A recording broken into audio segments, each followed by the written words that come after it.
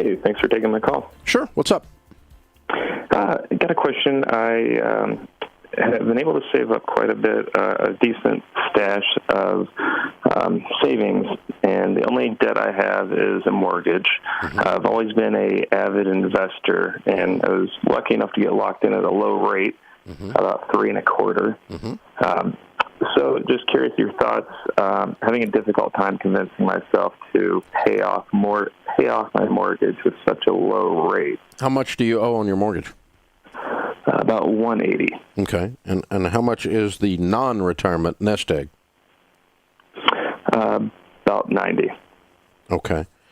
And so you don't have enough to pay it off? Correct. So I've been trying to decide, does it make sense to just throw that chunk at that? Okay, and I got you. Okay, even though it doesn't pay it off. Okay. And what's the home worth? About $520. Good. Okay. And how much do you have in retirement? 401k of about $150.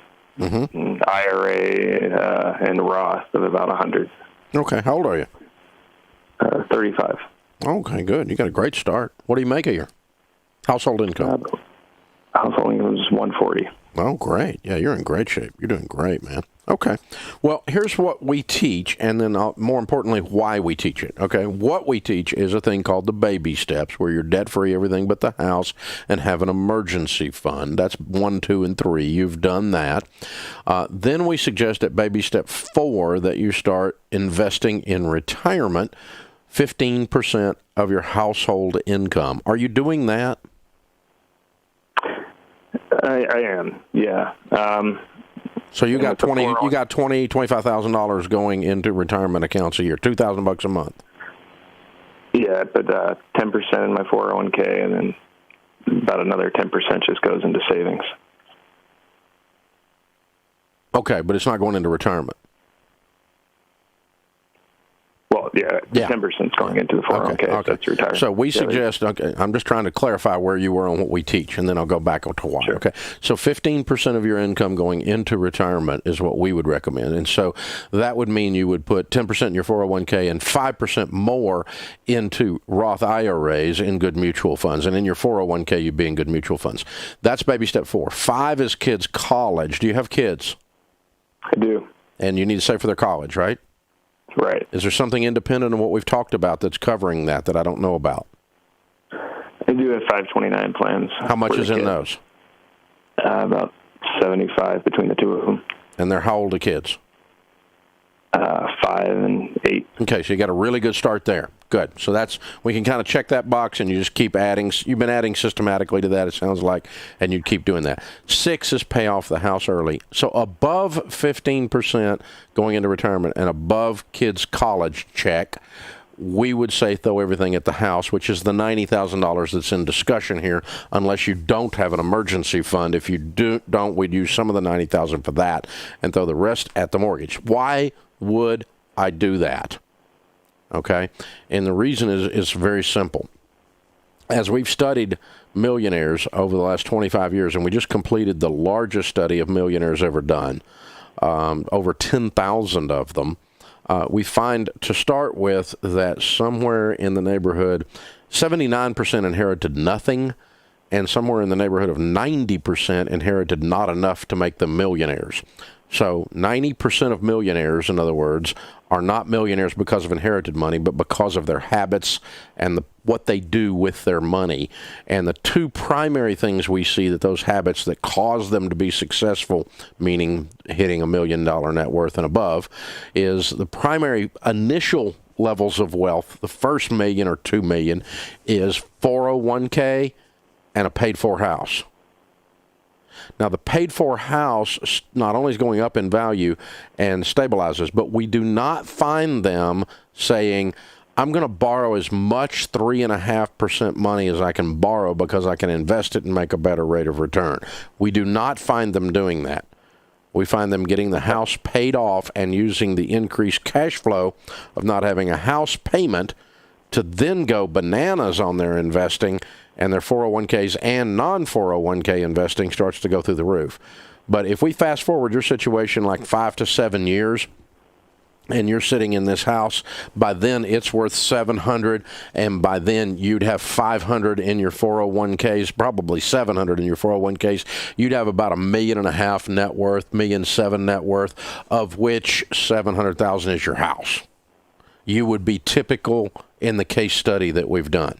You'd be a typical case study of the representative statistically of the typical millionaire. If, however, you didn't pay off the house, you might still reach millionaire status, but you would be very unusual among that group. So the data points tell us that the millionaires are paying off their house. Now, why would they do that? Because of risk. Because 100% of the foreclosures occur on a house with a mortgage. And when you have zero mortgage and you walk in the backyard and the grass feels different under your feet, it's mine, by God, kind of thing. It changes the way you operate the rest of your money because you're standing on such a more solid foundation to live your life. A lot of people change jobs because they're no longer worried about losing something. They were in a job they hated just to pay bills. They change careers. They take a little bit of more calculated risk or something, and we see their incomes go up overall. And so it's more than just a 3.5% mortgage versus mutual funds return. There's risk in there, there's life in there, there's stability in there, and that's why we're seeing these millionaires do that. So all of that to say, I would pull enough out of your $90,000 if you don't have a separate emergency fund to fund an emergency fund of 3 to 6 months of expenses. I'd throw the rest of it at that. I would adjust your saving by up 5% into, so you got a total of 15 going into retirement, 5% more going into Roth IRAs and good mutual funds. I think your kid's college is on track. I keep doing that. Throw the rest of it to mortgage, and then anything else you find in your budget that you were saving above that 15%, I'd throw it at that mortgage till that mortgage is gone. I think your mortgage will be gone in about 3 years, and you would never borrow on a paid-for home to invest. And so you wouldn't keep a mortgage. Hey, good question. Thanks for letting me walk through it with you. It's Brian Preston, the money guy. Mortgage free at all expense, because realize people get so excited about becoming debt free. And this is one I even want to give cover for somebody that lives in our backyard. Is that a lot of people will get excited because Dave Ramsey has them, and everybody at Ramsey Solutions has them excited about getting out of debt. But then they screw it up. They're not even doing the baby steps. That's right. They are doing Davish. Yep. Whereas they get so excited about getting out of credit card debt. They get so excited about the high interest student loan debt. And remember, you do need to make an analysis. Is this low interest or is this high interest student loan debt? And then they move on right to the low interest mortgage. That's right. And mortgage, I think, is a really interesting one because we just showed that, where Caitlin and Thomas, the previous example, ended up. Okay, Sheila ended up in a less than optimal situation, but she still had some savings built up. The mortgage is a little bit different. Mortgage is one that can leave you in a more dire circumstance and you don't even realize it. Well, and I think mortgages, because we're now talking about interest rates that are less than 3%. Holy cow. I mean, you fast forward and think about what this looks like in years in the future as interest rates go up. But I do want to bring it back to a case study. Okay. I have a Sunday school class, and I had one when I first started doing the Sunday school class with another couple. I had a woman come up to me. She was brand new to the class, and she says, "I'm a widow, and as soon as I found out what you did for a living, I want to tell you something so nobody else makes the mistake that I made." Okay.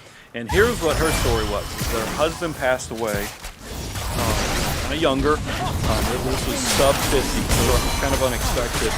And she got some life insurance money. And a lot of the people around her said, "You know what you need to do? You need to just pay off the mortgage. Just go ahead and get rid of that debt. Get rid of the debt, because that way, if no matter what comes your way, you'll have a paid-for house, you'll have shelter over your head."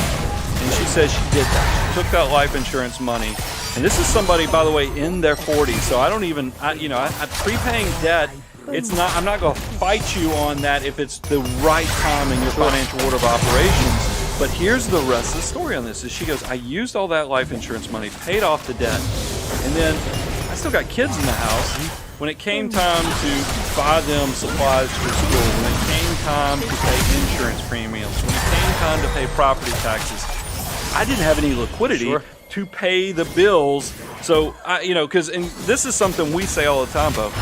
can't eat a house. Can't eat a house. That's exactly So, right. I mean, you can have all the equity in the world in your house, but if you need cash, if you need money, you're going to be in trouble. Now, there's nothing wrong. I always like a more balanced approach, and this is what I love about what we've created with Financial Order Operations is that if she would have probably done a balance, meaning made sure she had the cash reserves settled up, made sure she had enough money set forward for the future, there probably was a chunk of money that could have gone towards the mortgage debt to pay it down substantially faster, but it didn't need to be an all or nothing type strategy, which a lot of people, when they're so excited about getting out of debt, that they screw that whole process up. And what I think is really interesting is this does not just happen with windfalls. We don't just see this when someone comes into life insurance or an inheritance or something like that. We see this a lot with folks who are planning for financial independence, and they're under the impression that this is the prudent way to get to financial independence. What they don't realize is that wealth building is a young person's game. It is. I mean, it really is. I mean, think about it.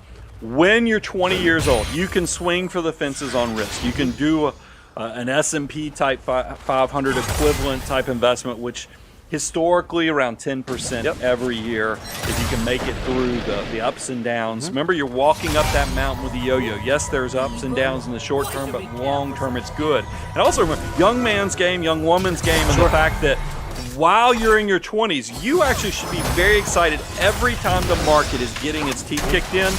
Get excited because you got a lot more that you're buying versus you're not using much at that point. You're building your army of dollar bills. But people get so thrown off on this is that they don't understand when you're 20 years old, every dollar has the power to become $88. That's exactly right. When you're 30, every dollar has the power to become $23. Because realize, as you get older, you're going to have to start dialing down the risk. You're going to start adding more asset allocation. By the time you're 40 years old, every dollar by the time you turn 65 has the potential to turn into $7. You hear those drop-offs. We went from 88, 23, now we're at 7. Guys, this is a young person's game. Make sure you're not squandering that opportunity. Because remember, what are the 3 components of wealth creation? It's discipline, it's money from the margin that you've created, and then give it the respect of the time to let it grow. Yeah, and Brian, you said earlier something I think is so interesting, and I hear this from a lot of folks in the FIRE movement, especially those folks who are in their 30s and 40s and or who want to be financially independent in their 30s and 40s and say, no, I'm going to get my debt paid off, and then I'm going to have all that extra money that I can throw in the portfolio. So once I get that gone, well, I would encourage you, if you're someone who has that mindset, I want you to go to our website, go to moneyguy.com/resources, and I want you to look at our wealth multiplier. Now, the actual name of this thing is called How Powerful Are Your Dollars? Because somebody told us it's not called wealth multiplier. That's just what we dubbed it. What this shows is exactly how powerful every dollar can be at each age. So if you're a 33-year-old thinking, man, should I really prepay my mortgage or should I take that money and have it work for me? Every dollar that you deploy at age 33 will turn over 16 times by the time you hit 65. If you don't understand this concept, go download this deliverable. It's completely free. Take this and use this to inform yourself in how you make financial decisions. So you hit it. You just said what we think is the extreme, which is a lot of people will say, especially as you mentioned, we kind of the FIRE movement, financial independence, retire early.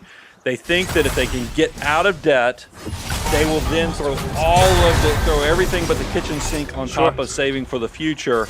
We're not even, when we do this case study, Bo, we're not even going to take that extreme of an approach. What I wanted to do was I said, let's go with this in a different route. What if you're, because remember, this is the other part. We talk about the messy middle of your 30s. You got, typically, you're new to marriage, new to owning houses, new to having children. Kids, and so life is just kicking you all over the place. So margin, especially remember that component of wealth creation, which is discipline and then money. You got to have the money so you can have army of dollar bills. That's harder to do, especially when you're told you've got to go buy a 15-year mortgage. Especially if you're in a rising appreciating real estate market. If you live on either the coast or in a hot city like Austin, Texas, or Nashville, Tennessee. Yep. I mean, I feel so bad. I've had so many discussions with even our own employees, and I'm like, look, the reality is you might not have 20% on the first house. I'm giving you a pass on that first house. So make sure you understand that you just got to get on the train so you can have the shelter, so you can have the money, and have it working for you by getting the benefits of home ownership. And then people just take it to the extreme and they say, well, I've been told I need to do a 15-year mortgage.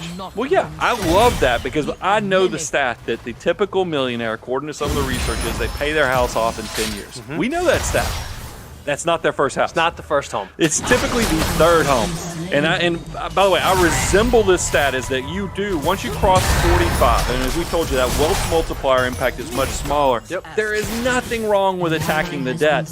But what I'm worried about is that 20-something or that 30-something that chooses a 15-year mortgage versus a traditional 30-year mortgage, not realizing they might need that margin so they can still have money for paying all the bills, taking care of the kiddos, as well as making sure your army of dollar bills is not disrespectful. I'll take it a step further and say I just think it's really solid and sound mathematics given where interest rates are right now. Because again, conventional wisdom used to be, do the 15 years, do that. Well, now that conventional wisdom might not hold so true. So again, in true Money Guy fashion, we wanted to do a case study. We wanted to kind of put the numbers to the test to see if it actually pans out. So FTE Daniel, again, hooking us up with an illustration. Let's take two individuals, Dave and Melissa, and let's assume that they're both 25 years old. And they both are going to buy a home, and let's say that the purchase price of that home is $300,000. They're going to put 20% down, so they're both going to take out a mortgage of $240,000. So two 25-year-olds, they're going to each buy a house, $240,000 mortgage. Dave says, you know what, I'm going to go with conventional wisdom. I'm going to do a 15-year mortgage. Melissa says, I've been listening to the Money Guy show. I think I'm going to go with a 30-year. Well, because Dave did the 15-year, he gets a more attractive mortgage rate. His interest rate on his mortgage is only 2.5%. Melissa has to take a slightly higher rate because she's doing a 30-year, so her rate's going to be 3.25%. So Dave already is looking much better here. Dave's monthly payment, just like you said, because it's a 15-year mortgage, is higher. He's got to pay $1,600 a month on his mortgage. Because Melissa is stretching hers out over 30 years, her monthly mortgage payment is only a little over $1,000 at $1,044. So wait a minute. There's several things here. First of all, 15-year mortgage, 2.5%. I get excited. That sounds exciting. But I'm also in my late 40s, so I should get excited over a 15-year versus a 30-year. Here's another key thing. The same house, there was no difference in purchase price of these houses. Yep. We have a $300,000 house. We're also only financing 80%, doing all the conventional things that you're told. The difference in the monthly payment is $1,600 on the 15-year versus a 30 years, $1,044. That leaves an additional $500+ of extra margin. That's right. So what are we going to do with that $500? So here's what we're going to do. We're going to assume Melissa recognizes there's an opportunity here, so she's going to invest that extra $556. Well, then, once her mortgage is paid off after 30 years, she's going to invest the full amount, the $1,600. Dave, because his mortgage will be gone after 15 years, he's actually going to start investing $1,600 after 15 years. So again, you said this earlier, Brian, this is the exact same cash outflow. They are both, for the next 30 years, going to have $1,600 a month flowing out. Dave's is going to go all to the mortgage. Melissa's is going to have $1,000 go to the mortgage, but an extra $556 is going to go to an investment account. So we've done this before. We did this called this Tale of Two Savers, exactly what it's titled now. But guys, this is the new and improved. We took all of your negative comments and we said, let's go troll slay them. So we're knocking them down with the hammer. You're going to wait until you see what we've done with this. So let's look at how both of them look. So if you're listening out on iTunes, iHeartRadio, Stitcher, any of those places, Spotify, you ought to go check out the YouTube because this illustration is really, really powerful. Because here's what I think is interesting. At age 30, so after the first 5 years, Dave's mortgage is down to a little over $169,000. Melissa still owes $214,000. So Dave has been knocking down the mortgage hardcore, but Melissa does have about $43,000 invested, so she has a little bit of money saved up. By age 40, and this is what I think is really remarkable, Dave is completely debt-free. Yeah. He has no mortgage. He owns his house. He gets to sit on the earth that he has, but he also has no investments. So I got to think at age 40, Dave's feeling great. Pretty sweet. Even though he's not looking over at Melissa's page yet to see what she's doing, because he's feeling really good about being debt-free.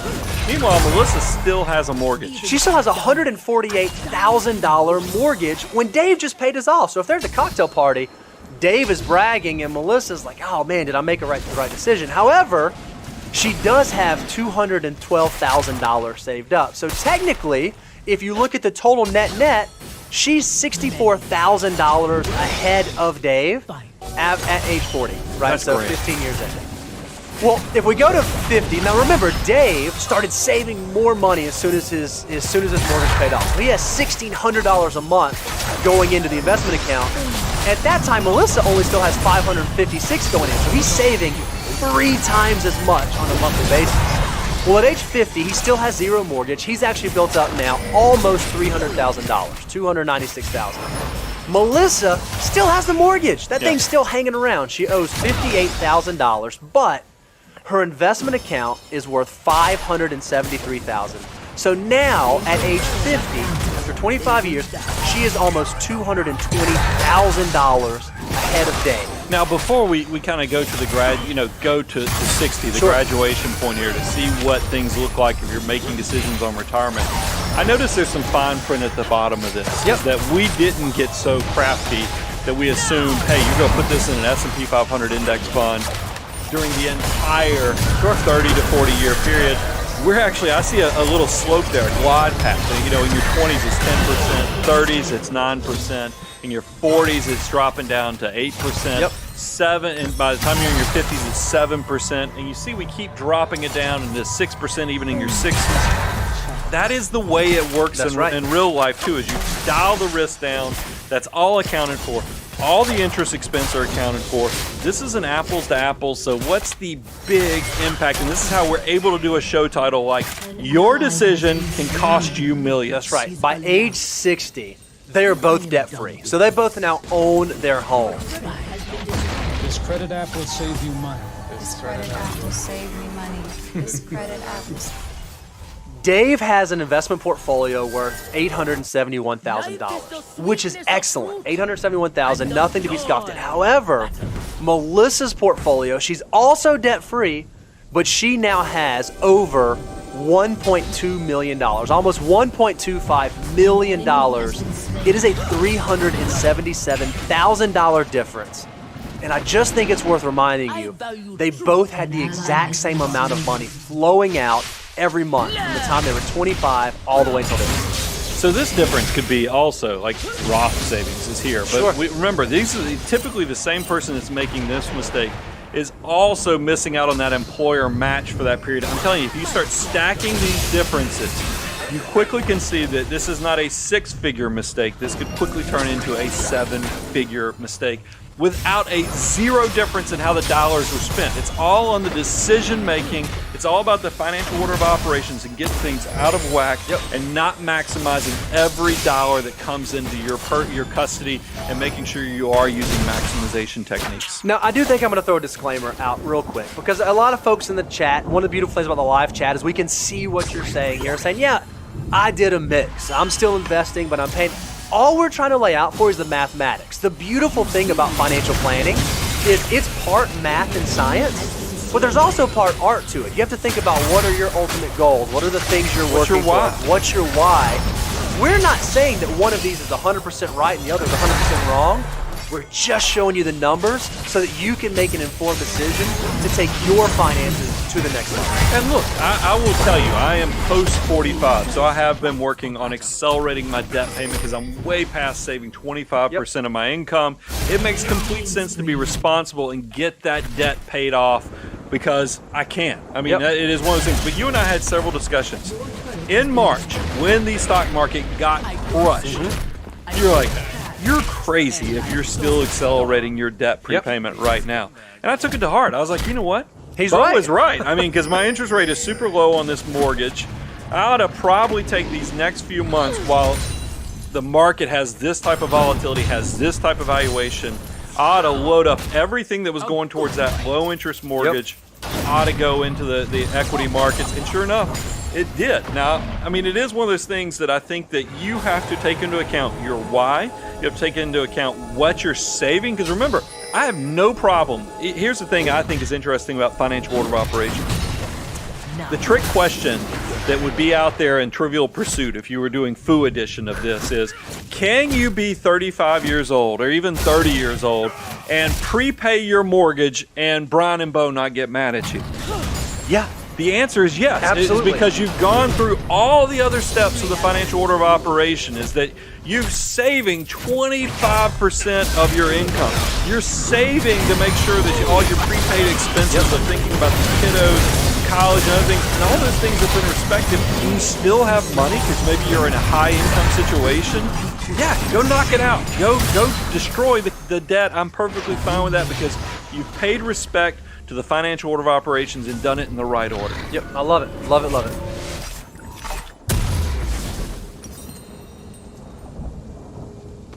$401k balance by age. It's Brian Preston, the money guy.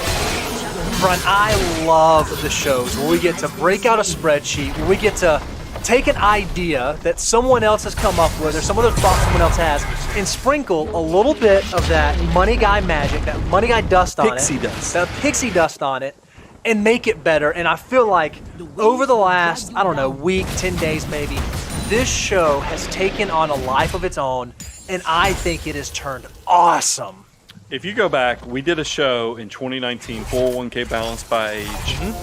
This is going to be a completely different show because of exactly some of the things you shared. And this is just to give everybody kind of a peek behind the curtain.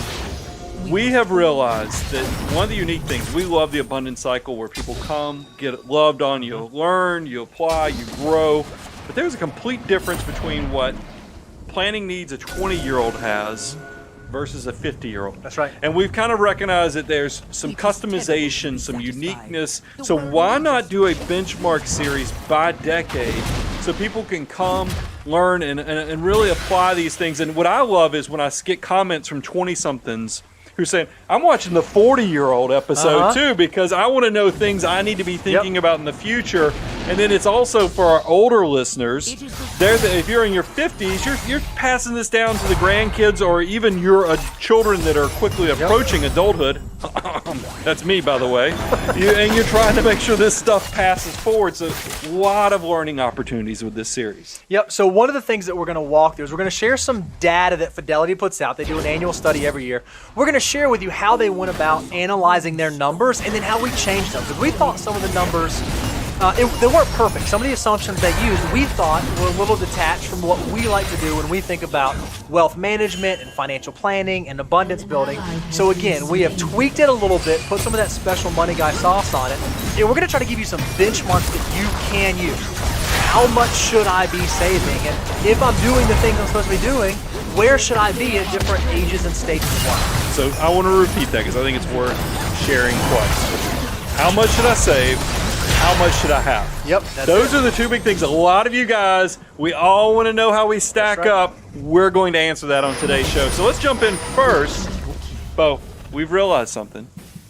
Staying the course, and by the way, 2020, if you just climbed out from under a rock, what a unique year. A lot of crazy stuff going on in 2020.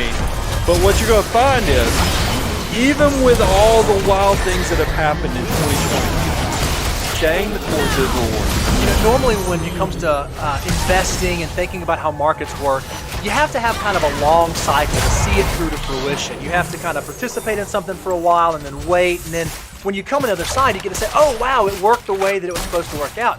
What's so dynamic about this year, I think, is how quickly we've been able to watch one of the tried and true things that we've said on the Money Guy Show for the last 15 years now. Yeah. This is one of those things. It's created teachable moments, without a doubt. I mean, and when I think about it, and let's go ahead and I want to kind of look at, kind of be your tour guide of what has happened in 2020. And all we need for a case study is to look at the S&P 500. So what we did is we said, let's map out the S&P starting from the beginning of the year, January 1st of 2020, all the way through the beginning of June, right? Yeah. So through the first almost 6 months of the year. You don't see many years where you have both a bull and a bear market, as well as we start hitting full recovery mode, all within less than 6 months. Yeah, and so if you don't remember, perhaps you weren't paying a lot of attention. One of the things that was so unique about this bear market that we started this year out with, we moved to the first and second quarters, is that from February 19th through March 23rd, the S&P 500, the 500 biggest companies in this country, dropped by 33.9% over a period of just 24 trading days. For some context, if you think about the Great Recession in 2008, the S&P 500 was down 37% across that whole year. So here we were with a loss that rapid over such a short period of time. So, and go back and watch the archives. Now, look, we don't know. This thing could still be crazy. Sure. Volatility still might be coming our way. But I told everybody, stay the course. Hang in there. Volatility's your friend, especially if you're a 20-year-old, a 30-year-old. All of you financial mutants should actually get excited about the downturn because markets typically recover in a V-shaped recovery. So, Bo, what's the rest of the story? Or at least the story to this point. The story for now is exactly what you said. We saw a V-shaped recovery. So the S&P 500, since March 23rd through June the 8th, has increased 44.5% over a period of just 54 trading days. So you're talking about a period of time less than a typical quarter, less than 90 days, and this market has done a full V, which is really, really remarkable. And I love, because we asked Dane, we said, okay, give everybody perspective on this. What were we down from the peak? What were we down or up for year to date? And this is what we found. Listen, look at this. From the peak, we're only down 154 points. That's only a few percent. Yep. And then from the beginning of the year, 12/31 valuation, we're actually up 2 points. So you may be thinking about this and be like, man, okay, so it seems like if I didn't do anything at all through this crisis, I'd probably be in an okay position. And that's exactly right. If you're not someone who freaked out and went to cash and tried to change your allocation and got scared and you just stayed the course, it was in fact rewarding as we're coming through on the other side of it. So I want to say this in a different way too, is that your hands in your pocket, you came out good. You've recovered. However, most of you guys, you're financial mutants, you're watching this. You didn't just put your hands in your pocket. You reached deep in your pocket to figure out if you had extra money for dollar cost averaging. How often do we talk about volatility is your friend because your behavior is consistent, that it doesn't matter if the market's going up, it doesn't matter if the market's going down, you are buying systematically. Because guess what happened? You're actually benefiting from this, because as the market was falling off that cliff for those 24 days, you were buying through the process. You at least got one additional monthly purchase probably in your retirement account, but somehow you bought cheaper shares, and then you fast forward months later.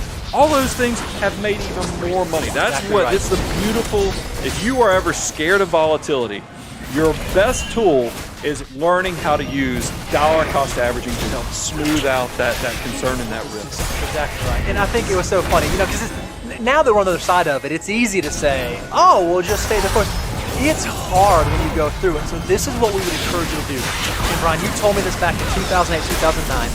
Bottle this up. Yep. Remember how you felt in the doldrums. Remember how you felt when the market was down 30%. Remember how you felt, and bottle it up, because you will face it again. We will see these types of things again, and if you know they're coming, to be more prepared to, again, stay the course. I think just reflect. Now, look, we don't know what volatility is going to be the rest of the 2020, but I look at my career. 2008, you know who I'm thinking of. I had one person that I couldn't, they just went 100% to cash. Still drives me crazy. I couldn't convince them. This time, I did have one person panic. I was able to do what I call a Band-Aid portfolio. I said, instead of selling it all, let's come up with some alternative that protects you. It's one of those things where you nailed it, though. Make sure, whatever situation you're experiencing or you experienced during that late March period where things were going crazy, you evaluated how that impacted your financial life. And Bo, we talked about it earlier. If you're one of those people, you stayed the course, but it just tore you up, you lost sleep, now you get a perfect do-over to make sure your risk your tolerance as well as your allocation all match up. So use this planning opportunity to move forward in a more positive way. That's exactly right. So let's talk about, there's been some updates in 2020 on the way you can save for retirement. So we want to give you guys some stats on retirement savings basics, and then what are some updated stats for you in 2020. Sure. And here's what we found that, we know. Retirement savings, salary deferrals on what you can do in your 401ks, your 403bs went from $19,000 to 2020. Now you can do $19,500. Yep. So $500 so a pickup. little pickup. And look, that's not the only place we've had a pickup, is because if you're 50 and over, quickly approaching that, you can now in the past it was $6,000 a year catch-up contribution. Now it's $6,500. And why does the government do this? They want to encourage you. They know a lot of you guys, when you reach 50, retirement's right on the horizon. They want to give you some type of tools to accelerate that process, so that's why they have catch-up contributions. That's exactly right. And one of the things that you hear us say all the time, we'll talk more about this, we think that you should aim for saving 15 to 25% of your gross income for retirement. One of the things that's beautiful is if you do have access to a retirement plan, the government helps you do this. They provide a tax incentivized way for you to start getting to that 15 to 20% number. But wait, there's more. There's also your employer. Yep. Typically is encouraging this behavior by giving you a matching contribution. Right. And a lot of employers do somewhere between 50% to 100% match. It's not uncommon to either see 50 cents on the dollar or a dollar for dollar match through your employer. So that is, we talk about that when we go to 401k presentations, when we talk about financial order of operations, people are always shocked to find out that we recommend employer matching contribution before you even pay off high interest credit card debt. And the reason why is that, Bo? Is because if you are getting a dollar for dollar match on your contribution, that's a 100% rate of return. It doesn't matter how high the interest rate on your credit card is, it's probably not 100%. So if you can get a match, that is free money, 100%. You can't walk away from that. It's just too valuable. So imagine our dissatisfaction. When you find out, Vanguard did some research, 35% of participants in retirement plans are not getting their full match. I'm going to say that differently. It seems to me like 35% of folks out there just don't care about free money. They just don't want the free stuff. They say, you know what, you're going to give me $100, but just give me $70. That's all I care about. Don't give me the full thing. Well, I don't know. We've talked about this on several shows. When we go do 401k presentations, we could just offer a $20 bill. I'm always amazed. People will lose their minds for $20. So when we do these presentations, I could set up the table with $20 bills for every person in the room. Not a single $20 bill would be left behind. But this is hundreds of dollars, if not thousands of dollars, yet 35%, so 3 to 4 people out of every 10 don't pick up the money. That's exactly right.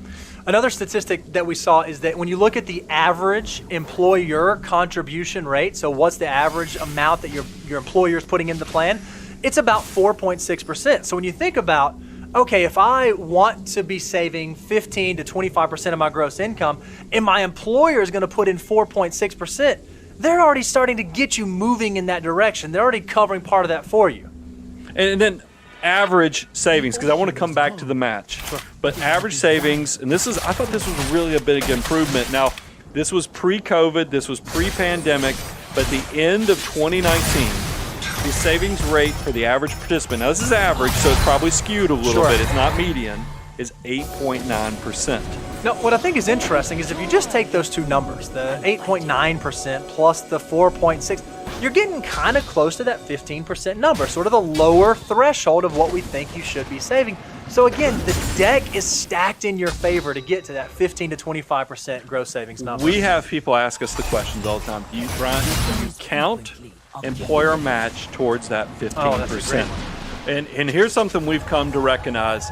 It really depends. If you are in an income situation where you individually make less than $100,000 or $200,000 for a household, we think, yeah, let's count it. But if you make more, you probably don't need to count it because, look, you're getting further and further away from Social Security and the other safety net features. A lot of more and more of your retirement's going to fall on you. So use that as a guideline to kind of know how much you need to be saving for the future. Love it, love it, love it. So now let's talk about this. This is my favorite part. Let's talk about doing this by age. What do you need and what are your savings in your 401k? And remember, we're going to share with you today how much should you be saving and how much should you be having. 2 questions that 99% of people want to know the answer to. So when we start with talking about 401k balances by age, you got to start with 20. 20-year-olds, this is, we titled this the biggest no-brainer for success, but I also think this is the biggest vision for heartbreak. Everybody knows, I've shared on the show so many times, the entire reason that I am eating the money guy is that I had a high school economics teacher that shared that if I could just save $100 a month, I would be a millionaire by the time I reach retirement. So I tell you this, that everybody who's watching this episode right now, if you're in your 20s, 30s, even I'll say up to 40, and you don't reach retirement with 7 figures or success, it's because you did it wrong. And that sounds harsh, but when you see the numbers, all of you that are watching this in your 20s, when you see how easy this is, you're going to know just the complete power of compounding interest and deferred gratification. I would go so far as to say that if you are someone in your 20s, you are the absolute easiest, simplest segment of the population to become wealthy. The deck is by far stacked so heavy in your favor because of the most valuable resource that you have, which is time. So you hear that, and you go, okay, this is the easiest group, so wealth creation's simple, but it's obviously not easy, because if it was easy, everybody would do it, and the stats show that you guys are screwing it up. Listen to this. You would think, Fidelity does research, they're the biggest 401k provider, especially for Fortune 500 companies, and they have done research on what are the biggest age groups that are taking distributions. Well, you're thinking, well, that's obviously people that are retiring. Gotta be the older folks, right? The ones that are getting ready to retire. 65 plus, because people are retiring, they're getting the farewell parties, and that's when they start taking distributions. False. You know who the biggest distribution group is? People in their 20s. And this was mind-boggling to me, because here's what stinks about taking retirement distributions in your 20s. Not only do you have to pay ordinary income tax on the federal level if you live in the state level, but there's a penalty with it. So you actually get hit on the way out the door if you're taking distributions from your retirement accounts. So let's get stats on this. So I told you, 60. What I would think is common sense of what the biggest group taking distributions. That's people 65 plus. 35% are taking distributions. Okay. The biggest group is 20 to 29-year-olds. 41% are taking distributions. Guys, this number is probably going to go up because of 2020 and all the pandemic stuff. Sure. It scares me. So let this be something. Look, I know COVID was just something that caught us all out of left field. You might need this money. There's some special things where you avoid the penalties. You don't avoid the income taxes, but you do avoid the penalties. Make sure that it's your last resort. Don't do this first and then shortchange your retirement. And one of the things we talked about, Brian, is we went around and kind of asked some of our folks in their 20s, hey, why do you think your peers are pulling this money out? Why do you think that they're doing this? And it was so funny. The thing wasn't, because life is expensive or this thing happens or that thing happens. It was really more a little bit lack of knowledge. Somebody just changes a job and they get a letter that says, hey, you can roll your 401k, and so you fill it out and you get a check sent to you and you put in your checking account. That is wrong. That is not what you want to do. When you leave employment, you want to do a direct rollover so that you don't trigger the taxes. Don't pull that money out yet because it's going to be too costly to get it.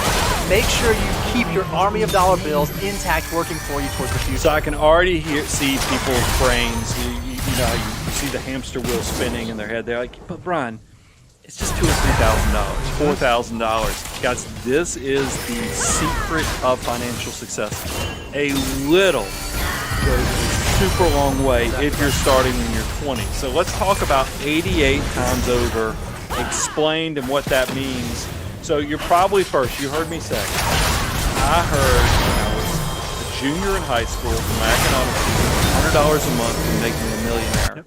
But walk us through, what is this going to do to the typical person? Yeah, it's actually even better than what your high school economics teacher taught you. What we found is that if you are a 20-year-old and you would like to be a millionaire by the time that you get to age 65, and for our return assumption, we just assume that at 20 you start making 10%, and every year it just decreases by 0.1%. So 10%, 9.9, 9.8, 9.7, so on.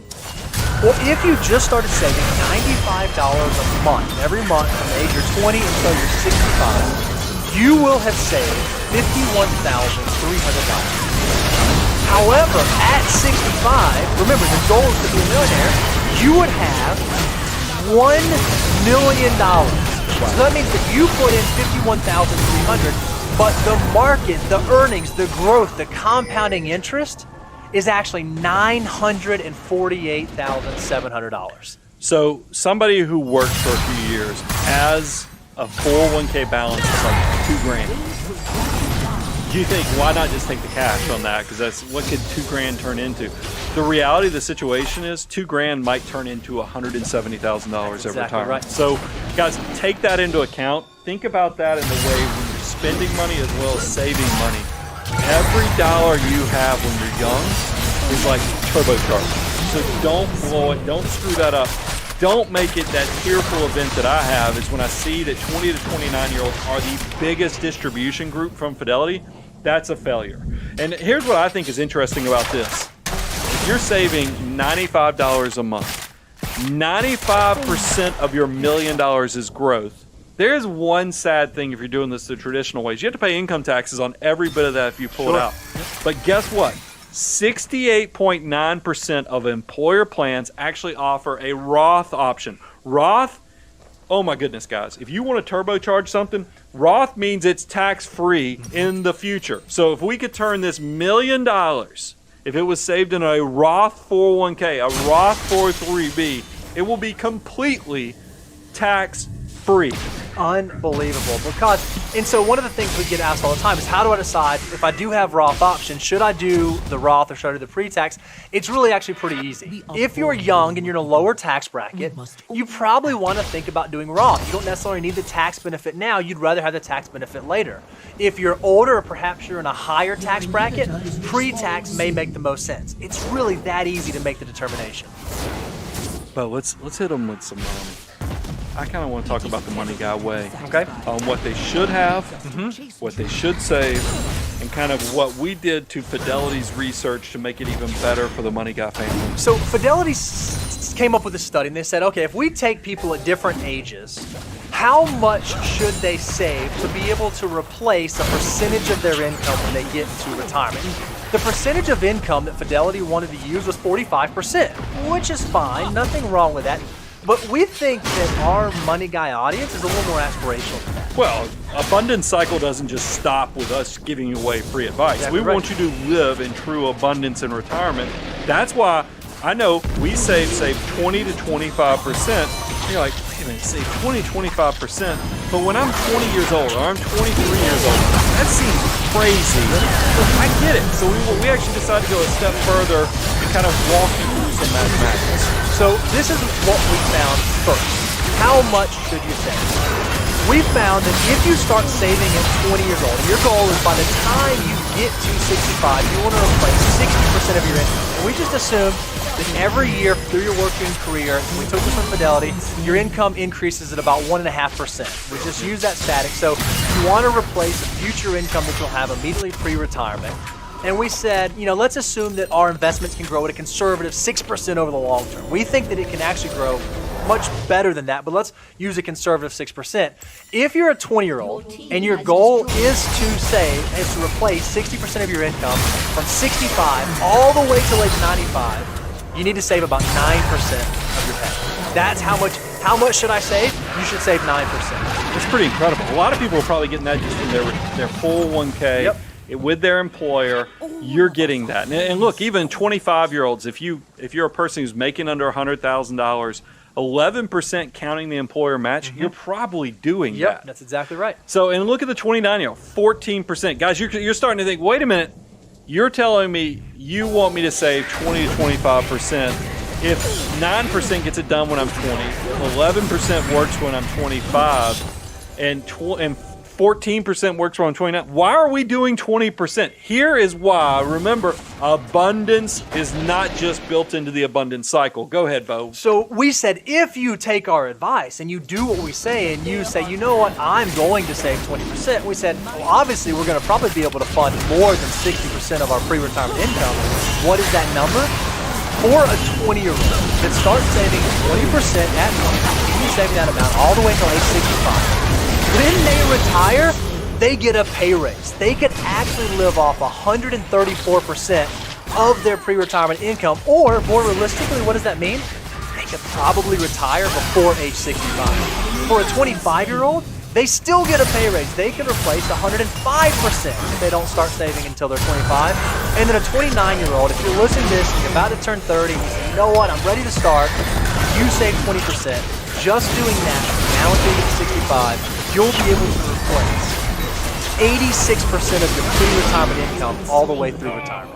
So I think that's worth repeating. For my 20 and 25-year-olds, Bo didn't misspeak. If you save 20% of your income, and look, we get emails from you guys, a lot of you are saving 30 and 40%, but if you're just saving 20%, there's a chance when you actually leave the workforce at 65, you will get a pay raise. You will actually make more money. But maybe you're not worried about a pay raise. Maybe what this gets you is that you don't have to work to 65. Maybe this is you have the thought, I want to quit work at 55. If I want to quit work at 50, you do need to be taking advantage of getting more. And then think about the person who's 29. You're like, look at this, you're like, man, I want to be over 100%. No, realize when you retire, you don't need 100% of your income because you pay income taxes, you have Social Security. You want to cover living expenses. So 86% of your salary is still going to be an outstanding retirement. That's powerful stuff. Yep. So we've shown you what the goal is if you're saving this percentage, but what does Fidelity say the average American has in their 20s? So when we look at it, the average 401k balance for someone in their 20s is $5,000. And because you guys like to call us out on statistical measures, the median 401k balance, no troll comments, is $13,200. So you can see, all right, is that good? Is it bad? Where does that fall? You guys are financial mutants. We want you to do better than average or even better than median. So we want you to have, by the time you're 30, by the time you're leaving your 20s, I want you to have 1.2 times your income. That should be your goal. If you've been saving the money guy way, the way that you're supposed to, by the time you leave your 20s, by the time you get to 30, you want to have 1.2 times your annual income. So make yourself feel better about looking at what the averages or the medians are, but your goal should actually be to leave your 20s with 1.2. Love it. All right, let's talk about 30-year-olds. Bo, this is you. You're in the messy middles. I am living this life real hard right now. So messy middle, I pick on people in the messy middle because I've been there, done that, is that this is where life is moving so fast. You got so many things going on. You get married, you buy your first house, you're having kids, this is when you're like, oh my gosh. I mean, I feel life like is hard and there's a lot of stuff pulling on you. I've got a 2x2 box that I'm packing a lot of life into. So let's walk through, because I picked on my 20-year-olds. We just got through the 20s because they were the biggest group taking distributions from their 401k. So you would think, okay, my 30-year-olds, that's probably improving. We're older. We are wiser. We've not, we learned in our 20s. So surely by our 30s, we figured it out. We got this money thing. We got it nailed, right? Here's a failure. And this is why, remember I told you, compounding interest should make wealth creation extremely simple. But somehow simple is not easy because there's so many distractions that are coming at people all through life. Yep. 38% of workers who are 30 to 39 years of age are taking out distributions from their 401ks.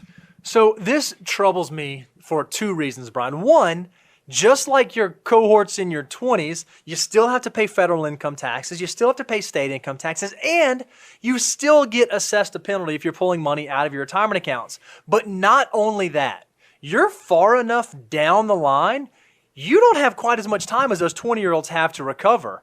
And odds are, we didn't have this in the numbers, I'm betting that 30-year-olds, just because they have availability of assets more than 20s, I bet they're pulling out more than their 20-year-old cohorts. Oh, for just sure. because they have access to more. Well, and this is a stat. We didn't even pick on our 20-year-olds about this. But I thought this was interesting. Not only do we have 38% of 30 to 39-year-olds taking money out through distributions, close to 20%, according to Fidelity, are also taking out loans on their 401ks. Okay, so we get asked all the time questions about 401k loans. Hey, should I take advantage of this? Is this something I should? In our view, the 401k loan is really, it's like the fire extinguisher behind the glass. Like, you only break the glass if there is an emergency, if there is something dire. It's not to go buy the next car or to put the pool in the backyard, because it can be a devastating blow to your long-term financial wealth building. I mean, this is the money, because 20-year-olds, it's easy to have compounding growth, exponential growth. 30-year-olds, guys, this is one of the last steps you have to double-digit compounding growth, meaning your money is going to do incredible things for you. Don't shortchange, don't short-circuit your opportunities by taking distributions, taking loans. I know we're coming through a weird year, so maybe you had to do it, but just remember, bottle up that feeling of disappointment if you had to get into retirement assets, so you can make sure you build the habits of saving and making sure you're not shortchanging the army of dollar bills. That's exactly right. So we talked about, what was required to be a millionaire by 65. If you were a 20-year-old, it was $95. Well, maybe in your 20s you didn't figure it out, but you're 30 right now and you figured it out. So how much do you have to save to be a millionaire by the time that you get to 65? By our calculations, it's about $270 a month. So what does that mean? Could 5G already be dead in the water? If you still think you will, over the course of your career, have saved $113,400. So you've actually doubled what the 20-year-old had to save, but that's okay, because still 89% of your $1 million was from growth, was from compounding interest, was from the market, was from your army of dollar bills working for you. Wow, just those growth levels, 95% growth for the 20-year-olds, 89% growth for those in their 30s. Guys, that's once in a lifetime opportunity. So you're probably, and I talked about this earlier, how do you determine between traditional contributions versus Roth, which are tax-free growth? But we've tried to break it up, and we have a kind of an indicator of 30%. If you take your federal tax rate, your marginal federal rate, and then your state income tax rate, it's around 30%. But we need to go deeper in that, because a lot of people will hear that and be like, give me some numbers, Brian. I need to know numbers. What's the actual details? So if you are someone who files a tax return and you file as a married filing jointly, you want to pay attention to the 24% tax bracket, and that happens at $171,050 for a married couple, or about $85,000 for a single couple, That doesn't make any sense. For a single person. If you fall below those thresholds, there's a chance that Roth makes a lot of sense for you. You're in the lower tax bracket. Go ahead and take advantage of that tax-free growth. And it's also that 89%, that's talking about value of your army of dollar bills, compounding interest. Tax-free is going to be really powerful, but you do need to be mindful as you have more success at work. There will come a threshold when you have enough success that you're in those higher tax brackets. Maybe the tax-deferred growth or traditional way of saving is even better. Yeah, what we figured is, like, if you look at the 32% bracket, it's like $326,000 for a couple, or it's $160,000 around there for a single person. If you're above that, pre-tax makes sense. Well, you may have noticed there's a big gap, right? Yeah. For couples, it's a gap from 170 to 320, and for single, it's from 85 to 160. It gets a little varied. It gets a little nuanced. It depends on your unique state that you live in, your unique tax circumstances, your unique age, your unique goals, your unique account structure. Maybe a blended solution makes sense for you inside of that range, but outside of that range, it's kind of a no-brainer. Well, it's hearing easy. those thresholds, I think there's going to be a lot of people that ought to be, if you're in your 30s, you're probably going to need to be looking at the Roth option, because there's a lot of opportunity there, a lot of meat on that bone, as we like to say. Yep. So let's talk about, I want to talk about how much should you be saving, how much should you have. Let's talk about the Money Guy way and the research we found. So again, remember, what we laid out is if you wanted to start saving and you didn't begin until you hit 30, and your goal was to replace 60% of your pre-retirement income, right? And we're going to assume that your income just increases by 1.5% every year. How much would you need to save to have a pot of money that will last you from 65 all the way through 95? Well, if you're someone who's 30 years old, you got to be saving 15% to do that. To replace 60%, you need to be saving 15. If you wait till 35 years old, that number jumps to 19%. And if you're someone who waits till 39, you're on the cusp of the top of the hill, you got to save almost a fourth of your income, 24%, in order to replace 60% of your pre-tax income in retirement. And we talk about money guy. If I was talking about money guy way, we always talk about 20 to 25%. I want you to be that hyper saver status. You can see 30-year-old, because compounding interest is so powerful to you, you can actually save a little less than that. But I want you to think about abundance. What can you save to actually get you even more? If you do save 20%, and you're 30 years old, you can see now you're going to have a retirement that's not 60% of your income. It's going to be 81%. Remember, in retirement, you don't have to save for retirement. You don't have to pay as much in income taxes. So that 81% that you're going to get at age 30 is going to feel like a great retirement. Absolutely. Same thing at 35. I think this is amazing. This shows how the math works. 19% savings rate is what's projected there, gets you 62%. That's right in line with the 20% matching up perfectly. Same thing, 39-year-old, you're saving 24% of your income. You'll get about 49%, a little less, but this is common sense. If you waited, meaning because every one of these scenarios assumes you started at zero. That's a 39-year-old who has zero retirement savings. It's not game over for you. That's right. If you start doing hyper saving status of 20 to 25%, specifically 24% in this illustration, you still have a retirement that covers half of your income. You stack Social Security on top of that, you're in a pretty good place. That's exactly right. I'm going to say it again just for the people in the back. If you can save somewhere between 20 to 24% as a 39-year-old, you can expect to replace somewhere between 49 to 60% of your pre-retirement income. It's pretty amazing, pretty powerful.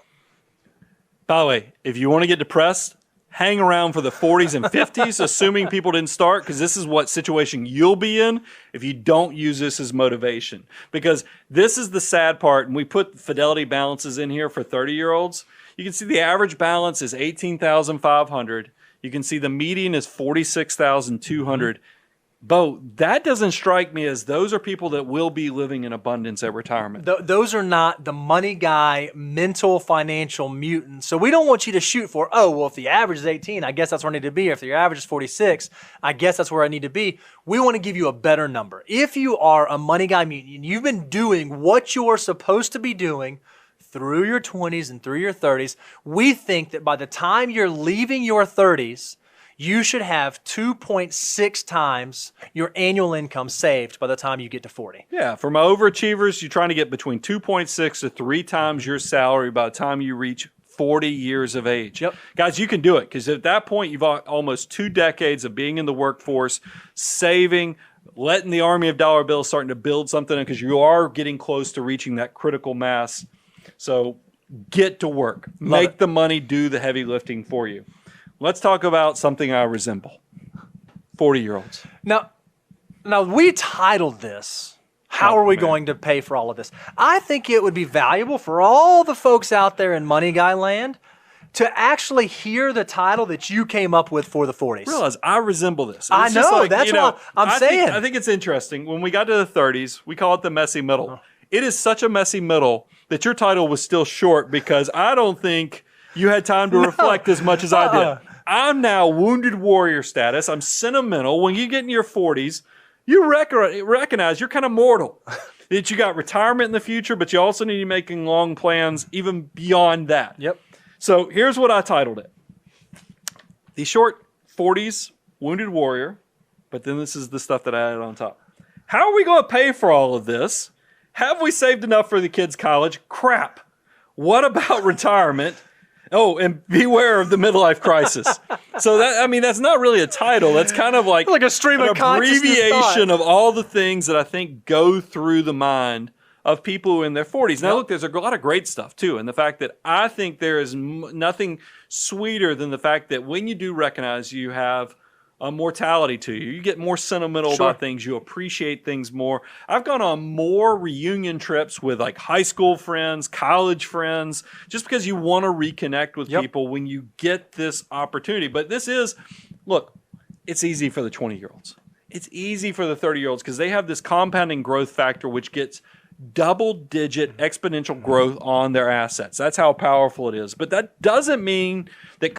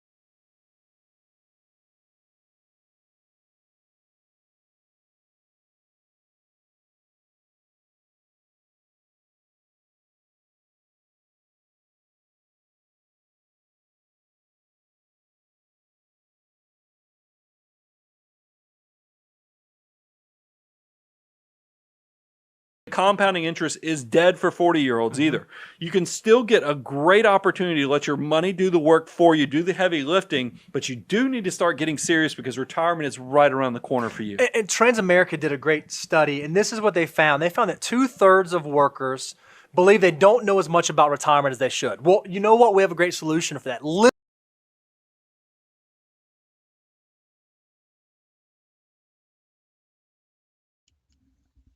right, I gotta go lift, but I'll leave this running. So if anyone's interested, you can look up some of this stuff. Just follow the titles. It'll probably autoplay and have some different stuff. Listen to the Money Guy Show. At your workplace, just send out a blast email. Say, hey, check out this show. It's talking about folks that are our age doing the things that we're doing. 30% say they don't know anything about asset allocation. Even that's gotten easier. If you're still someone just building, just starting out, you don't have to know a lot about asset allocation anymore because there are things like target retirement funds that can solve that for you. And then 20% admit to not knowing how their retirement money is invested. Now, that's the one thing that I have a little problem with because you need to know what you're investing. Even if it's just a target retirement fund, you need to at least know that because how many times, Brian, do we review somebody's 401k account and all through their 30s, it was just like sitting in a stable value fund because they never went and actually put the army of dollar bills to work. Don't let yourself be the 40-year-old that wakes up and says, holy cow, what's my army been doing? Well, the reality is your retirement assets, you're not going to touch for we're talking decades. Yep. So why should volatility, the risk of losing something in the short term, really jade your decision-making for when you can't even touch this money for 20 plus years. So think about that. Don't let short-term mistakes derail your long-term opportunities because like I said, still an opportunity here. We want to talk about what the power of your army of dollar bills is. What does it take to be a millionaire? Even if you've started at zero at age 40, there's still a chance there. Yeah, if you're a 40-year-old and you want to start saving to get to $1 million by 65, you got to save about $780 per month. So if you think about that 25-year period that you saved, you will have saved almost $250,000, $234,000. But 77% of your $1 million still came from growth, from compounding interest, from your army of dollar bills doing the hard work. It is still possible, even if you didn't wake up until your 40s. Now, I like to think, because there's people like myself, that we started saving in our 20s and 30s. They're not just stuck with what the growth. Now, that's incredible. 77% of your retirement assets are actually coming from the growth, not the principal contributions. Right. But there's also going to be a group of people, like I said, that have already started saving. Let's talk about the power of your army of dollar bills and what that means for them. So if you are one of those mental mutants that's been doing this, we have a great resource out on our website. Go to moneyguy.com/resources, and we call this our money multiplier. And you've heard us talk about this 88 times over concept for a 20-year-old. $1 turns into 88, which is so awesome. But one of the things that you ought to be thinking about as a 40-year-old, if you are someone who's done the things that you're supposed to be doing, you should be thinking about what's my wealth multiplier. And if you go download this deliverable, we actually have every age, from age 20 all the way to 65.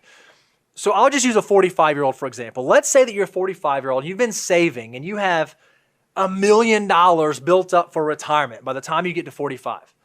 If you didn't save another dollar, that $1 million, that army that you've put together, should be able to be multiplied by 4.46 by the time you get to age 65 without saving another dollar.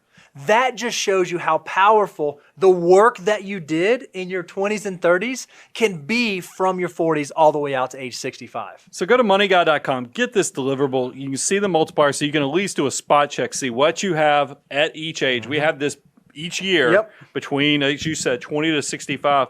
Do a multiplier of what you have. Get excited. Let that be something that shows you what the opportunity is. And if you find out you're a little behind of where you think you want to be at retirement, use that as also the motivation to pick things up because, Bo, we talk about best time to start saving is when you're 20 years old.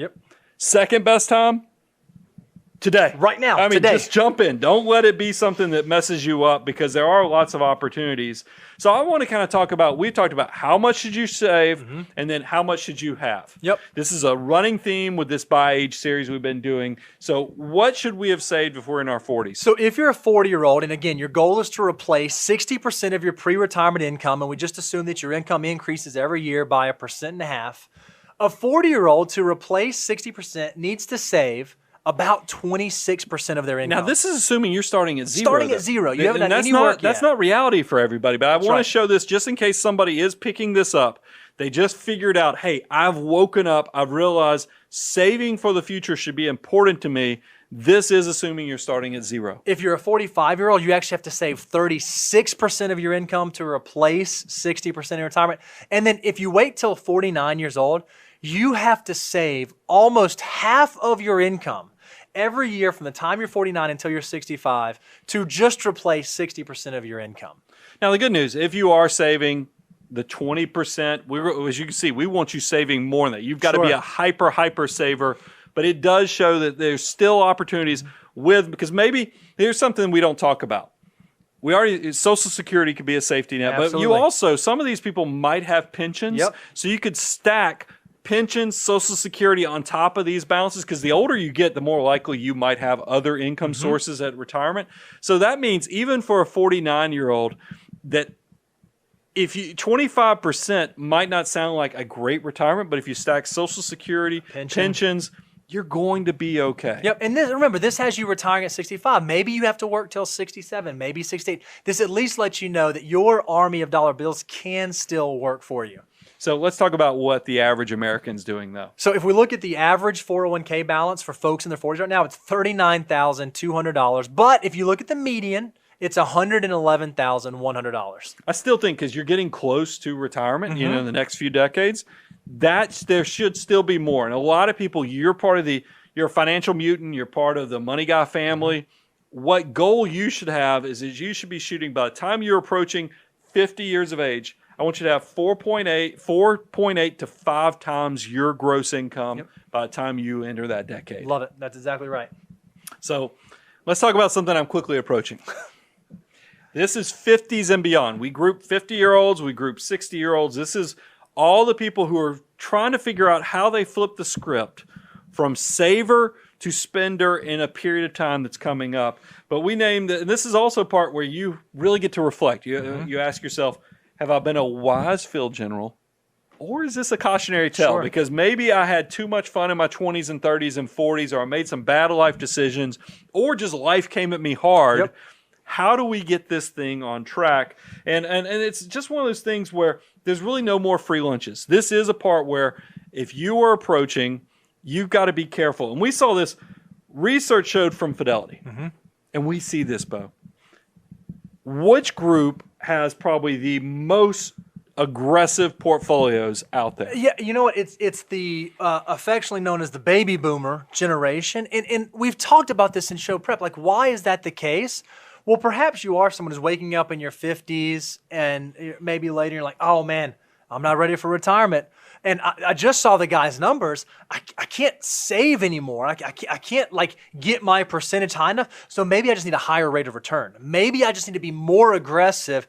Maybe 6%, 7%. Well, maybe I just need to be really aggressive. Throw it all out there. Have 100% equity allocation because I've got to make up for lost time. Well, it's easier said as you're trying to get 3 decades of savings in 10 years. That's right. So the way people do that is they go way too aggressive. It's not uncommon. You see a 50-something-year-old at a 401k presentation that's chosen everything they think that has technology built into the investment options.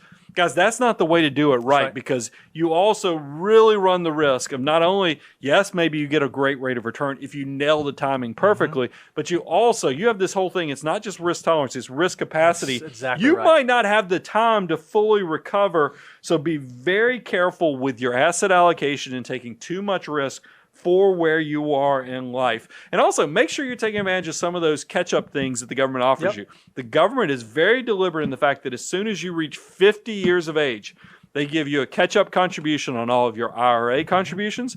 They give you a catch-up contribution on your 401ks, your 403bs.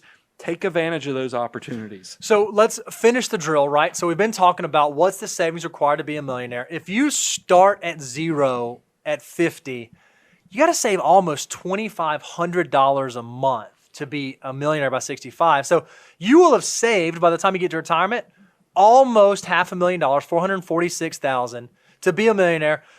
Still, you've doubled, right? It's not horrible. You turn $500,000 into $1 million. That's great. It's very different than the 20-year-olds and the 30-year-olds. And if you're someone that waits until 60, it becomes a little daunting. You have to save $13,000 a month in the last 5 years, and only about 22% of your $1 million is growth. There's several teachable things I think that are going on here. Is that I still think it's incredible that somebody who started at 0 at 50, that 55% of their account balance at retirement still will come from the growth, the army of dollar bills working.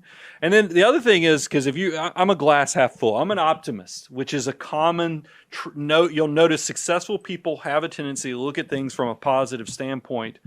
Guys, you're going to spend in retirement 30, 40, maybe even 50 years. Right. I mean, it's just, so yes, you don't have the potential to get 88 times over on every dollar, but there's a portion of your portfolio that will still have the chance in your 30 years of retirement to fully maximize the compounding interest just like a 20-year-old has. So there's always an opportunity to do better, let your money do the work for you, and just get to work and don't let the moment of, hey, the weight of this has gotten too big for me. No, there's always going to be an opportunity to find find a good path forward. So if you are someone in your 50s and 60s, perhaps now you need to start thinking about, how do I shift the conversation a little bit? I've got the pot of money that I've built up. I've got the savings that I'm doing, but who are my retirement funding partners? Who are the folks that are going to help me with retirement? You do need to start paying attention to, what is my Social Security benefit going to be? What is the most advantageous time for me to start drawing? Do I start drawing at 62? Do I wait to full retirement age? Do I wait all the way until 70? Are there pensions from that company that I worked for back in my 30s and then I just haven't paid attention? Do I need to start rounding all of that stuff up? Because in retirement, every one of those dollars matters, and you don't want to get there and retire and on day one be like, oh, where's my money going to come from? How am I going to pay for my food every day? Be an active participant in your planning future. That's so important. But I want to kind of talk about, what is the research? What's the Money Guy way? What did Fidelity kind of share in their research with us about people in their 50s and 60s? Sure. So remember, Fidelity had it set up that if you wanted to replace 45% of your retirement income, you'd have to save X percent. We wanted to expound upon that. We said, okay, well, how much would you have to save if you wanted to replace 60% of your retirement income? So if you're a 50-year-old and you have not started saving yet, and your goal is to replace 60% of your pre-retirement income, you got to save about half of what you make, 52%. And then if you wait until 55, dare I say, it's probably going to be impossible, based on savings alone, to replace 60% of your pre-retirement income. 65 may not be the realistic goal for you, or at least a 60% income replacement ratio may not be the thing that you're working towards. It might be a non-traditional retirement. There's still going to be opportunities. Sure. Like I said, there's still plenty of opportunity for your army of dollar bills to work for you. You can figure it out, but I do think there's a glass half full opportunity for even somebody who waits as long as 50 years of age. But I will tell you, it's scary when I look at the numbers that Fidelity provides. Look at that. The average is $188,000 and the median $65,000. Mm-hmm. That's less than the retirement. That's just a few years. Fortunately, we have Social Security and other income sources. We want you, if you did this the Money Guy way, we want you at 50 to have, at 60 years of age to have 8.1, essentially 8 times your income. So, but where should we be in our 60s? Yeah, so if we look at just, again, Fidelity's research, average 401k balances, the average for folks in their 60s is about $212,000, but the median is about $67,000. But again, the folks who listen to this show, you guys out there are not the average. How much should you have saved by the time that you get to retirement? How do you know if you've actually reached financial independence? Your goal should be about 10 times your annual income. Yeah. When you get to retirement, if you have about 10 times of your annual retirement income, statistically, that should be able to provide for you from age 65 all the way out until age 95. And there's some additional indicators of success that I want to kind of go through that go with this 10 times your income. First of all, safe withdrawal rate. Mm-hmm. The research shows that you can take about 4.5% of your total balance that you have for retirement assets, multiply by 4.5%, and that's the amount of money you should be able to pull out perpetually, forever, because you're essentially living off the income of your portfolio. So that's a good spot check for you. Here's another one. we saw 10 times income. Well, we know once 10 times income is, you're like, well, how does that work? You realize you don't retire off of your income because you don't pay income taxes anymore. You're not saving you don't anymore? pay as much. I should qualify. You still pay income. You get to control it. You get to control it a lot better. Plus, you don't have to save for retirement. So your living expenses are going to be substantially lower than what your income was when you retire. So what the better indicator of retirement success is, go figure out what your living expenses in retirement will be, multiply that by 25, compare that to your 10 times income, and I think you'll be surprised, pretty close to each other. And then we always like to talk about the Millionaire Next Door formula. All that formula is take your age times your income and then divide it by 10. Yep, that'll tell you where you're going to be if you're going to be an average accumulator of wealth. But again, if you want some of that money guy special sauce, we want you to be prodigious accumulators of wealth. So to know if you're really on the financial mutant track, do that formula, age times income divided by 10, and then multiply it by 2. That is a prodigious accumulator of wealth. So, but we covered a lot. I mean, we went through 20-year-olds, 30-year-olds, all the way up through 60-year-olds. There's a lot to cover. The biggest thing I would say is understand what you can control, because wealth creation is incredibly simple, but it's far from easy because there's so many distractions. There's so many things coming at you with consumerism, credit cards. There's all these debt potholes that you can fall into. Kind of understand, take inventory of what you have, what's going to create success.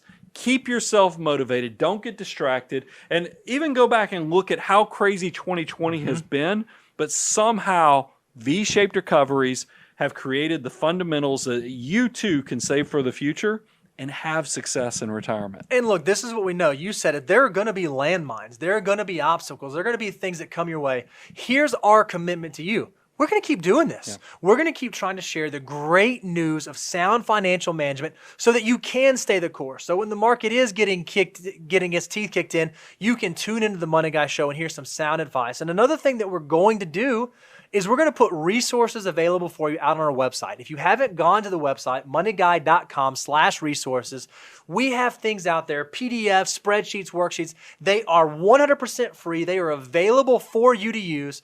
Go get them, download them, use them, tape them up on your bathroom mirror. We want you guys to live a life of financial abundance, and we're going to make sure we keep getting this great information in front of you. Speaking of abundance, we have clients in 41 states. That's right.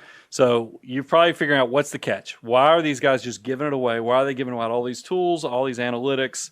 We're going to continue to love on you with free information. We want you to come learn, apply, grow. That's the abundance cycle. You will reach a level of success that life gets complicated.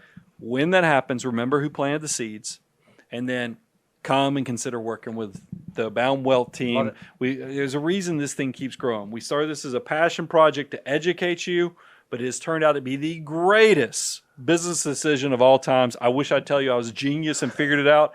It's more because I think the intent was deliberate, and we knew that you just can't outgive, what success and abundance can come your way. You just pay it forward, and we have definitely been the beneficiaries of that. Absolutely. So I'm your host, Brian Preston, Mr. Bo Hansen, Money Guy team out.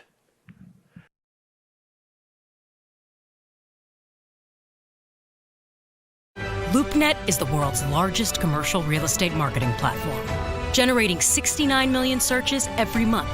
A smarter, faster, better way to get CRE leads, but only if you're in the loop. LoopNet. Are you in the loop?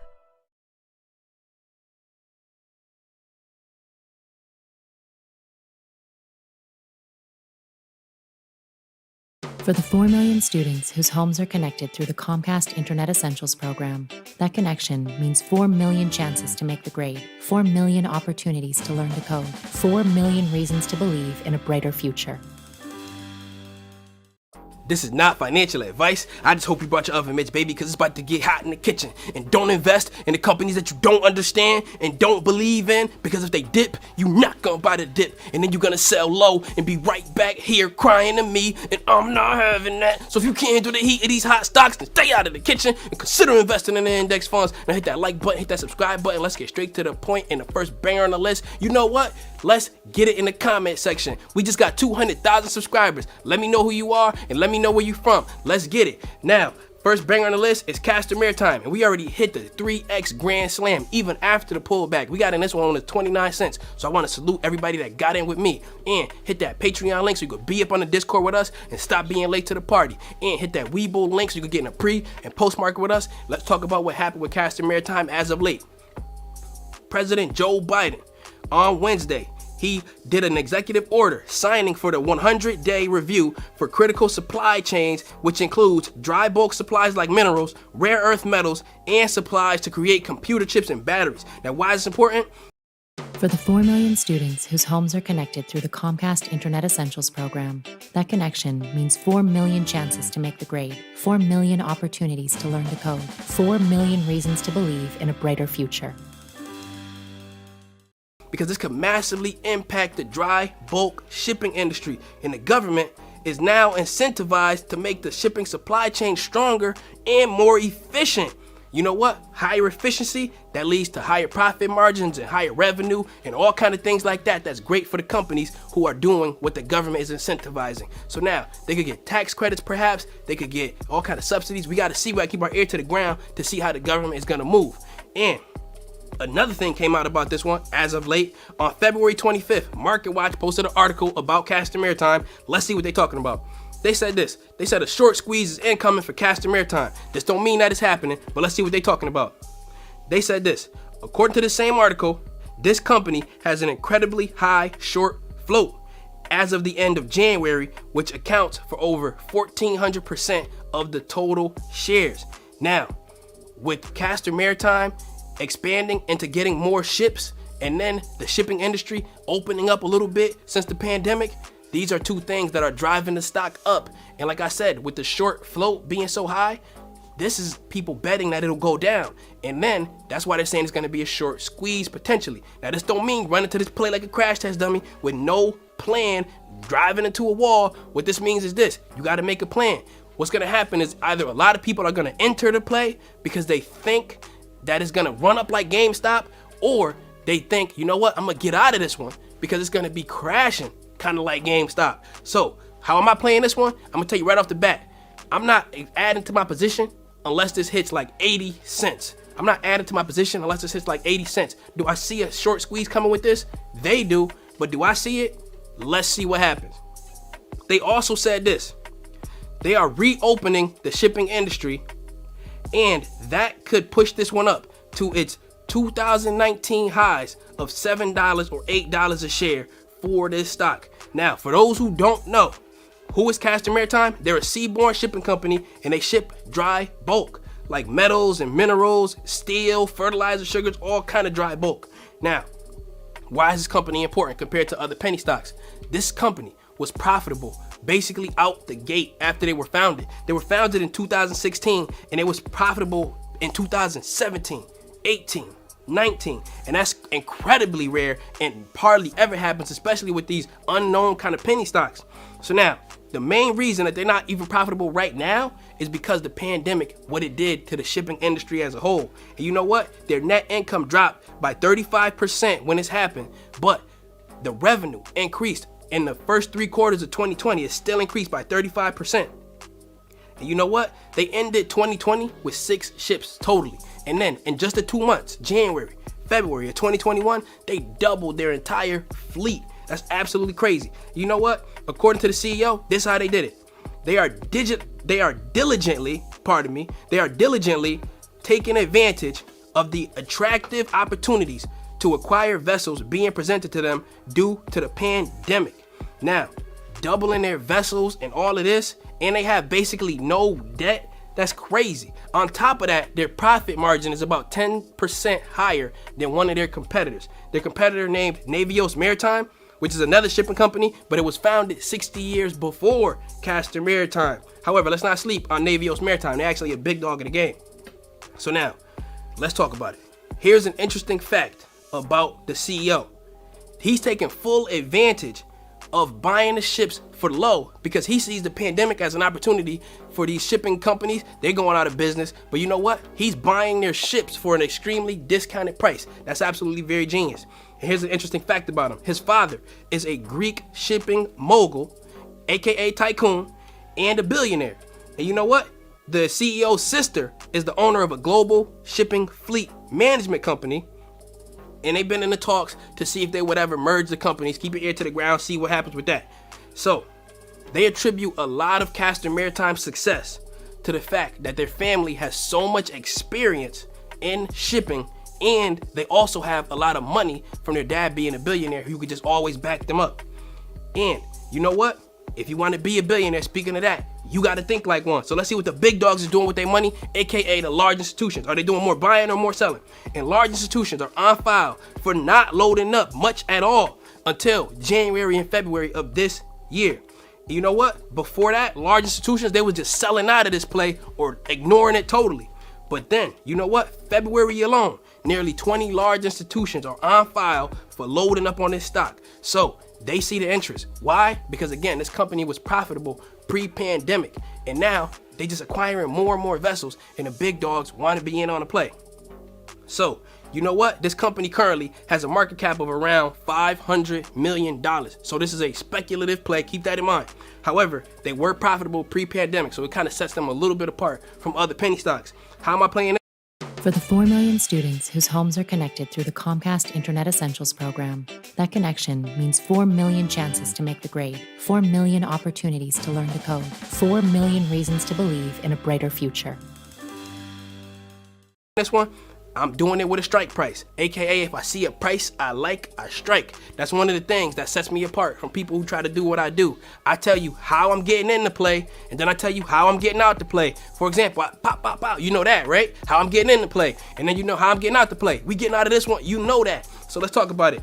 First strike price is if it pulls back to about 85 cents, then I would add to my position, bow. And then if it pulls back to 80 cents, I would add more, bow, bow. But if it pulled all the way back to 50 cents a share, then I would add my last third of my money to this play, bow, bow, bow. And then I'm trying to ride this wave straight to the promised land, baby. I'll see you there. And you know what? A lot of people, Keenan, why you put your third strike price so far back? Now that you see this pull back, I've been trying to prepare you to be prepared, not surprised. I tell you, proper preparation prevents poor performance. Say it with me again. Proper preparation prevents poor performance. You want to be prepared, not surprised. That's why we put the third strike price all the way back. I told you, I'm like the coach. If I write up the play, all I could do is write up the play. You got to run the ball. If you decide to run the ball some other way from how I wrote it up, you cannot come back here complaining to me, because I'm not having that. So now, when are we exiting this one?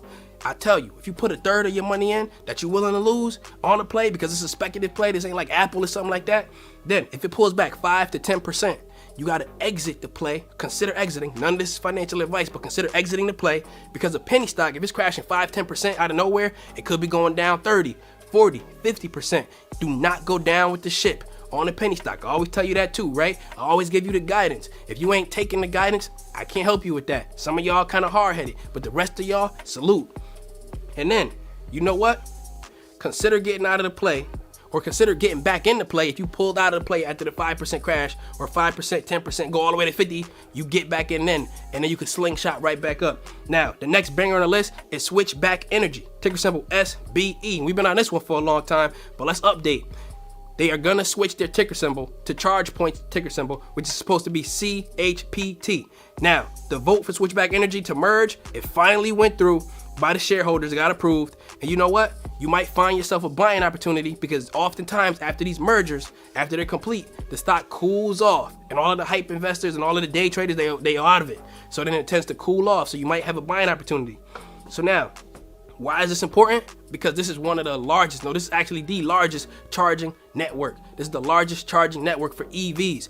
And this is gonna grow no matter what company ends up dominating the EV market. It could be whoever, Tesla, it could be whoever. They are going to dominate it because they have so much of the market share. For example, let's look at this. According to EV adoption, their competitors are Blink Network and Tesla. Blink Network has 7% of the market share. They're in third place. Tesla has 19% of the market share. They're in second place. And ChargePoint has 45% of the market share. And that's more than their top two competitors combined. So they dominating the game. They're dominating the game. They got it in the chokehold. So how am I playing this one? Let's talk about the price targets on this for the upcoming future. The first price target is $46 a share at the low. The next price target is $48 a share. And then the high price target is $50 a share. And you know what? I see this stock going to $100 in maybe 2 to 3 years. How am I buying this one? Strike price. AKA, if I see a price I like, I strike. Now, the first strike price that I would get in on this one, if I see it pull back to 27, I'm adding up to my position. Bow. And then if I see it hit 25, pull back a little more, I'm adding more to my position. Bow, bow. And if I see it pull all the way back to $19 a share, then I'm putting the last third of my money on it. Bow, bow, bow. And then I'm riding this wave straight to the promised land, baby. I see you there. You know what? The promised land, it ain't easy to get there. And most people won't get there. And you know what? Success look like a straight line to people who ain't on the path. So we know that getting to the promised land, it ain't easy. That's why it's not called a lottery ticket. That's why it's not Las Vegas. It takes hard work and dedication. That's how you get to the promised land. You got to keep going. So now, when am I getting out of this one? I will hold this one for an extremely long amount of time. Now, let's get to the comment of the day. And by extremely long amount of time, I mean like a decade, 2 decades. This is just going to grow and grow with the EV sector. And you're going to be rewarded handsomely for holding on to it the longer you can. Do your own research. Comment of the day is for me. Tough times. I know we in a crazy market right now. For example, a lot of people, there's a lot of emotion. There's a pullback. It's okay to feel those emotions. But I want you to know this. Tough times do not last. Tough people do. Tough people do. Because when you on a journey to reach your goals, you know what? You can't get off the path. You got to stay on the path. You could do it. It's okay to get mad while you're on the path. It's okay to cry while you're on the path. But you got to stay on the path and keep going so you can get to your goals. So now, you gonna make it to the promised land, baby. I'll see you there. And other than that, hit that Patreon link so you can be up on the Discord and be in the place as early as we are. And hit that Weeble link so you can stop thinking the stock market is closed at 6. And if you can't handle the heat of these hot stocks, stay out of the kitchen and consider investing in the index funds. I love y'all. Take care.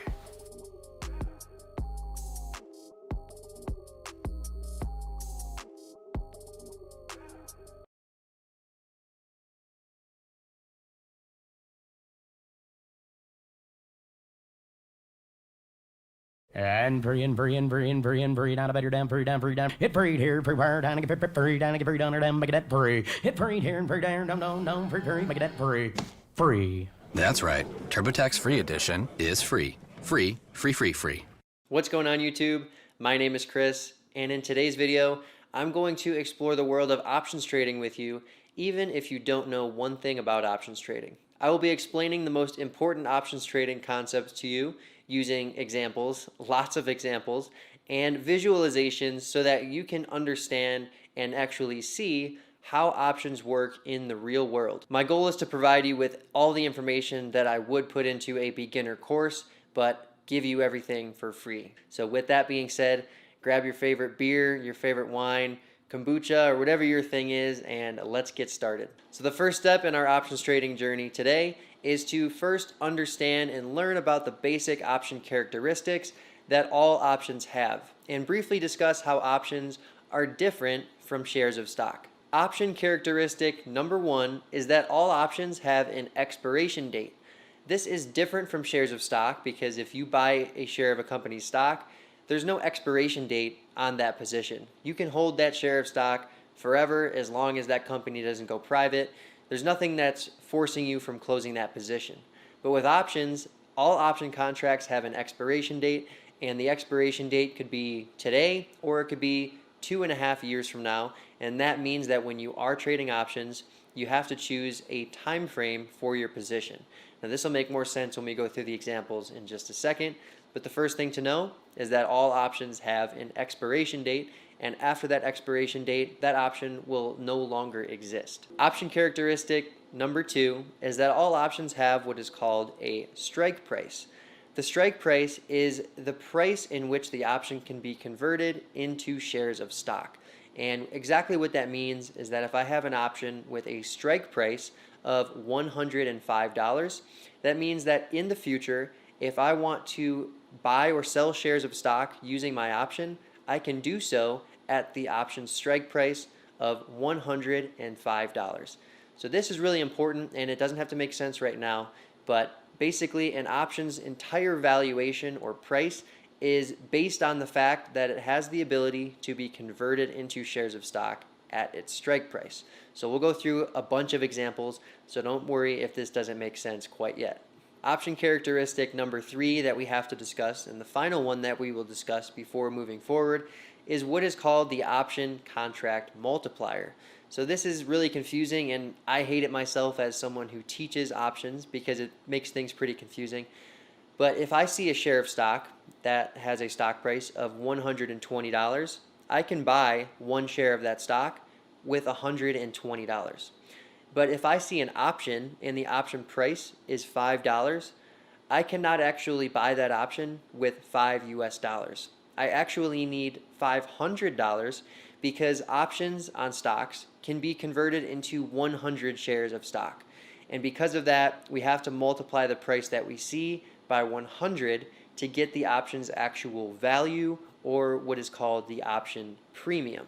So let's build on these 3 option characteristics, and let's move forward by discussing the 2 option types and get into some examples and clearly look at what these 3 characteristics mean in regards to the examples. The first option type is called a call option. At a very high level, call option prices will increase as the stock price increases, and call option prices will decrease as the stock price decreases. So the price of call options moves with the stock price. But why do call option prices move with the stock price? Well, a call option gives the buyer the right to buy 100 shares of stock at the call option strike price between now and the expiration date of that option. Remember that one of the characteristics of all options is that they have a strike price. And for call options, the call option can be used to purchase 100 shares of stock at the call option's strike price. And as we'll see in an example in just a moment, the ability to purchase shares at the call option strike price, which never changes, will get immensely valuable if the stock price increases significantly higher than that call option strike price, because the option can then be used to purchase shares of stock at a steep discount to the current share price. So without getting into an actual option or stock market example just yet, let's explore what a call option does and how it works by using a very simple example. Let's imagine that there is a house, and the current value of this house is $200,000. Now, I am personally interested in buying this house because I think that the value of the house is going to appreciate significantly over the next 2 years. But I don't want to buy the house right this second. So I'm going to buy an option that gives me the right to buy the house at a price of $200,000 between now and 2 years from now. So we can call the strike price $200,000 since my option that I'm buying on this house gives me the right to buy the house for $200,000 or at the strike price of $200,000 between now and the expiration date in 2 years from now. So that's what I'm going to do. I'm going to buy this option that gives me the right to buy this house for $200,000 no matter what the house price does between now and 2 years from now. But I don't just get the ability to purchase this house for $200,000 between now and 2 years from now for free. I have to pay for this contract because for me, there has to be some sort of risk. There can't just be reward. If somebody were to say, you can buy this house for $200,000 between now and 2 years from now, no matter what, and you don't have to pay for that right at all. Well, that would be amazing for me because if the house price falls, I don't have to buy the house. But if the house price goes up to $300,000, then I can buy the house at $200,000, and there was never any risk for me, but there was only reward. So that's not a real scenario, and for me, there has to be some risk, and what that means is that I have to pay a premium for the right to buy this house at $200,000 between now and 2 years from now. So we would call that the option premium. Let's say that I pay $10,000 for this option. So I'm saying I want to buy this house for $200,000, which is the strike price, between now and 2 years from now, which is the expiration date. And my premium for having that ability over that time frame is $10,000. Now let's say that 1 year from now, the house is valued at $350,000. I have possession of a financial contract that gives me the right to purchase that house for $200,000. And with the house currently valued at $350,000, what do you think that means for the value of the financial contract that I have, which is called an option? Well, as you might imagine, since I can buy the house for $200,000, but the house is currently valued at $350,000, the financial contract that I have, which is called an option, is immensely valuable. So now I can actually exercise my option, meaning that I will buy the house at the strike price, which is $200,000. And since the house is currently valued at $350,000, I am buying something that is worth $350,000 for a value of $200,000. And because of that, we could say that my profit from this scenario is $150,000. So that's the golden scenario. Now, because I paid $10,000 for the option initially, my net profit in this case would not be the full $150,000. It would be $140,000. So my total profit minus what I paid for the option initially. So that is the golden scenario. But let's say the opposite happened and the house price did not increase and actually fell to $150,000 2 years from my purchase date of that option. Well, I don't actually have to buy the house for $200,000 because I had an option to buy it, but I don't have to exercise my right to buy the house at the strike price. So since the house is at $150,000, obviously I don't want to buy it at my strike price of $200,000 because if I really wanted that house, I could just buy it at the current market price of $150,000. And because of that, the option that I have is worthless. And since I paid $10,000 for that option and now it is not worth anything, I have lost my full $10,000 that I invested into that option.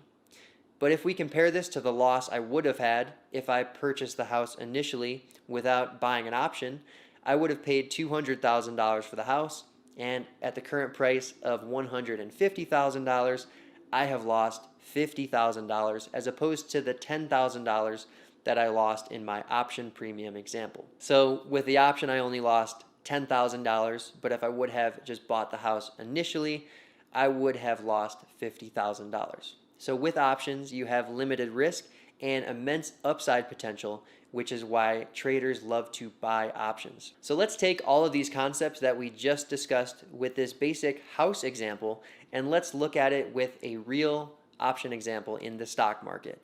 And for this first example, we are going to be looking at a call option on Tesla, which is everybody's favorite stock right now. Unless you're short, then maybe it's not so much your favorite stock. In this real image of Tesla options, I have set up an order to purchase the Tesla call option with a strike price of $800 and an expiration in June, which is 39 days away as of this image. The strike price of this call option is $800, which means that between now and the expiration date in 39 days, if I own this contract, I have the right to purchase 100 shares of Tesla stock at the call option strike price of $800.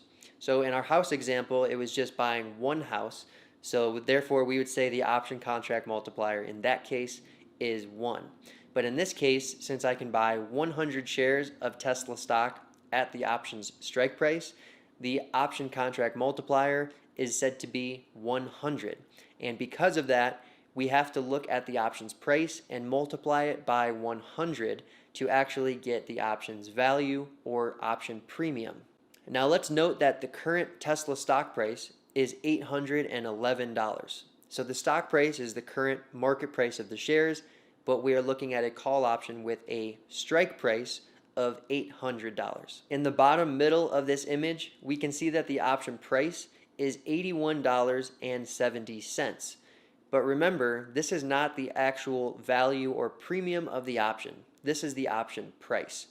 To get the option's actual value, or the cost of purchasing this option, one contract, is actually $81.70 multiplied by the option contract multiplier of 100, which gives us an option value or option premium of $8,170. Now this is a really expensive option. Now don't worry, because not all options are this expensive, but we'll talk about exactly why this option is so expensive in just a little bit. But why would this option be worth over $8,000? That seems a little bit crazy. Remember, a call option buyer can use the call option to purchase 100 shares of stock at the call option strike price between now and the expiration date. And in this case, the expiration is 39 days away. So let's say that I think Tesla shares are going to increase significantly over the next 39 days. I'm going to buy this Tesla call option right now with a strike price of $800, and I'm going to pay the premium of $8,170 to buy this call option. Just one contract. Now let's say 2 weeks from now, Tesla has had a massive rally in the stock price, and now Tesla shares are trading at $1,000 per share. Well, I have in my possession a financial contract called a call option that gives me the right to purchase 100 shares of Tesla stock at my call option's strike price of $800. Does your plug-in fade too fast? Try new Febreze Fade Defy Plug. It has built-in technology to digitally control how much scent is released to smell first day fresh for 50 days. La la la la la. But Tesla shares are currently trading for $1,000. So with my option, I could exercise my option, meaning I want to go through with what the option allows me to do, which is with a call option, purchase 100 shares of stock at the strike price. And if I do that, I will buy 100 shares of Tesla stock at the strike price of $800. So if we take $800 per share times 100 shares, I will pay $80,000 to buy that share position. But Tesla shares are currently trading for $1,000. So if I go ahead and turn around and sell my shares, if I sell 100 shares for $1,000 per share, I will receive $100,000 for selling those shares. So my profit in this scenario is $200 per share multiplied by 100 shares, giving me a $20,000 profit. But remember that I paid $8,170 for this option initially, so my $20,000 profit minus my initial cost of entering the trade of $8,170 gives me a net profit of $11,830.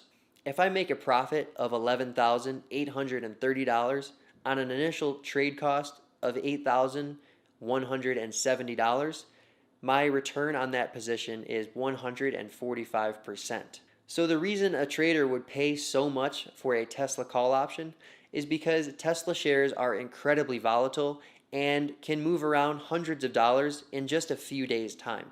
So if a trader believes that Tesla's stock price is going to surge in the near term, they might buy a call option, and by doing so, if they buy the call option and then the stock price increases significantly, the value of their call option will also surge because the ability to buy shares of stock at the fixed strike price gets immensely valuable as the share price rockets to higher and higher prices. But we need to discuss something that's extremely important, and it's a major sticking point for options trading beginners. And this is that when you are trading options, very rarely will you actually exercise the option to purchase shares of stock at the called strike price and then sell them at the current market price, as I just described in this Tesla example. The reason I described it like that is because as an options trader, you have to understand where the prices are coming from and why the price changes make sense.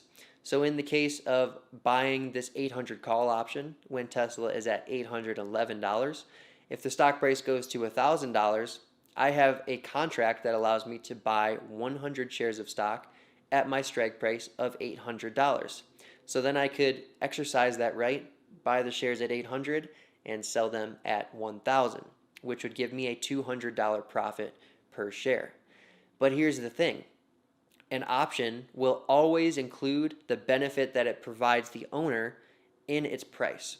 So the option price will always embed any profit that can be made by exercising it. So in the example where I buy the 800 Tesla call option and the stock price goes to $1,000, since I have a call option and the call option can buy shares of stock $200 below the current stock price of Tesla, my call option's price will be at least $200. And that's just the price. So if we multiply by the contract multiplier of 100, we get an option value of at least $20,000. Now, it's a law that an option has to be worth at least the benefit that it can provide the owner. And by benefit, I mean if I exercise the option to buy 100 shares of stock at 800 and the stock price is currently at 1,000, the benefit or the profit that I could make by doing so is $200 per share. And that means that the call option's price must be worth $200 or more. So in this Tesla example, I mentioned that I could buy the call option, the stock price increases, that I could exercise the call option. But in reality, you would not exercise the call option. You would simply sell the call option at the higher price, and you would make the difference between your purchase price and your sale price. So it's just like buying shares of stock. When you buy shares of stock, your goal is to see the shares increase in value, and then you can sell the shares at the higher price and secure your profit. With options, it's the exact same thing. 99% of the time, when you are trading options, you will be trying to trade options with the goal of profiting from the price changes of the options. Very, very rarely will you actually want to exercise the option, because you don't need to exercise the option, because the benefit or the profit that you could make by exercising the option will be embedded in the option's price. So I really want you to internalize the fact that when you're trading options, you don't have to exercise the option to realize the profit. The profit will be realized by selling the option at a higher price if you are buying options. So really quickly, if we just want to fact check what I just said, let's look at an option on Tesla with a strike price $100 below the current stock price. That option is worth more than $100, so that checks out. If we look at a call option with a strike price $200 below Tesla's current share price, that call option is going to have a price higher than $200. So that checks out as well. So I want you to internalize that when you're trading options, you do not have to exercise the option to realize the profit.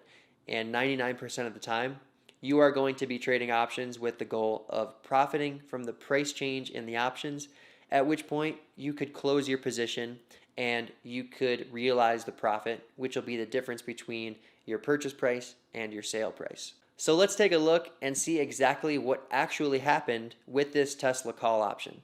As it turns out, the day after I took the first image, where Tesla shares were at $811, Tesla was actually higher. So I took another screenshot to look at that same call option with the increase in Tesla's share price so that we could see exactly what happened to that call option with the passage of one day and an increase in the stock price. So let's take a look. The stock price in this image is now $836, which is a $25 increase from the Tesla share price of $811 that we just looked at a moment ago. So now that the share price is $836, let's go ahead and go to the June expiration and look at the call option with a strike price of $800 and see exactly how that option price changed given the increase in Tesla's stock price. As we can see, the 800 call option in that June expiration cycle is worth $94.10. And if we multiply that price by the option contract multiplier of 100, we get an option premium of $9,410. So if I purchased that call option just the other day and I paid $8,170 for that call option and held it until today, which is a share price of $836, which is a $25 share price increase from when I purchased the call option, now my 800 call option is worth $9,410. So now I could just go ahead and sell the call option for $9,410, and my profit on that trade would be $1,240. A $1,240 profit on an initial trade cost of $8,170 gives me a return of 15%. But Tesla's stock price itself only increased by 3%. So this is another benefit of trading options, and this is one huge draw of options, is that they give you leverage. So in this case, we saw a 3% increase in the share price of Tesla, but this 800 call option in the June expiration cycle saw a 15% increase in its value. So the stock price went up 3%, but the call option went up 15%, which means comparing the two returns, the return in the call option was 5 times more than the actual return in the shares themselves. This is exactly how options traders make money. They think that something will happen with the stock price. They put on their position. If that happens, their position benefits by seeing an increase in its value, and then they can go ahead and sell their position at the higher price, and their profit is the difference between the two prices. So it's just like trading shares of stock. If you buy a share of stock for $100 per share and it goes up to $125 per share, you can sell your shares for $125 a share, and your profit is the difference, which is $25 per share, or 25%. So it's the same idea with options trading, except with options trading, you have a more narrow time frame because, as I mentioned earlier, with shares of stock, you have no time limit. But with options, since you have to choose an expiration, you do have a time limit, and because of that, it is a more sensitive activity. But the reason people do it, as we just saw in this Tesla example, is that it can leverage your returns if you are right. So through this example, we learned a few things about call options. First is that the first option type is a call option. The second is that the call option has a strike price, and that means that the call option can buy shares of stock at the call option strike price between now and expiration. So that is what a call option does. And because the call option can purchase 100 shares of stock at the call option strike price, if the share price increases immensely, that ability or value is going to be immensely valuable, because if the share price ends up being $200 above that strike price, then you have a financial contract that allows you to buy 100 shares of stock, $200 below the current stock price. And obviously, that's a pretty sweet deal. But also, what we learned was that you do not have to exercise the option to realize your profit, because one of the laws in options trading is that an option must be worth the benefit or the profit that it provides the buyer should they decide to exercise it. So what I mean by that, once more, is that if I buy a call option on Tesla with a strike price of $800 and the stock price increases to $1,000, if I decide to exercise my call option, I will buy 100 shares of stock, $200 below the current stock price. And because that will give me a profit of $200 per share, that call option must be worth $200 or more, meaning that the premium has to be $20,000 or more. And if you look at any call option and you look at the difference between the stock price and the strike price, the option will be trading for at least that amount, because it is a law in options trading that all option prices must include the benefit that they can provide the owner at that moment. And the last thing that we learned about call options is that they provide leveraged returns.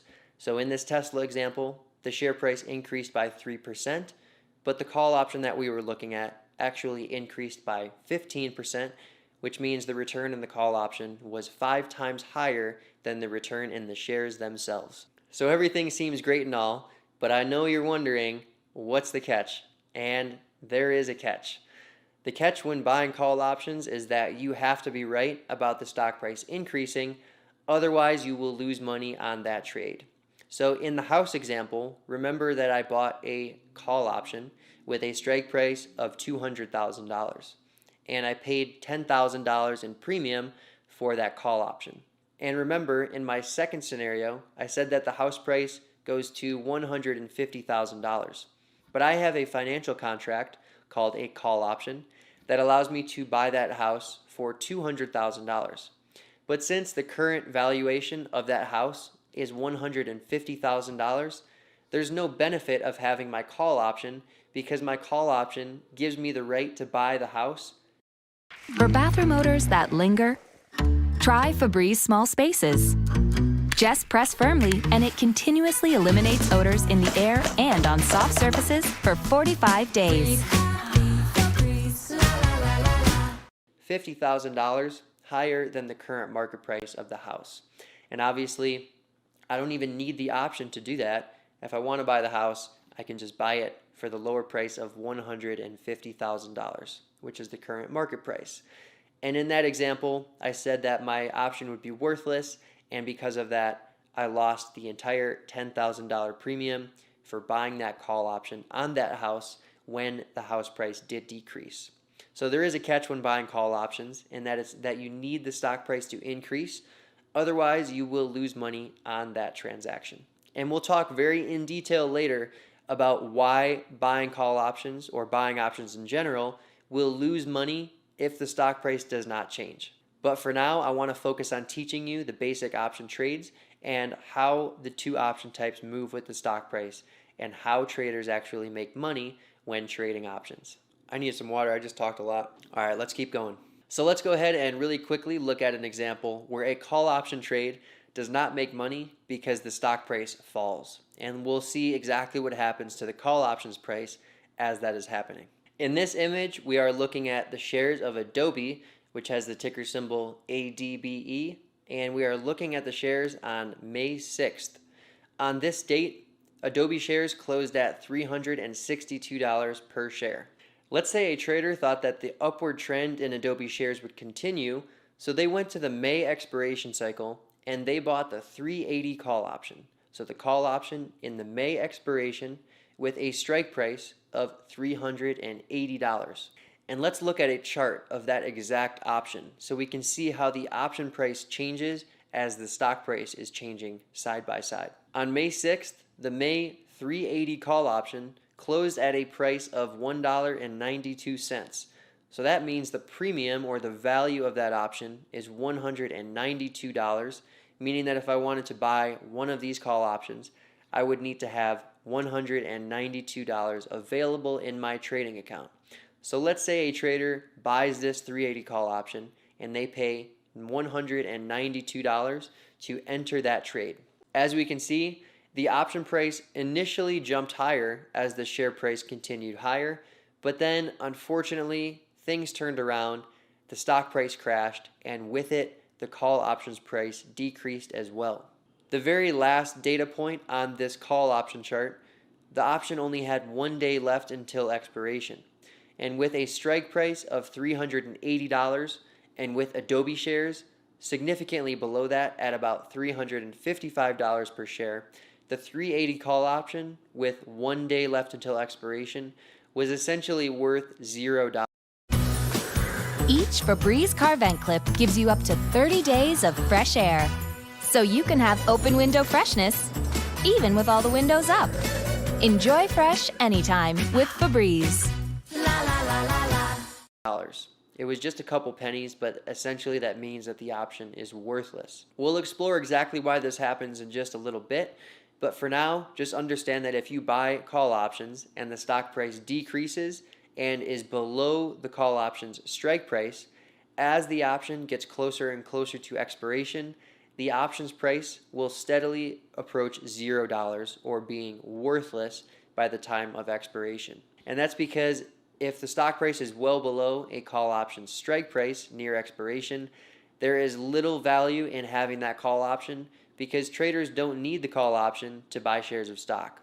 So if I bought this call option initially for $192 and a few days later the stock price was way lower, the option was close to expiration, and the option was worth only a couple pennies, then I would have essentially lost 100% of the premium that I paid for that option, since if I buy something for $192 and its value falls to $0, I have lost everything that I put into that position.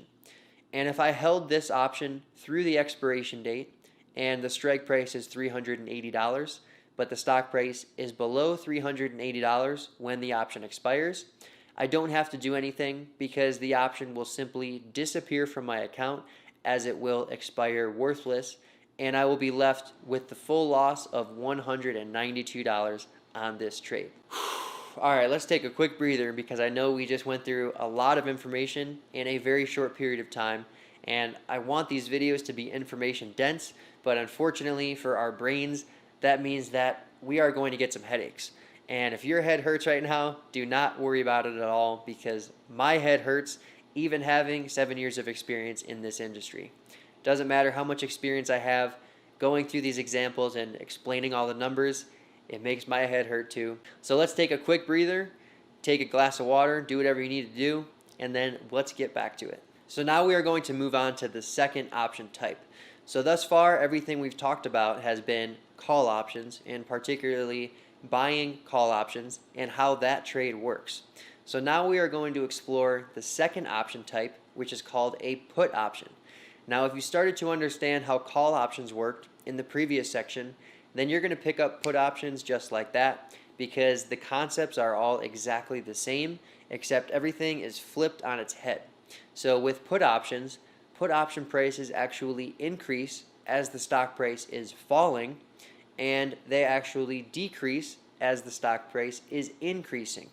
The reason that is that a put option gives the buyer the right to sell 100 shares of stock at the put option strike price between now and expiration. So while call options allow you to buy 100 shares of stock at the call's strike price, put options allow you to sell 100 shares of stock at the put option's strike price. So because of that, put options actually increase in value as the share price is falling because the ability to sell shares of stock at the put option's fixed strike price gets more and more advantageous as the share price is falling. And just like we did for the call options, we are going to look at numerous put option examples so that you can understand and that you can see how these trades perform and what you need to happen to make money when trading put options. So let's get started with an example and look at an image that I recently captured in IWM, which is the Russell 2000 ETF. In this image and in this moment, the first thing that I want you to notice is that the IWM share price is $130.71. Again, we are going to go to the June options, and this time the June options expire in 38 days. In this example, I've set up an order to purchase the June put option in IWM with a strike price of $130. So the stock price is currently $130.71, and the put option trade that I am looking at is buying the put option with a strike price of $130 that expires in June, which is 38 days away. As we can see in the bottom middle of this image, the put option's price is $6.24. But as we've discussed, to get the actual value or the premium of this option, we have to take that price of $6.24 and multiply it by the option contract multiplier of 100 to get the option's cost, value, or premium of $624. And that's because, just like call options, a put option can sell 100 shares of stock at the put's strike price. So the put option contract multiplier is the same as calls, and to get the actual cost or the value or the premium of the option, whatever you want to call it, is the price, which in this case is $6.24, multiplied by the option contract multiplier of 100, which gives us an option cost or premium of $624. And we can verify that this option is worth $624 by looking at the maximum loss on this trading platform. The maximum loss says $624, and when you buy options, the most you can lose is the premium that you pay for the option, as we briefly discussed in the previous call option section. Now you might be wondering, the stock price is currently at $130.72, but the option strike price for the put option that we are looking at is $130. And since a put option gives the buyer of that option the right to sell 100 shares of stock at the put option strike price between now and expiration, why is this put option worth $624 when there's really no value in owning this put option. I could just sell shares of stock right now for $130.72, and I would sell it at a higher price than I could sell these shares for by using my put option. So why is this put option valuable when the stock price is above the put option's strike price? We're not going to talk about it right now, but this is just something I want to put on your radar, because in the next section we are going to dive in exactly why this is. But for right now, I want to focus on how put options work and how their prices change relative to the stock price. But I want you to just notice that the strike price of this put option is $130, but the stock price is currently above that strike price, but this option still has pretty significant value. So I want you to just be aware of that. We're not going to discuss why that is right this second, but if you are wondering why is this put option valuable when the stock price is above its strike price, I want you to know that I hear your questions and we are going to get to it in the next section. But for now, I want to focus on teaching you how put option prices change relative to the stock price and why that happens. So let's go ahead and see what happens with this IWM put option. So a few days later, as luck would have it, I took another screenshot of IWM, and this time IWM had fallen significantly since the first image that I captured, where IWM was over $130 per share. In this image, IWM is currently at a share price of $122.72, which is essentially $8 lower than it was in the first example. If we look at the 130 put option in the June expiration cycle in this second image, with IWM's share price significantly lower, we can see that the 130 put in the June expiration cycle is trading for $11.30, meaning that the option has a value or premium of $1,130. The put option's value surged because the share price of IWM fell. And because put options have the ability to sell 100 shares of stock at the put's strike price, and since the put strike price was 130, since we saw IWM go from 130.71 all the way to 122.72, the put option is now in the money, so to speak, meaning that the stock price is significantly below the put option strike price of $130. And now that this option can actually provide a benefit to the buyer of that option, meaning that if I bought this option a couple days ago for $624 in premium, and now the share price is $122.72, which is way below the strike price of $130, I could use my put option to sell shares of stock at $130, which is immensely valuable because the stock price is currently well below that at $122.72. But remember earlier, I said that you never have to exercise an option to realize the profits. And we can see that is the case because the option in this example with the lower stock price is $11.30. So if I had purchased this put option on day one and I paid $624 for this option, and I held it until this image where it was worth $1,130, if I sold this put option, I would secure a profit of $506 on a $624 initial trade cost. And if I secure a profit of $506 on an initial cost of $624, my return on that trade is 81%. But if we look at the percentage change in the shares of IWM, initially they were at $130.71, but then they fell to $122.72, which is a 6.1% decline in the share price of IWM. But the 130 put option that we were looking at experienced a price increase of 81%. And again, that means that when you buy put options, you have leverage. Now, just like we did with the call option section, I know you're already thinking, what is the catch? And there is a catch, just like with buying call options. When you buy put options, if you buy put options and the stock price does not decrease, you will lose money.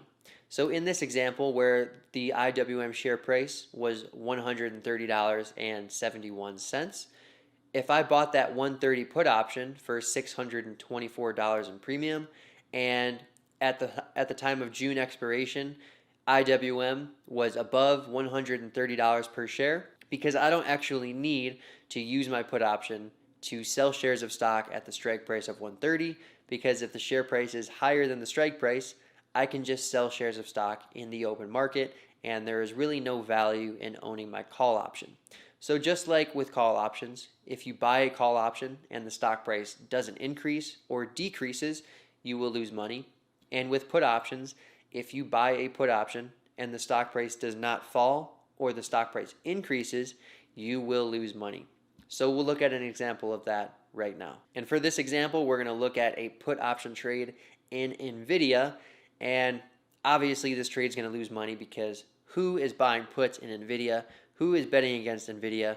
Come on, man. On May 1st, NVIDIA's share price closed at $283 in the middle of a pretty vicious sell-off. So let's say a trader thought that the downside would continue in NVIDIA, huge mistake, and they went and bought the 280 put option in the May expiration cycle with NVIDIA shares at 283. On May 1st, the May 280 put option, meaning the put option in the May expiration with a strike price of $280, was trading for $11, meaning that I would have to pay $1,100 in premium to buy one of these put options at the strike price of $280 and expiring in May, which had about 2 weeks to expiration at the time of entering this trade. So let's say a trader buys this 280 put option, paying $1,100 in premium for the put option that expires in 2 weeks in the May expiration and has a strike price of $280. Unfortunately, that trader would have lost everything that they put into that trade, because immediately after that sell-off, after May 1st, the stock price did end up surging higher, and therefore the put options price collapsed. And in the most recent date on this chart, we can see that NVIDIA's stock price was at around $321, over $40 higher than the put option strike price of $280. And on the very right hand side, or the last bar seen in this option chart, the option only had 1 day left until expiration. And with the stock price over $40 above the put option strike price, and with only 1 day left until expiration, the option is basically going to expire worthless, because the stock price needs to fall over $40 for this put option to gain actual value or benefit by the time it expires in 1 day. And because of that, and since there's such a low probability of that happening, we can see that this put option's value 1 day before expiration, and with the strike price $40 below the stock price, that put option was trading for 1 or 2 pennies, meaning that it was essentially worthless. So if a trader bought this put option for $1,100 and they held it until the expiration when NVIDIA was $320 or higher, they would have lost the entire $1,100 premium that they paid for this put option, because the put option would have expired worthless. Now, if the stock price is above the put option strike price at expiration, the put option will expire worthless, meaning that if you have a position in that option, it will disappear from your trading account after the expiration date, and you will be left with whatever profit or loss you had on that position. And in the case of buying a put option, you will have a loss, since if, in this case, you bought the put option for $1,100 and it expired worthless, you would have a loss of $1,100 on that trade. So while you can make significant returns on your investment or trade cost when you are buying put options, obviously you can lose 100% of what you pay for those put options, which means that while you can make 100% returns on the trade cost, you can also lose 100% when you are buying options. But the big benefit of buying put options is that compared to shorting 100 shares of stock, buying put options is far safer by a long shot. If you're not familiar with what shorting stock is essentially betting against the stock, meaning that you make money when the share price falls. But if you short a stock or you bet against the stock price increasing, since there's no limit to how high a stock's price can go, When you're shorting stocks, you have theoretically unlimited loss potential. So in that case, if you were comparing shorting 100 shares of stock to buying a put option, you would have much less risk buying a put option compared to shorting 100 shares of stock. So in this NVIDIA example, if I shorted 100 shares of stock at $280 per share and the share price went to $320, I would have a loss of $4,000. So a $40 loss on 100 shares would give me a loss of $4,000. But in this example, we saw that the put option purchase only lost $1,100. So when you compare shorting stock to buying a put is, in my opinion, a much better way to do things. If you're unfamiliar with what shorting stock is and how it works, I will leave a link down in the description below so that you can get my video explanation and demonstration of shorting a stock. By the way, you can download a full PDF of all of the slides and the images shown in this presentation.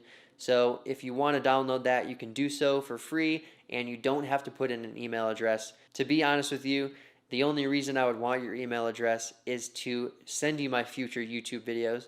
So if you download that PDF, I would love to have your support and see you in my future videos by having you as a subscriber. We've covered a lot of content thus far. My head hurts a little bit, but I can still keep going, and I hope you can too. But I want to really quickly just say that if you made it this far, you are doing a great job, because we have discussed the two most basic options trades that you can make, which are buying call options and buying put options. But before getting to the next two options trades that make up the four most basic options trades that you can make, I want to talk more about option prices. More specifically, in the Tesla example, when the stock price was at $811, why was the call option with a strike price of $800, only $11 below the share price, why was that option worth over $8,000? And also, in the IWM example, the stock price was $130.71, but the put option with a strike price below that at $130 was worth $624.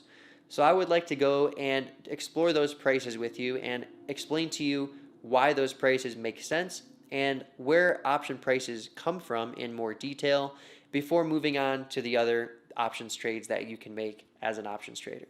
So let's get started. In this next section, we are going to be talking about the components of option prices.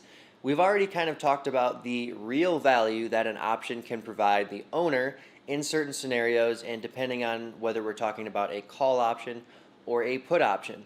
But as we discussed and as we saw in the previous examples, particularly the IWM example, that does not fully explain where an options price comes from.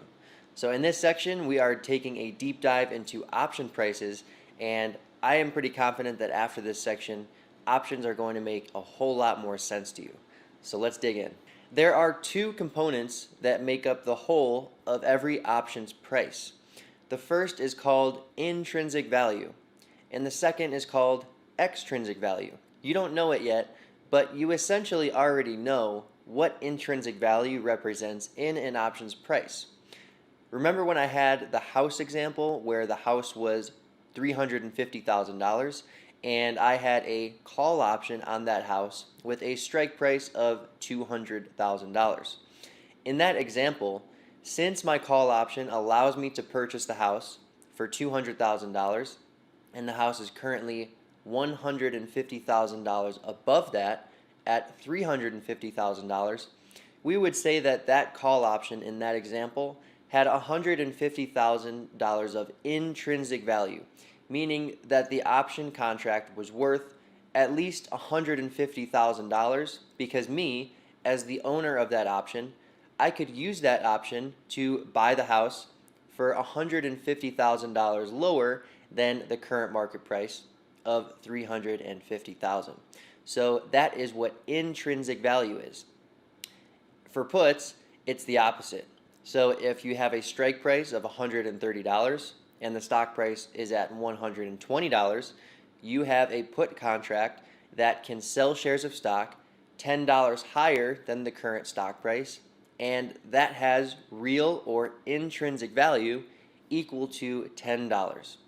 So since the put option can sell shares of stock $10 above the strike price, we say that the put option has $10 of intrinsic value. In the Tesla call option example, where I purchased the 800 strike call option and Tesla shares go to $1,000 per share, since that call option has the ability to purchase shares of stock $200 below the current stock price, in that instance, the call option has $200 of intrinsic value. And I also told you that an option's price must be worth the benefit that it can provide the owner at that moment. And what I really meant by that is that an option's price must be worth at least the amount of its intrinsic value, because the benefit that it can provide the owner at that moment, that is the minimum that the contract should be worth. So if I had that Tesla call option with a strike price of $800 and the stock price is at $1,000, since I personally could use that option to make a $200 gain on the shares if I exercise the option, but I don't want the option, I'm not going to sell it to somebody else for any less than $200. And that's because if I use it myself, the benefit to me could be a $200 gain per share. So if I want to sell it to somebody else, it's going to be worth at least that amount or more when I sell it to them. So let's go to that Tesla call option example, and let's look at the image where the stock price was currently at around $836 per share. In this image, the share price of Tesla is $836.41. And again, we are looking at the call option with a strike price of $800. Now, because this call option has the ability to purchase shares of stock at $800, but the current share price is $836.41, this call option has $36.41 of intrinsic value. But we can see that the option's actual price is much higher than its intrinsic value because the option's price is currently $94.10 in this image. So the portion of the Tesla call option's price that is above its intrinsic value of $36.41 is called extrinsic value. And extrinsic value is sometimes referred to as time value because it can be associated with the option's potential to become more valuable, particularly intrinsically valuable, before it expires. So in the case of this Tesla call option, there are over 30 days left until that option expires. But right now, in this moment, it has $36.41 of intrinsic value. But since the option's price is currently $94.10, the additional $57.69 in the option's price is extrinsic or time value. Now let's think about this. Tesla shares are incredibly volatile, and with an option that has over 30 days to expiration, there is a lot of time left for Tesla shares to move around a lot. Particularly in the case of this call option, if Tesla were to go to $900, this 800 call option would now have $100 of intrinsic value. So just because it only has $36.41 of intrinsic value right now, there's the potential that the option will have significantly more intrinsic value in the future if Tesla shares increase by a significant amount, which is certainly possible considering that Tesla shares can move around hundreds of dollars in just a few days' time. So that explains why this option has a lot of extrinsic value or time value in its price.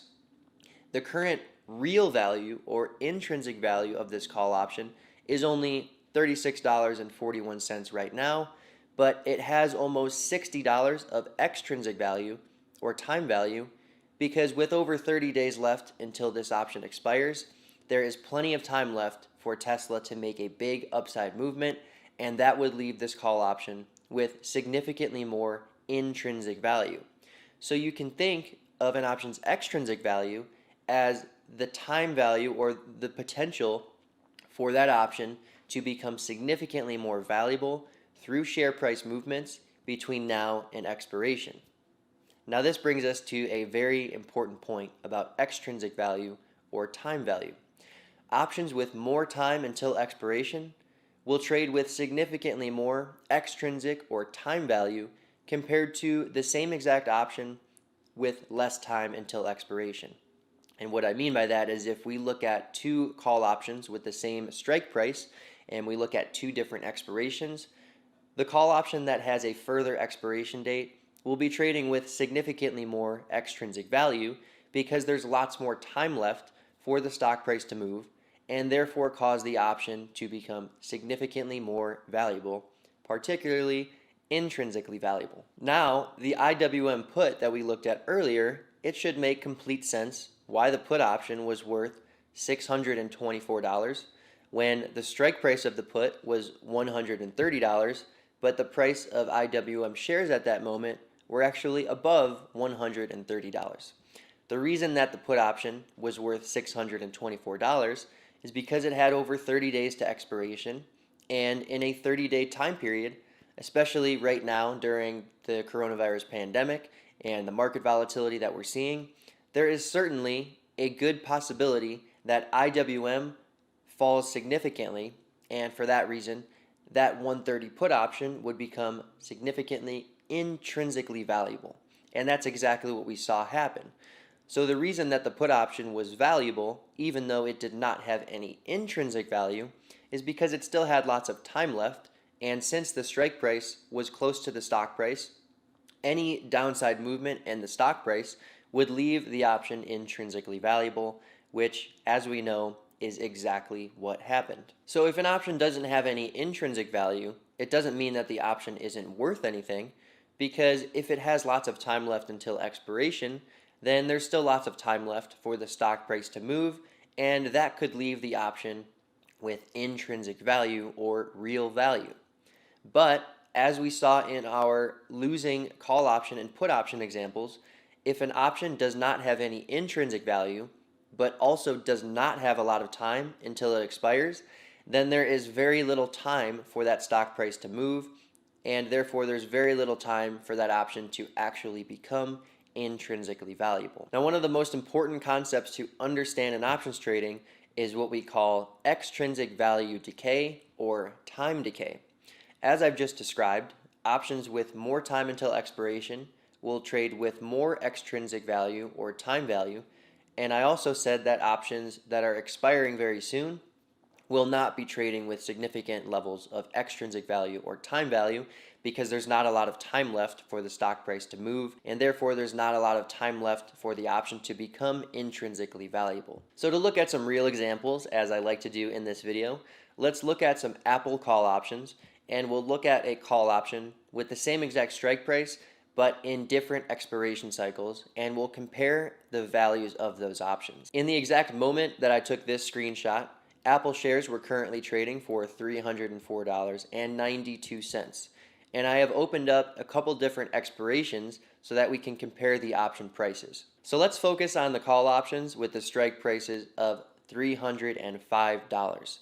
And since the stock price is below $305, these call options have 100% extrinsic value.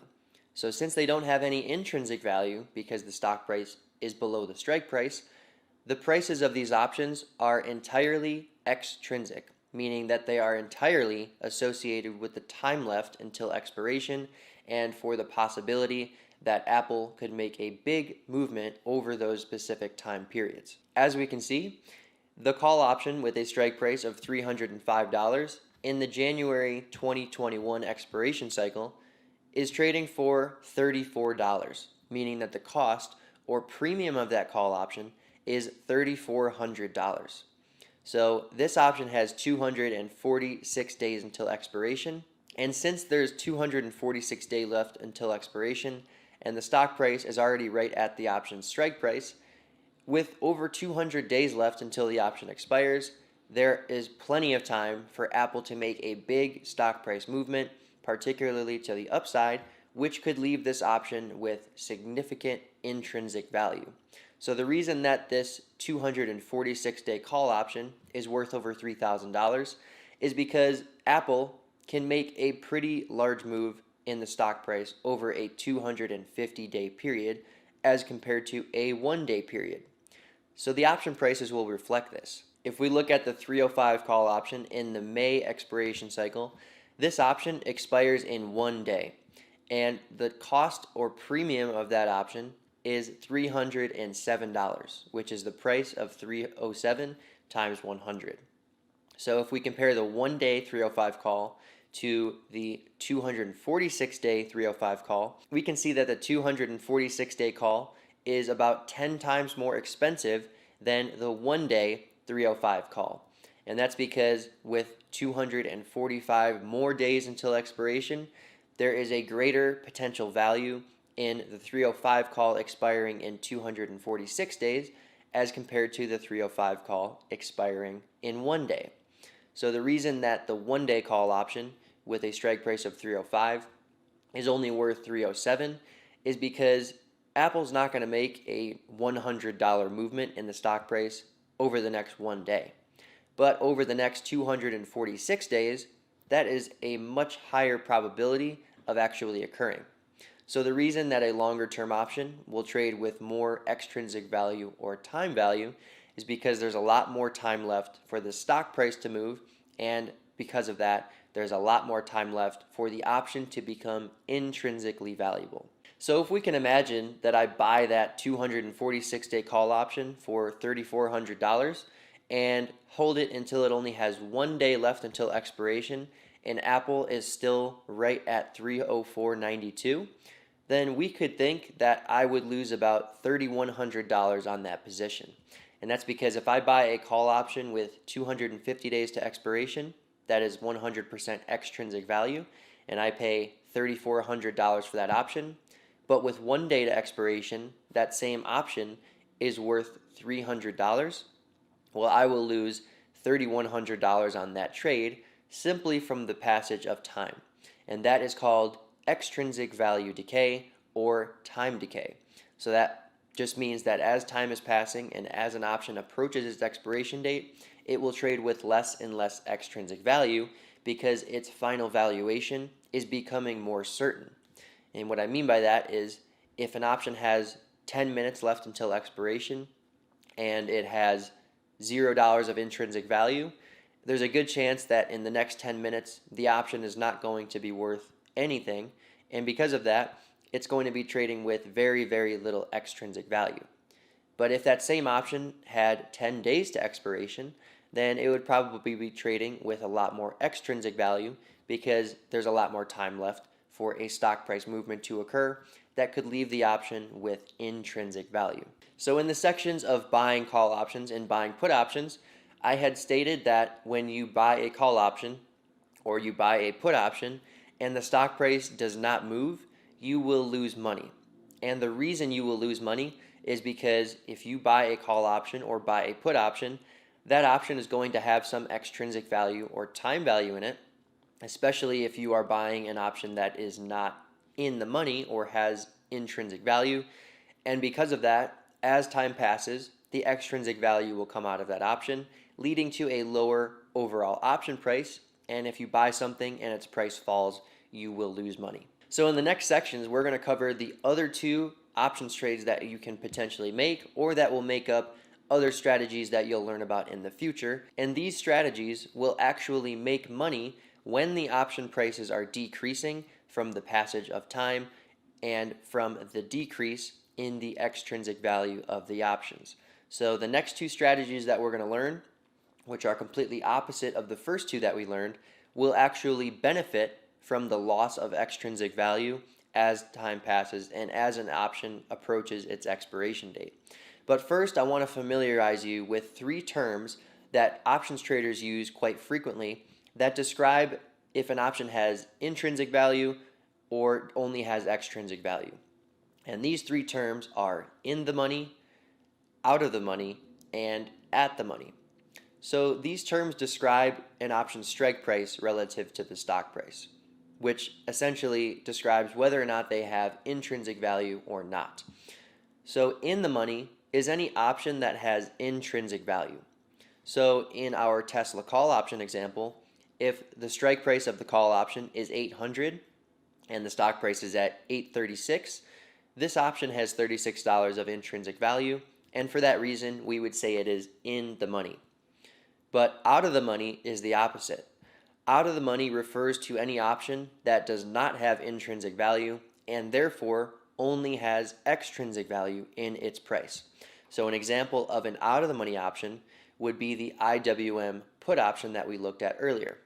The stock price was at $130.72, and we looked at the option, the put option, with a strike price of $130.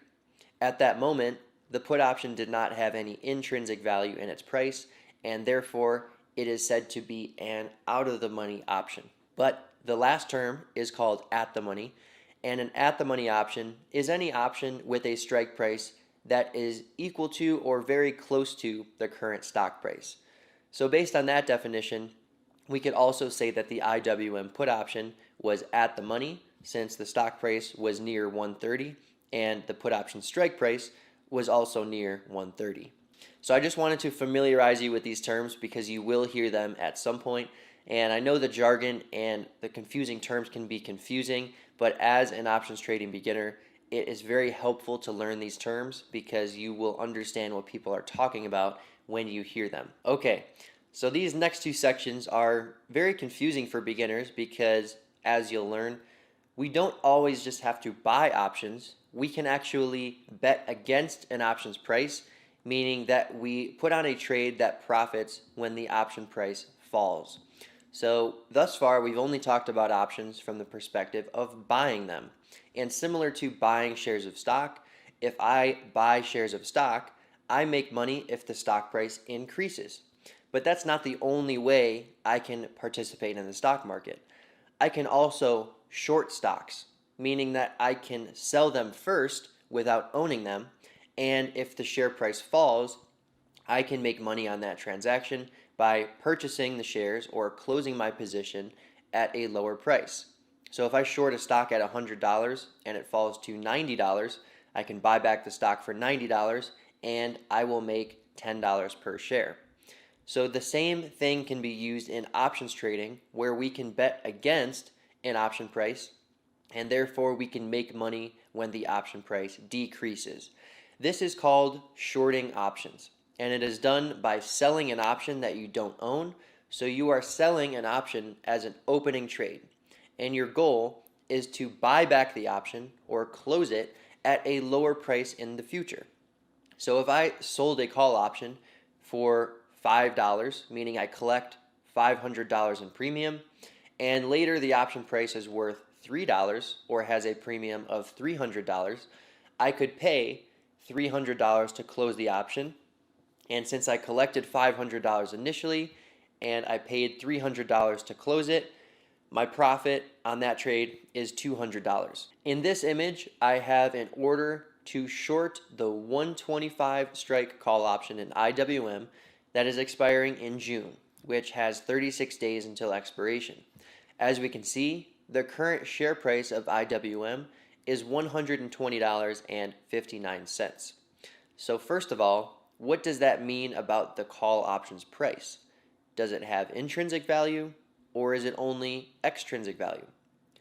Well, since the strike price is $125 and IWM stock price is at $120.59, this call options price is 100% extrinsic value or time value. And as we discussed in the last section, time value or extrinsic value comes out of the option price as it approaches expiration. In the bottom middle of this image, we can see that the price of this 125 call option is $4.66. And that means that the option's cost or premium is $466. Now, when you sell or short an option, meaning you sell it as an opening trade, you don't pay the premium, you collect the premium. But in this case, since the option premium is $466, if I sell this call option short, I will collect $466 into my account, and that will be the start of the trade. But just because I collect the premium, it does not mean it's a profit. I have to close the trade later for a lower premium to realize a profit. As the option price falls, if the stock price remains below 125, as the option price decreases in value, my profit on that position will increase. It is a very fluid process, and it doesn't happen, it's not a binary thing where you only get the profit at expiration. It happens in real time and as the option price is changing. But more importantly, this is an incredibly risky strategy. Since there's no upper limit to how much a stock's price can reach, when you short a stock or bet against a stock's price from increasing, you theoretically have unlimited risk. And since call option prices are tied to the stock price, meaning that if the stock price increases significantly, the call option will take on intrinsic value and become more valuable.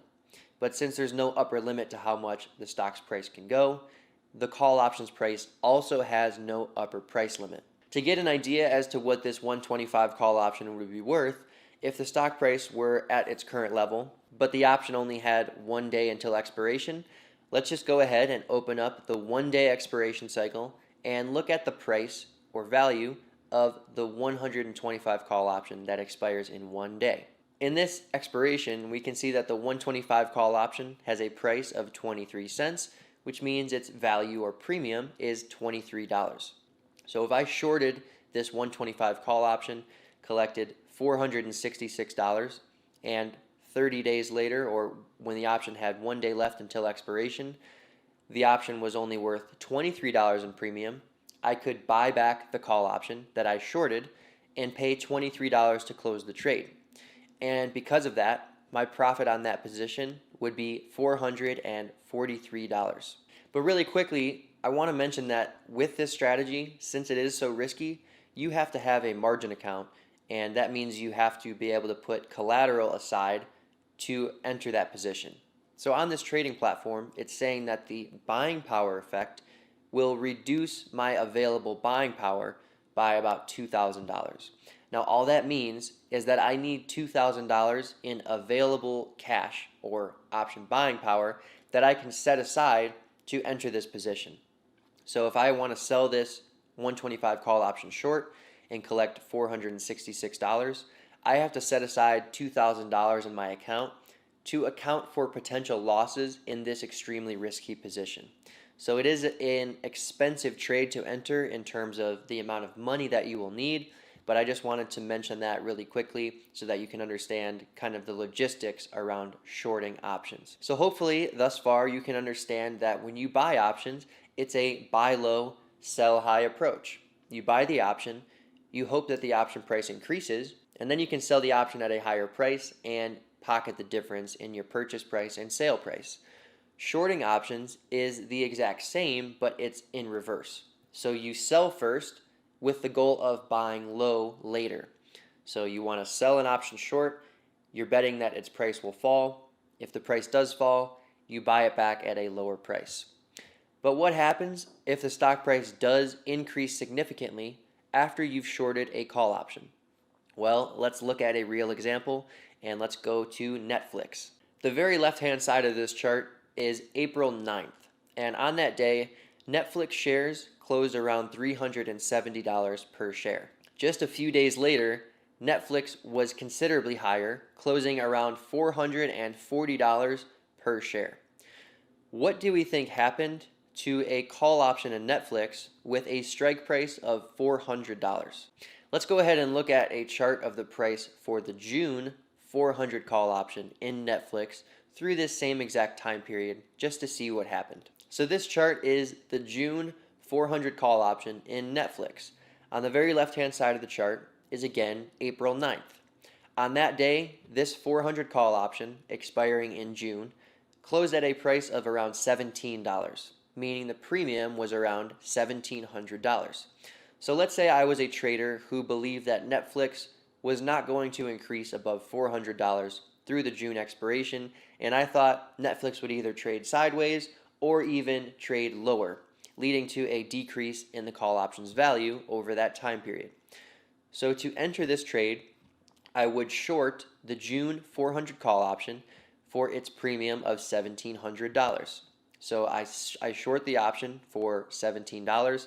I collect $1,700 in premium, and my goal with that trade is to see Netflix shares decrease or not increase above my call strike price of $400 or through the expiration date in June. Unfortunately, if we fast forward a few days, we can see that Netflix shares actually closed at $440, and at that time, the Netflix call option that I was short reached a price of $62.50. If we multiply that by 100, we get a premium of $6,250 on that June Netflix 400 call option.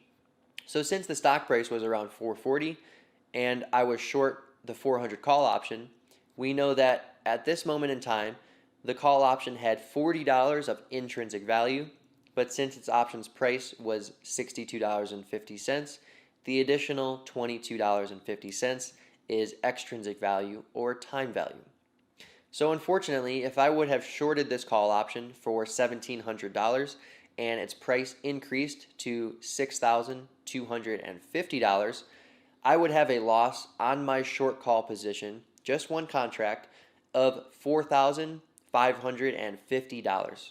So this really highlights the risk of shorting call options. If you short call options, you are essentially betting against an increase in the price of the stock, and if you're right, you will make the premium that you sold the call option for, as the extrinsic value will come out of the option as time passes. But if you're wrong and the stock price does surge higher, as it did in this case, then you will lose considerable amounts of money, especially if it's a huge stock price increase in a short period of time, such as the case in this call option or Netflix example. So I shorted the call option for $1,700 in premium. The stock price shot $40 higher than my strike price, increasing a total of $70 in just a few days. And because of that, the call option only approached expiration by a few days, but the price of the stock increased significantly and was considerably higher than the strike price. And because of that, at that moment, the option price was $62.50 or had a premium of $6,250.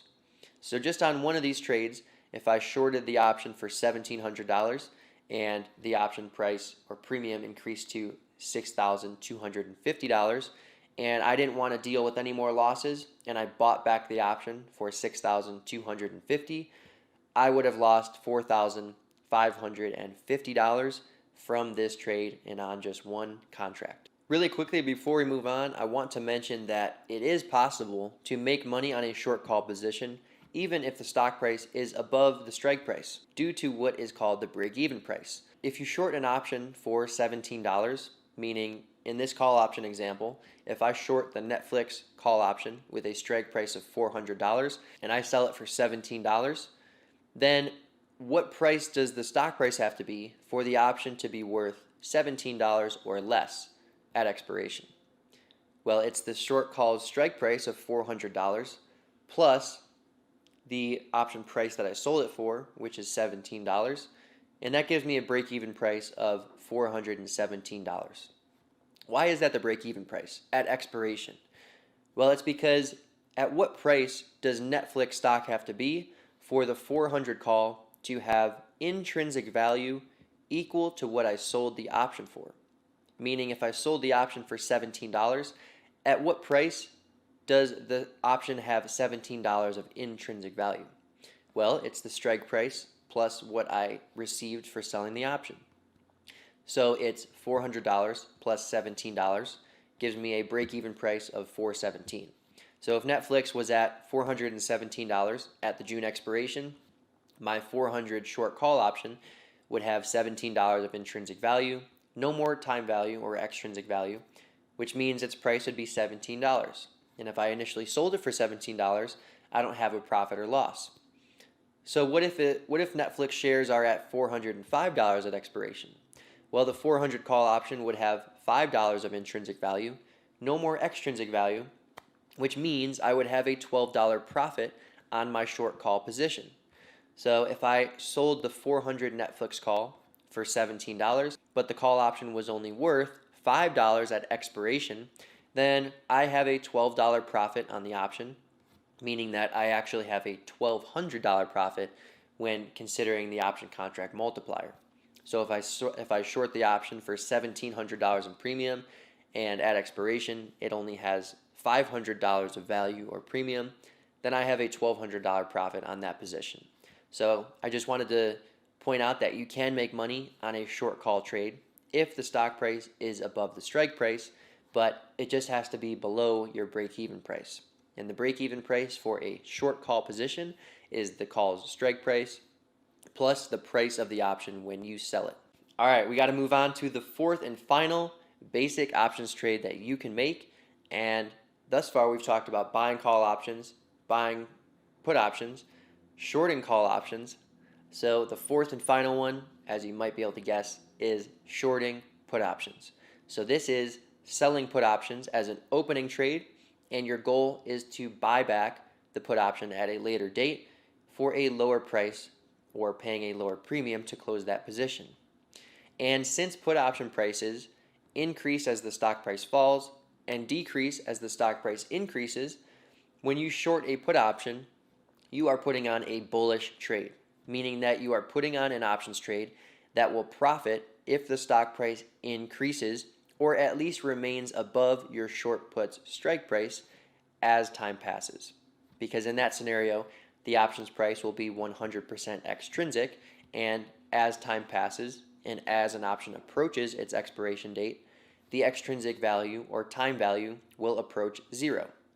So let's go through an example to see exactly how this works. For this example, we will look at a put option in Activision, which has the ticker symbol ATVI. The very left-hand side of this chart is April 27th, and on this day, Activision shares closed at around $67 per share. So let's say I was a trader who wanted to profit from an increase in the share price of Activision, but I also was not super sure that the stock price was going to increase, and I wanted to put on a position that would make money so long as the stock price remained above a certain price. For this type of trade, shorting a put option is perfect. For this trade, we will look at a put option with a strike price of $65, which is just a few dollars below Activision's share price of $67, and we're going to look at that put option in the May expiration cycle. Because we are looking at the May expiration cycle and the trade entry date is April 27th, this put option at the time of entry will have a little bit over 2 weeks to expiration. So let's say I shorted the 65 put option in the May expiration cycle, and I did that while Activision shares were at $67. In this chart, we are looking at the price changes of that May 65 put in Activision. On the very left-hand side of the chart, which is April 27th, we can see that the put's price closed around $1.75, meaning that if I shorted this option, I would collect a premium of $175. Briefly, during the short call example, I mentioned the break-even price, which is the expiration price of the stock where I will not make or lose any money on my option position. And for the short call position, I said it was the call's strike price plus the price received for the option initially. So in the case of the Netflix call, the strike price was $400 and I sold the option for $17 initially. So therefore the break-even price was $417. For shorting puts, the break-even price is the put's strike price minus the price that you receive for selling the option. And that's because put options have intrinsic value when the stock price is below the put's strike price. So in this example, if I short the put option with a strike price of $65 and the price of that option is $1.75 when I sell it, then my break-even price on this trade is $63.25, meaning that if Activision is at $63.25 at expiration, my short 65 put will have $1.75 of intrinsic value, and therefore I won't make or lose any money on this trade. But that's at expiration, not before expiration. But I just wanted to mention the break-even price. On May 1st, Activision shares had actually fallen, and the 65 put was actually trading for $3.82, meaning that the premium or value of that put option was $382 at that moment. If I short a put option and collect $175 in premium, but the premium of that put option increases to $382, I will have a $207 loss for every put option that I shorted. So at the moment where this May 65 put option in Activision was worth $382. Since I initially shorted it for $175, I have a loss of $207 per contract at this moment in time. But fortunately, Activision shares turned around and they increased pretty significantly and in a short period of time. And as we can see, the price of the 65 put option that I shorted collapsed. And that's because the stock price rallied really high relative to the put strike price, reaching a price of $72.59 in the shares, and with my put strike price being over $7 below that at $65. And since the option only had a few days left until expiration, there was virtually 0% chance that the option would become intrinsically valuable by expiration. Not 0%, but really low. And because of that, the option was trading with very little extrinsic value, and we can see that by looking at the price of this put option on the final days that we have the data for. So on the last bar on the very right hand side of the put option chart, we can see that the put option was only trading for a few pennies. So let's say I bought back this option for 2 cents, therefore paying a premium of $2 to close the short put option. Since I initially shorted the put and collected $175 in premium, and then I later closed it by paying $2 in premium, my profit on the trade is the difference between those two money flows, and in this case, that means I make $173 on this put transaction. I could have just simply allowed this put to expire worthless by holding it through expiration, and therefore I would have made the full $175 profit, because if I short a put option for $175 in premium, and it expires with a value of 0, then I make the difference between those two prices, which is $175. But as I mentioned, I would not advise holding short options through expiration, because even if it's only worth a couple pennies, if for some reason Activision shares went from $72.59 and they fell to $60 during that 1 day period, well then my option with a strike price of $65 would be worth $5 as intrinsic value, and that means the premium would be $500. And since that's $325 more than I shorted the option for, I would have a loss on that position. So even though I could just allow the short put to expire worthless and make the additional $2 in profit, it is not worth it, because you never know, and if the stock price did collapse, that full winner, or essentially 99% winner, could have gone to a significant or sizable loser. So for that reason, I would always recommend closing option positions before expiration. So at this point in the video, which is obviously more of a class at this point, we have learned 4 basic option trading. So give it up for yourself if you made it this far, because you have enjoyed a ton of content.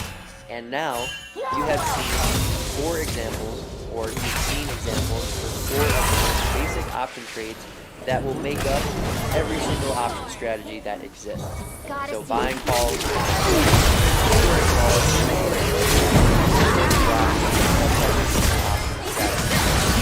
first step in your journey is to understand very clearly how these strategies work and how you can expect them to work in scenarios. And I really hope that the examples thus far have helped you to accomplish that.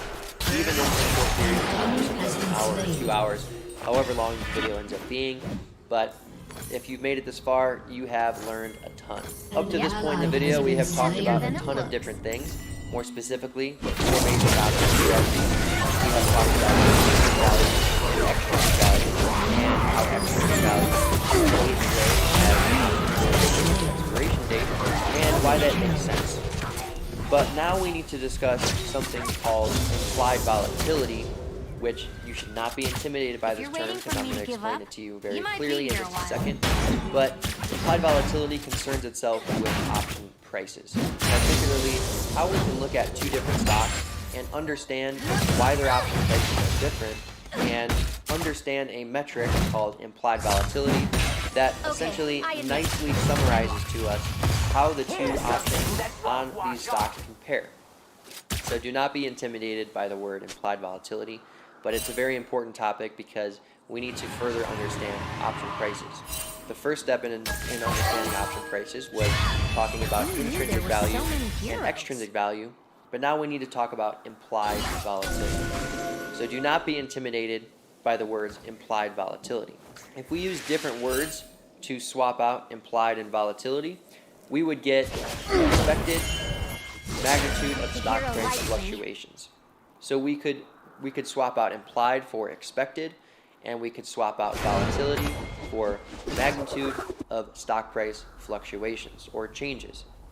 So implied volatility is essentially the market's expected magnitude of a stock's price changes in the future.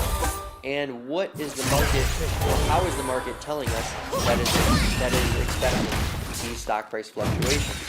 Or what is implying the level or magnitude of these stock price fluctuations? The hammer does most of the Well, work. it's option prices. Let's look at two similarly priced stocks, because options are somewhat a function of the stock price, because a 10% move in a $100 stock is $10, but a 10% move in a $1,000 stock is $100. And because of that, the option prices of different price stocks will be drastically different because they are different price stocks. So let's go ahead and look at two similarly priced stocks and look at the options in those stocks with the same strike price and the same amount of time until expiration, and see what we find. The first stock that we are going to look at is Visa with the ticker symbol. And as of this image, Visa shares were trading around. So let's go to the June expiration cycle with Visa's options. In the June expiration cycle, which had 36 days until expiration, the 180 call option, or the call option with a strike price of 180, was trading for $7.35. Now keep in mind, since the call option strike price is above the current stock price, we are looking at an out of the money call. And that means this $7.35 price we are seeing is 100% extrinsic value or time value. And also, I just said that the option was out of the money, but I also mentioned that options with strike prices near the stock price are referred to as at the money. So you could say this is an at the money call option in Visa, since the stock price is $179, and we are looking at a call option with a strike price of $180. But since the call option is only extrinsic value, it is technically out of the money as well. So this is our first stock in our comparison. Our second stock that we are going to look at is Teladoc Health, which has the ticker symbol TDOC. So as of this image, Teladoc shares are also. So just like we did with Visa, let's go to the June expiration cycle with 36 days to expiration and look at the price of the 180 call. So the call option with a strike price of $180 expires 36 days away. As we can see here, the 180 call option in Teladoc that expires in June is trading for $15.45. And as we just saw in Visa, which was trading for essentially the same stock price and has a June expiration cycle with options that have the same amount of time until expiration as the ones we are looking at in Teladoc, that 180 call option was trading for $7.35, but in Teladoc, the 180 call option with the same amount of time until expiration is trading for $15.45. So the call option in Teladoc with the same strike price and time to expiration as the Visa call option that we looked at is trading for twice as much. So the extrinsic value in this call option is twice that of the call in Visa. So if I wanted to buy one of the Visa call options, I would need to pay $735 in premium, but for the 180 call option in Teladoc, with the same amount of time until expiration, I would need to pay $1,545 for one contract. So why is this? We would say that Teladoc has higher implied volatility than Visa. And what that means in plain English is that the market is expecting larger stock price changes over the next 36 days in Teladoc shares as compared to Visa. And how do we know that? We know that because the option prices in Teladoc are twice as expensive as the options in Visa. And as we have discussed earlier, time value is associated with the option becoming intrinsically valuable or significantly intrinsically valuable or twice. So the fact that the 180 call option Visa is trading for $7.35, but the Teladoc 180 call option is worth $15.45, and both of these call options have the same time to expiration, this tells us that the market thinks that Teladoc shares could increase significantly more as compared to Visa shares in the same amount of time. And this is called implied volatility, which again is the market's expected magnitude of stock price movement in the future. So since Teladoc's options are twice as expensive as the ones in Visa, we know that the market is expecting much larger stock price fluctuations in Teladoc shares as compared to Visa. But why would the market think this? To understand why this could be the case in Visa and Teladoc, let's look at the volatility or the daily price ranges of Teladoc shares and Visa shares over the same period. So what I'm going to do is I'm going to plot the high to low stock price range in Teladoc and then the high to low stock price range in Visa every single trading day over the past few weeks. And we are going to look at the basic stock price ranges for these stocks over the same period of time to see if we can learn something about the volatility that has historically been observed in these stock prices. As we can see in this visualization, the high to low range in Teladoc shares has been significantly higher on every single trading day as compared to Visa shares. For example, on May 14th, the high to low stock price range in Visa, meaning the highest price of the shares subtracting the lowest price of the shares on that trading day, was somewhere around $6. So Visa shares traded in a $6 range on May 14th. But if we look at the high to low range seen in Teladoc shares, we can see that the high to low range was somewhere around $13 to $14. So the stock price range in Teladoc on May 14th was twice the magnitude or twice the range as the daily range seen in Visa shares on the same day. That is a measure of stock price volatility, how much the stock price has moved on a trading day. Now, I'm not saying that the option prices are looking at this chart and they are saying we need to pay this much for Teladoc options as compared to Visa options, but I decided to cleanly describe why the options on Teladoc are much more expensive than the options on Visa, and very simply, observe volatility.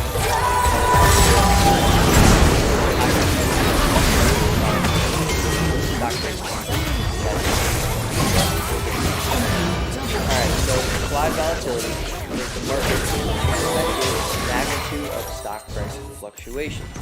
And what is implying the magnitude or expected magnitude of the stock price fluctuations in the future is the option prices. So in the options world, when you look at two similarly priced stocks and one has significantly more expensive option prices than another stock that has the similar share price, then the one with more expensive options has higher implied volatility, and that just means that the stock market or the market is expecting that stock to experience much larger stock price compared to a stock with lower levels of implied volatility. And typically, that implied volatility will be directly tied to the observed volatility in that stock. As we just saw in Visa and Teladoc, over the past few weeks, Teladoc shares have seen much larger daily ranges in the stock price as compared to Visa, and they are similarly priced stocks. So because of that, the option market or option buyers are willing to pay higher premiums for Teladoc options as compared to Visa, and also option sellers or people that are shorting options are demanding higher premiums to take the risk of shorting options on the higher volatility stock, which is Teladoc. So anytime you see two similarly priced stocks with higher option prices, because that stock is probably a lot more volatile, and the market, particularly options traders, are willing to pay much higher premiums for those options because the stock price is moving around a lot more, those options have the ability or potential to become significantly intrinsically valuable before they expire. So that is just a very high level. I'm not going to go super deep on implied volatility in this video. I do have many other videos on my channel, and I will link my most recent one below so that you can get a full deep dive into implied volatility. I think it's an incredibly important topic for you to understand, but I wanted to bring it up because when we are trading options, we can make money or we can lose money from the changes in the stock price. We can also make or lose money from the passage of time, which is quite literally the extrinsic value or time value coming out of the options. But we can also make or lose money in options trading from a change in implied volatility. Sometimes you just gotta do it yourself. A change in implied volatility quite literally means that the options change. So in our Teladoc and Visa example, Visa's 180 call option Teladoc's June 180 call option was over $15. Too important so to because give of that, up Visa's implied volatility is lower than Teladoc's. And what I'm saying by a change in implied volatility is that if the market learned of some new news related to Visa and they expected significantly more stock price movements from the June expiration cycle, let's say that options traders started to buy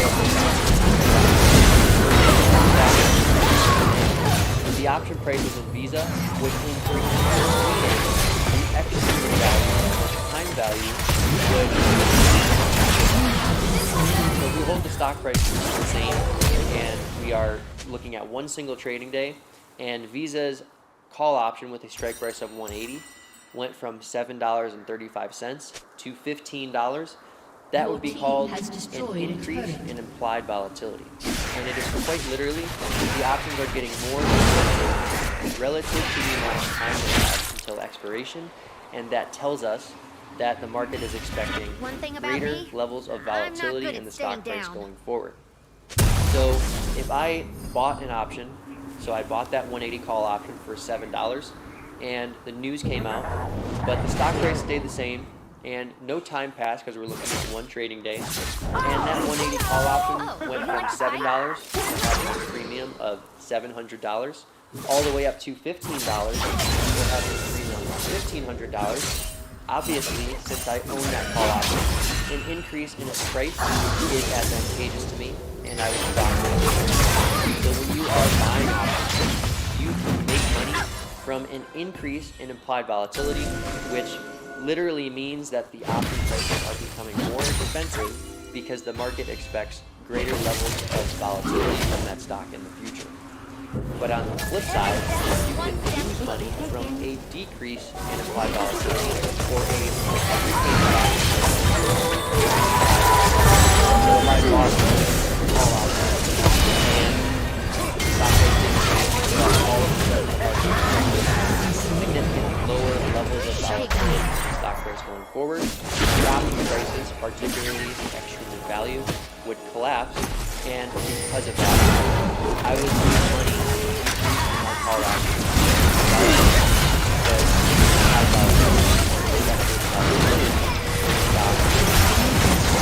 so when we are trading options, it's important to be aware of implied volatility because some traders like to buy options when implied volatility is really low, and they like to do that because they think that they can make money when the implied volatility reaches higher levels. And on the flip side of that, traders like to short options or sell them and bet against an increase in their prices when implied volatility is incredibly high. Because if you short options when their prices are extremely expensive, meaning that there's high implied volatility, if you short the options and then a few days later the implied volatility is lower, meaning that the market is expecting lower levels of volatility in the stock price going forward, then you will make money from a decrease or shrinking in the valuations of those options. And you can do so without any change in stock price or without any passage of time, because implied volatility changing literally means that the option prices are changing. And really important, changes in option prices are what drive changes in implied volatility. It's a confusing topic for beginners and for a lot of options traders, to be honest, that implied volatility somehow changes option prices, that this percentage is just changing and the option prices are following. But in reality, the option prices changing is what is causing the implied volatility to change. So an insurance premium could be another analogy. If I am working out a lot and I'm living a very healthy lifestyle, my implied volatility, so to speak, or the amount of insurance premium that I have to pay for my insurance will be low because I'm a healthy individual and there's probably not a high probability that my health will deteriorate because I live a healthy lifestyle.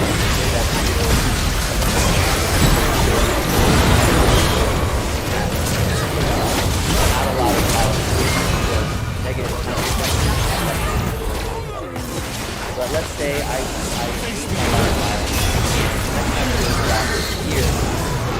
have admitted to them that I am no longer working out, I'm not eating healthy, I'm living a very unhealthy lifestyle. Well, they're going to demand a higher premium for my insurance because now I have more risk. So there's more risk for my health deteriorating and for me to actually need to file insurance claims, and because of that, they are going to ask me to pay higher premiums for my insurance. So we could say that is high implied volatility. So the insurance premium going from cheap to expensive, that's what causes the implied volatility to increase, and vice versa. If I started unhealthy and my insurance premiums were high, that would be high implied volatility. But as my characteristics changed, and as I became healthier, I could pay less money in insurance premiums, and we would call that lower implied volatility. So the insurance premium going from high to low is what causes the implied volatility to decrease. I left a video in the description below where I do my deep dive into implied volatility, and so you can learn about it in depth. But I'm not going to dive deep into it here because that would add probably another hour or 2 hours to this video, and it's already been long enough. So if you made it this far, congratulations. You have learned so much about options trading, and honestly, I'm giving you all the information that I've learned over the past 7 years, and I am packaging up all of my aha moments for you so that you can learn basically the most important options trading concept. So I really hope all of you are really helping you understand how the world of options work and operate in the real world. We've got a couple more topics to go through before wrapping up this video. The next couple things I want to talk about very quickly are what happens at expiration, which we've already kind of talked about, and I want to talk about exercise and sleep.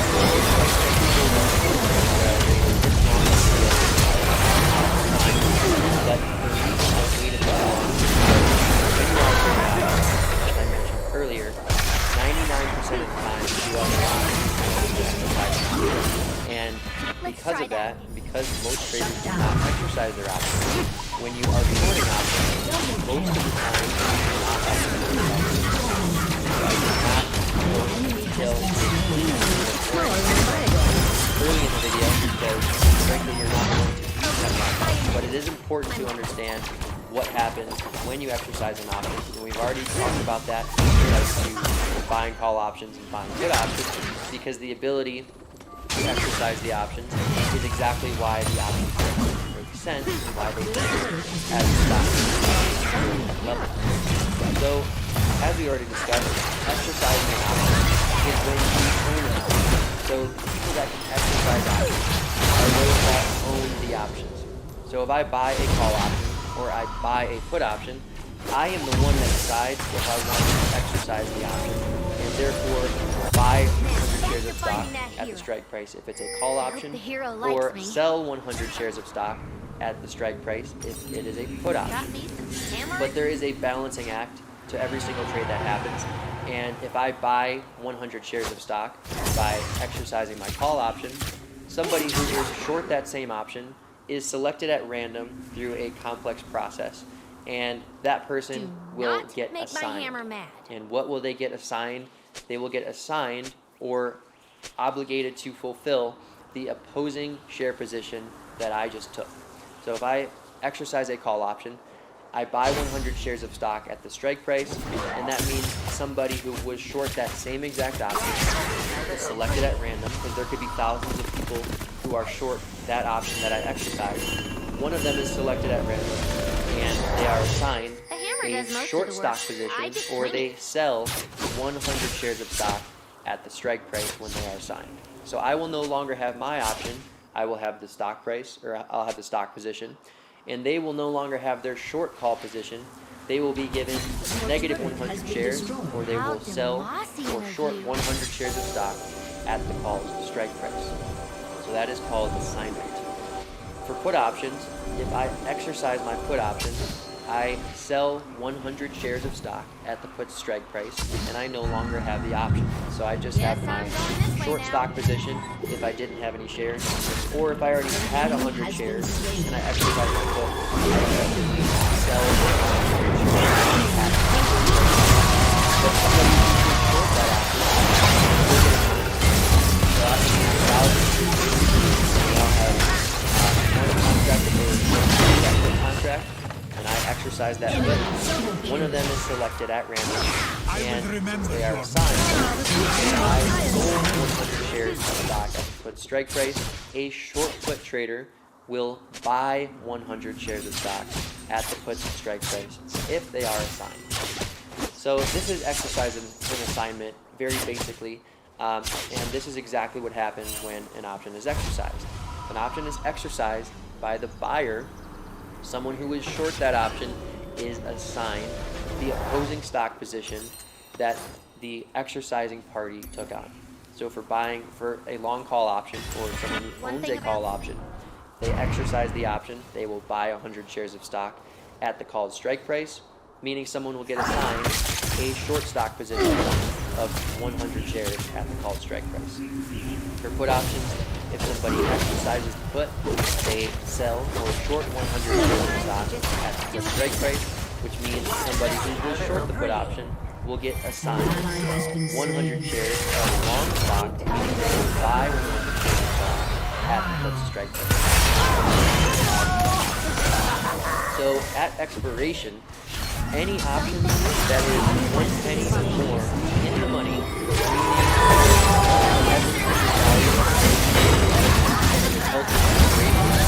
those options are automatically.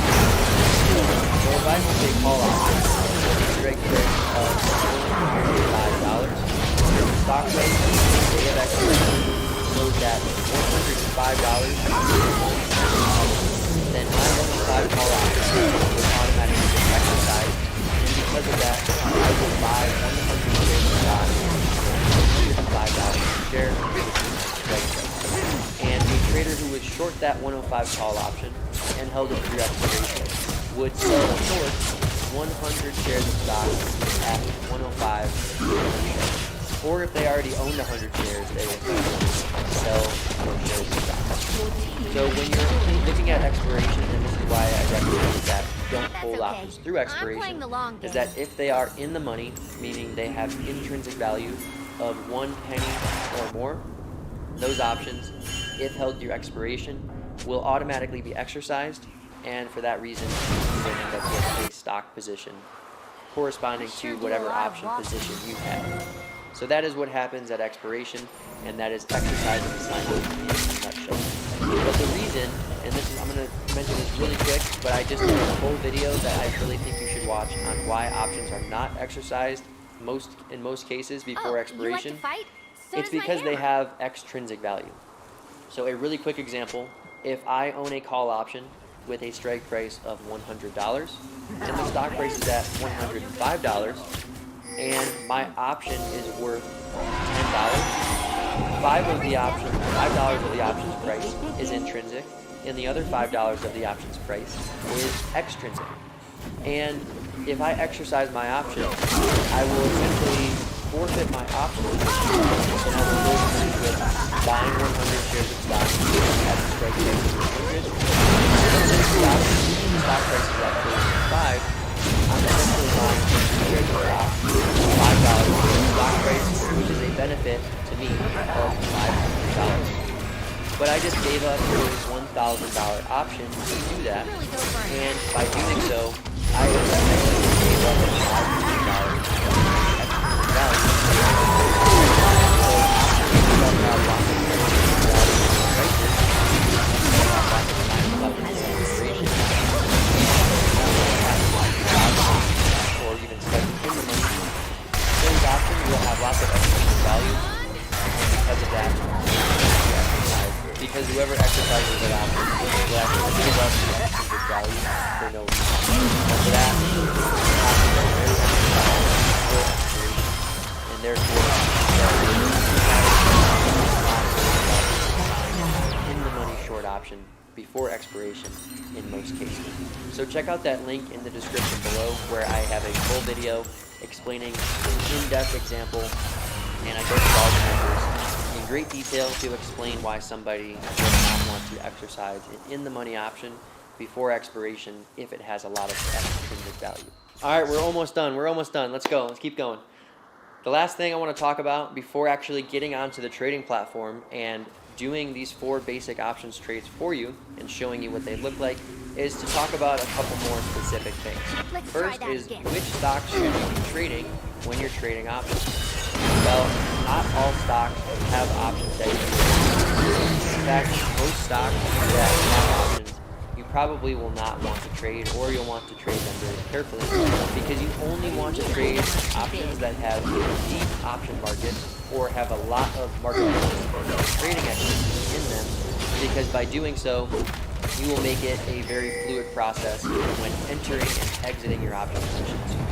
If you trade options on a stock that does not have very much option activity, meaning maybe there's only 5 option contracts being traded a day, or there's very few open contracts or open interest, which we'll talk about in a second, in those option contracts, then you're effectively trading with nobody. That's kind of like going and finding a bunch of food, and you're trying to find someone to sell the food to you, but there's no market there, so you're just a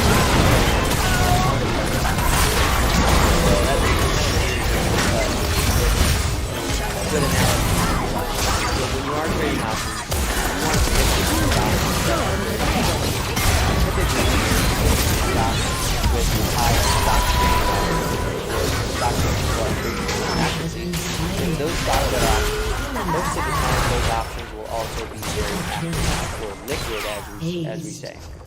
Now there's 2 things you can look at to see if an option market has a lot of liquidity or activity. The first is value, and that is the number of contracts that are traded on a particular day.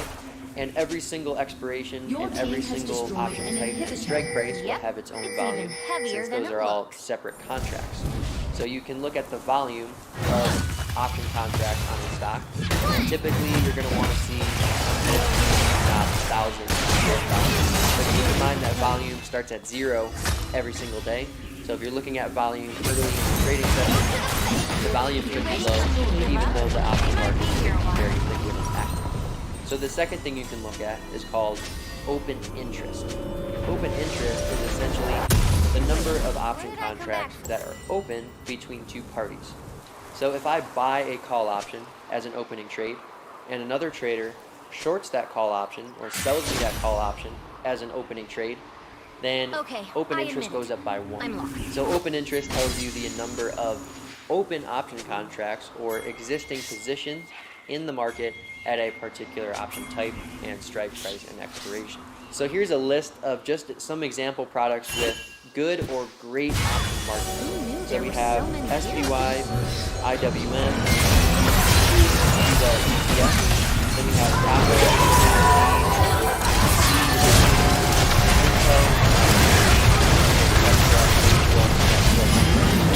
these are all products that have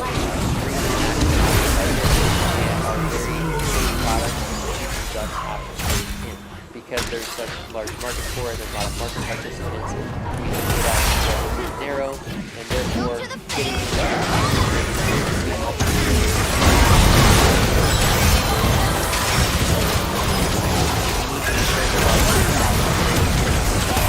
make sure that volume and open interest, but particularly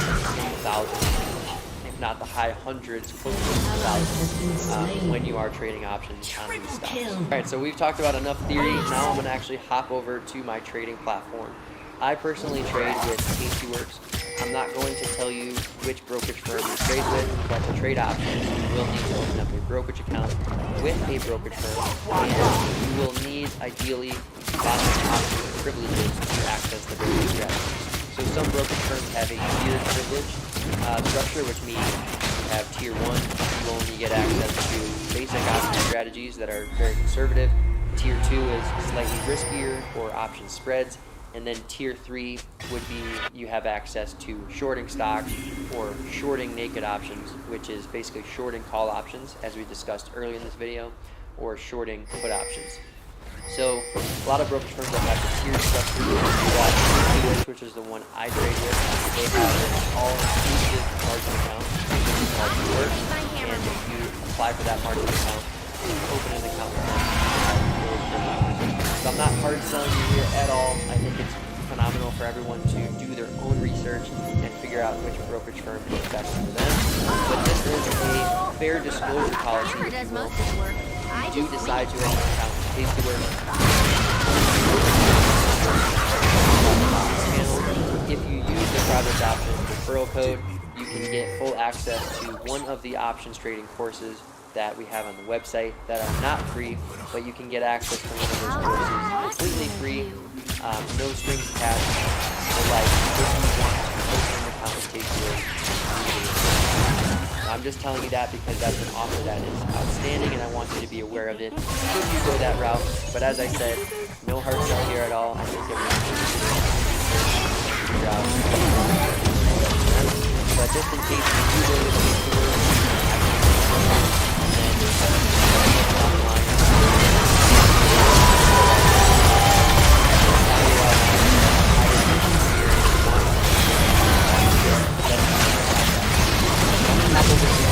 trading platform, and we're going to look at real option prices.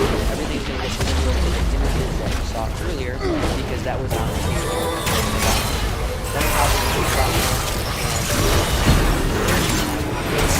the 4 basic options in this video, and I will enter the trades, exit the trades, and explain to you the profit or loss on those positions, which for the most part are probably going to be losses since I'll be getting in and out within a couple of minutes, but we'll see how it goes. Alright, the final stretch. So I've just opened up the Tastyworks desktop trading platform, as that's what I use every single day. As I said, I think you should do your research, figure out which brokerage firm looks best to you and who you want an open account with. But if you are a beginner, this could look pretty intimidating to you, and I will say that it doesn't matter which brokerage firm you go with, there will be a learning curve, but all it takes is a couple weeks to get used to the platform, and you are going to be smooth sailing. But really quickly, if you are unfamiliar, I just want to walk through a couple things with you. On the very left-hand side, this is just a watch list. So these are things that I have added to this list, and you'll probably recognize a lot of familiar symbols here, such as Apple, Netflix, Tesla, as we talked about earlier. And then I have some futures on here, and then the VIX index, which are different types of products. But the watch list is just there to keep an eye on different things in the market. And I can add any symbol depending on what I want to do. So that's the watch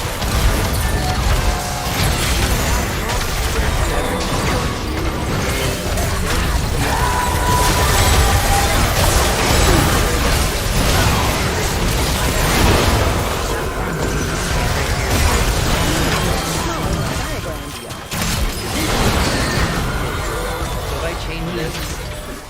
If I go to Apple, now it'll populate the platform with all Apple information, and we can see that the chart changed when I clicked on Apple. So I can change that back to IWM, and this is the chart page. Simple enough. But I also have a couple other tabs here, such as the trade page, and this should look familiar to you because we spend a lot of time looking at the in this video. And this is the option page. So these are our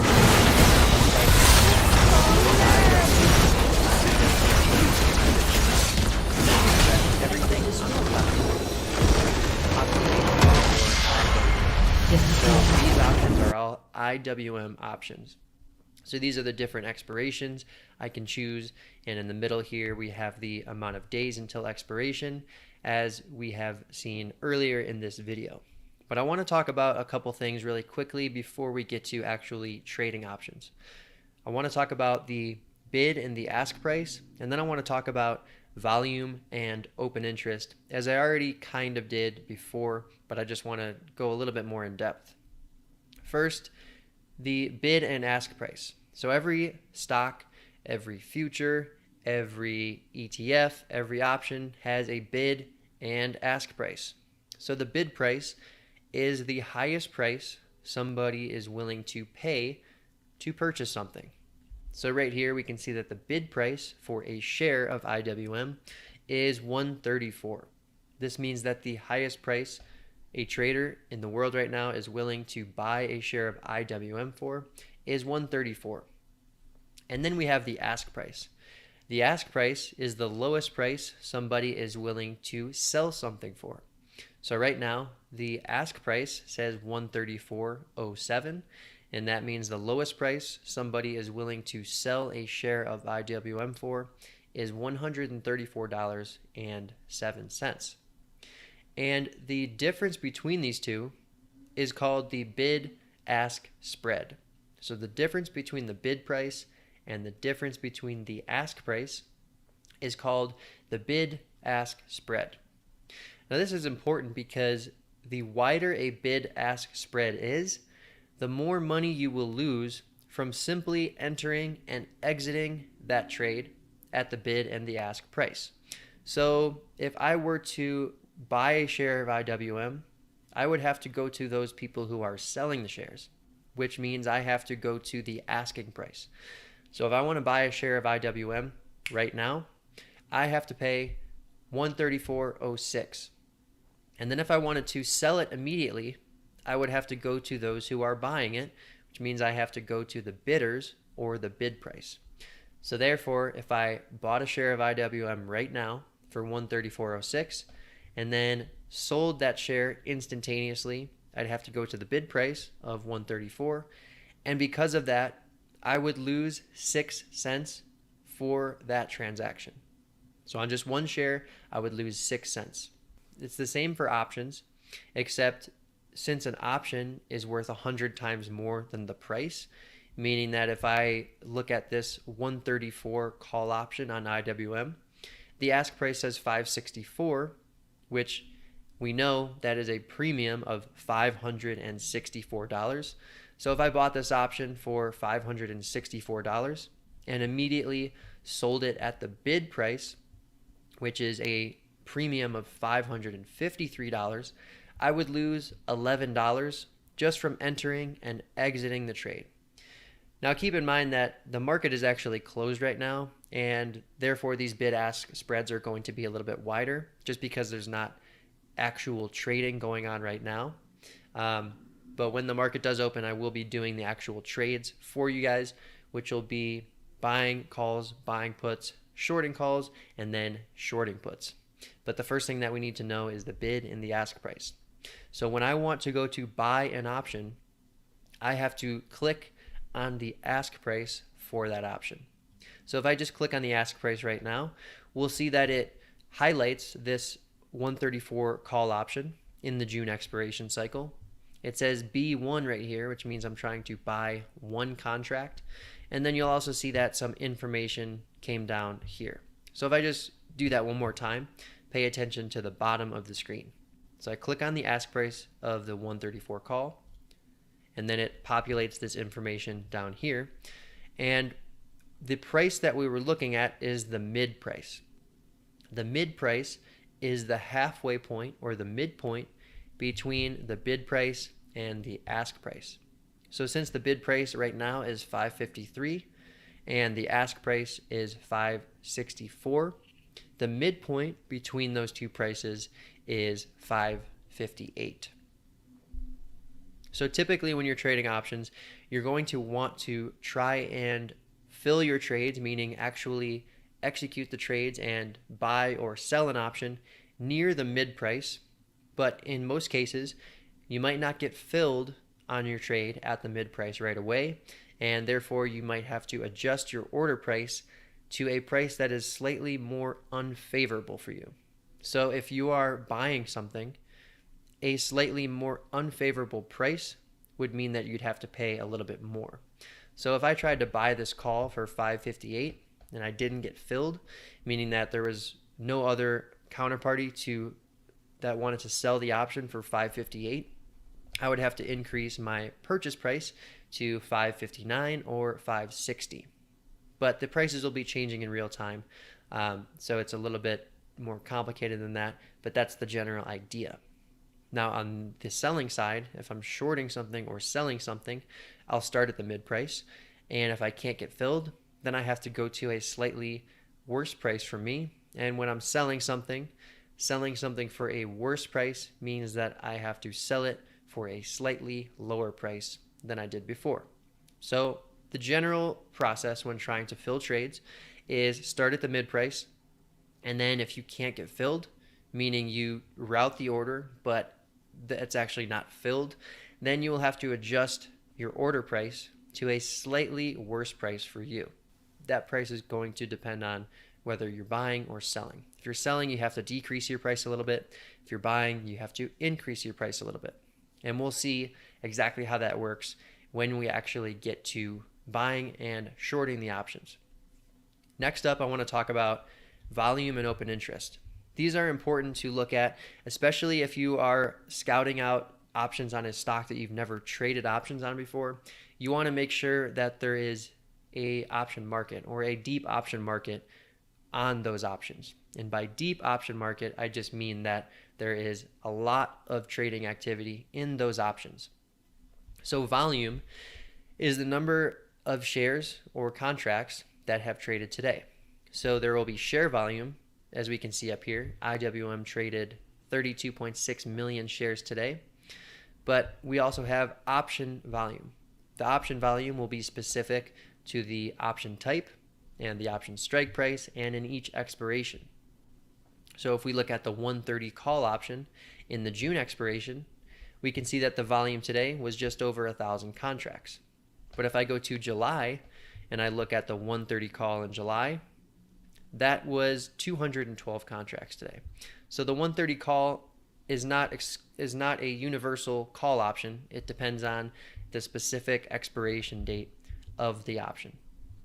So typically the most amount of trading activity is going to be in what is called the front month expiration.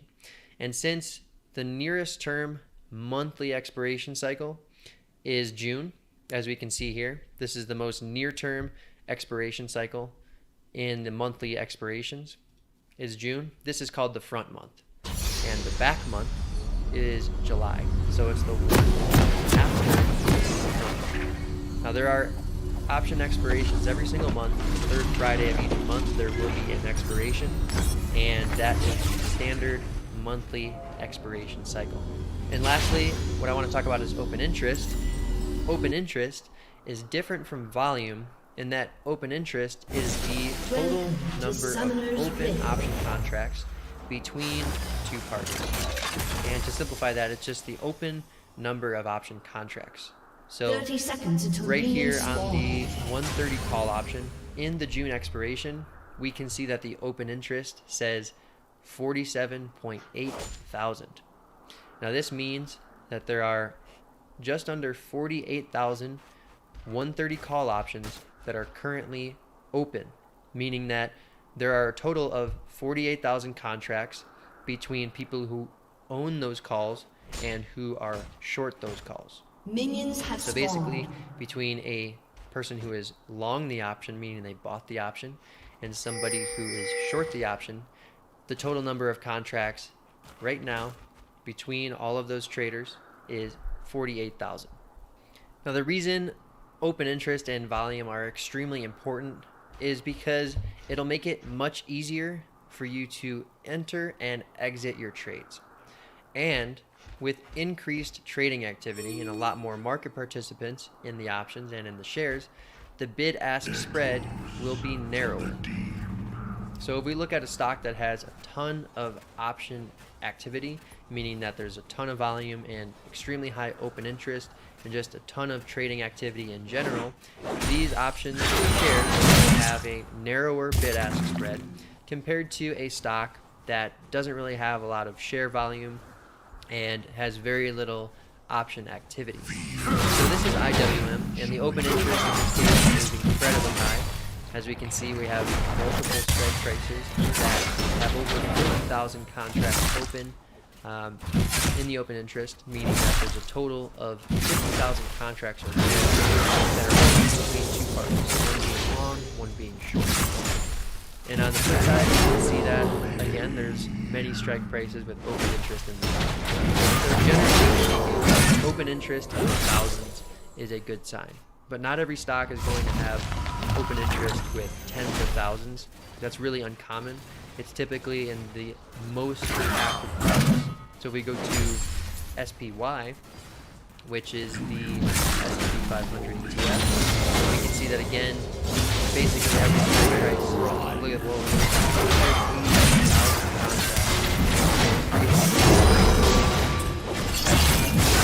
all of these strike prices have open interest in high thousands. So if we go to a stock like the Trade Desk, we can see that open interest is pretty thin. And by thin, I mean that there's not a lot of open interest, there's not a lot of volume, there's just not a lot of trading activity in these options. And if we look at the bid-ask spreads really quickly, we can see that the bid-ask spreads are fairly wide. And if we look at the 300 call option in the June expiration, the bid price is $23.20. The ask price is $2,500 or 25, sorry. And that means that there is a $1.80 difference between the bid and the ask. And when we multiply it by 100, that means that there is a $180 difference between the highest bid price and the lowest ask price. So basically, if I bought this option for the premium of $2,500 and I immediately wanted to sell it, I'd have to sell it at or near the bid, and that means I would sell it for about $2,320, meaning I would lose $180 just from buying and selling this option if I bought at the ask and sold at the bid. And if we compare that again, let's go to SPY just because it has stock price of 300, which is similar to the we look at 300 call. The asking price is $5.7. So there's only a 5-cent difference in the option price and the ask, and therefore the premium difference between the ask and the bid is $5. So if I bought at the ask, $5.7 and I sold the option at $5.02, I would lose $5 just from getting in and getting out. All right, so we are about to buy a call option, buy a put option, short a call option, short a put option, and I'm doing that so I can show you how to actually execute trades, how to get into the trades and exit the trades, and how easy that process is.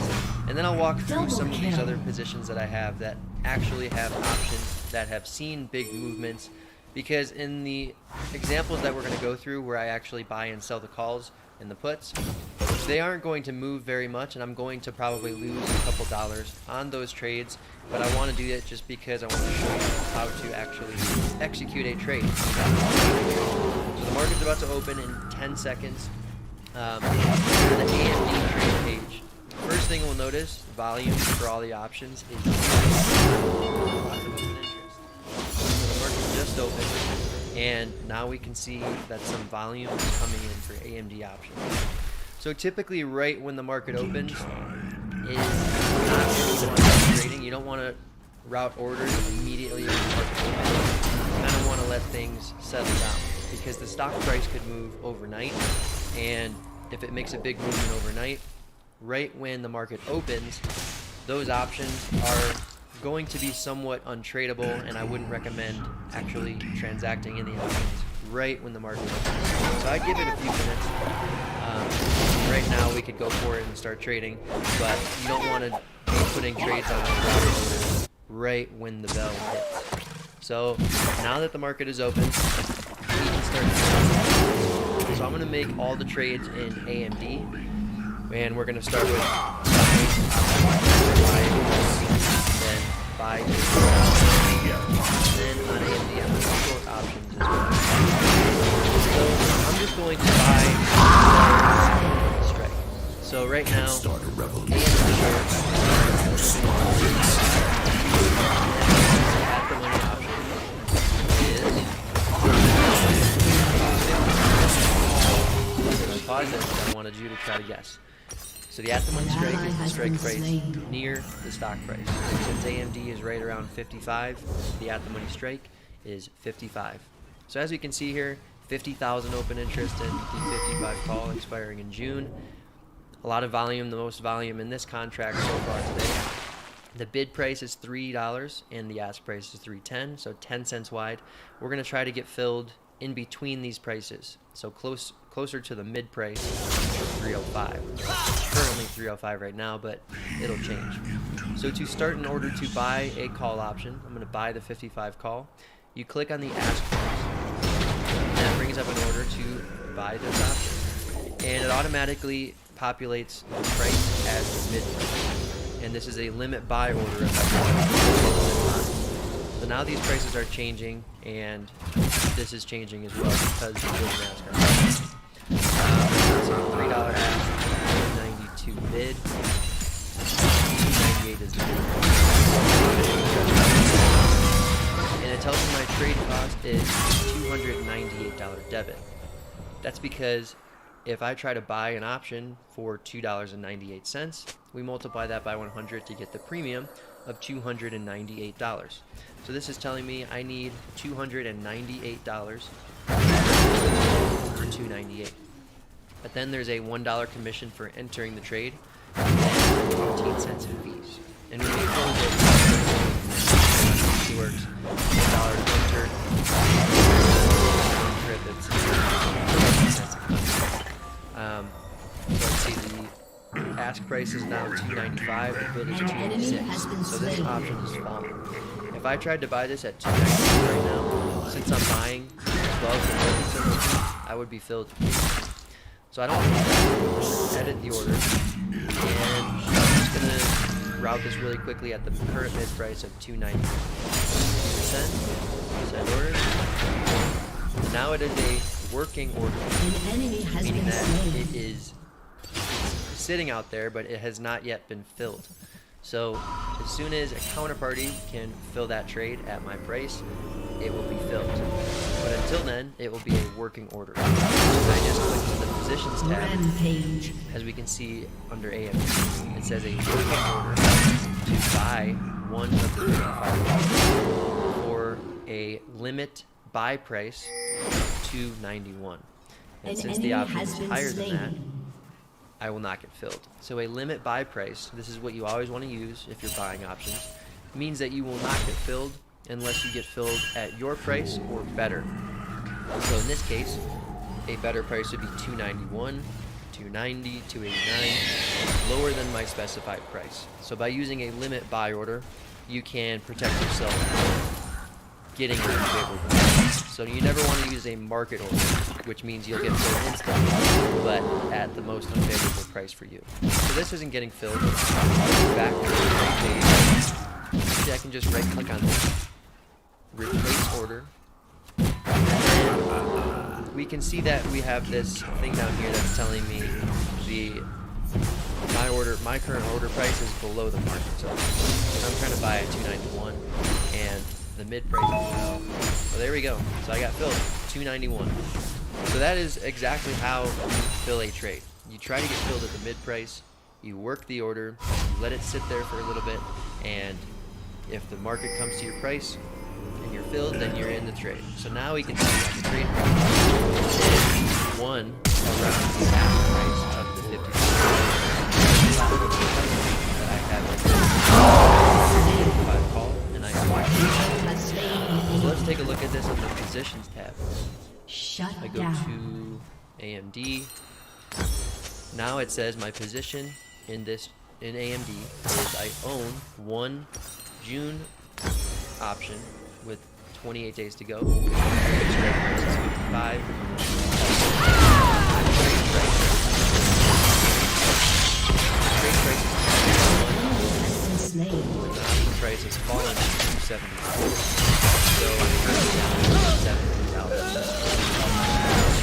buy a put. I'm going to buy the 55 put, just like I did before. Now that the stock price is 54.35, this 55 put is in the money. So we can see 40,000 open interest. Not a lot of volume today, but that's okay. We'll deal with it. Open interest is the most important thing because this is just a general.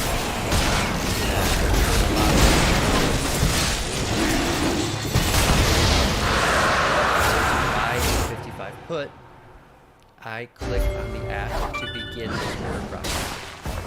So the ask is 340, the bid is 330. It brings up my order price at 335. And as you can see, max loss is 335. My power effect is essentially what my available amount of money I can allocate.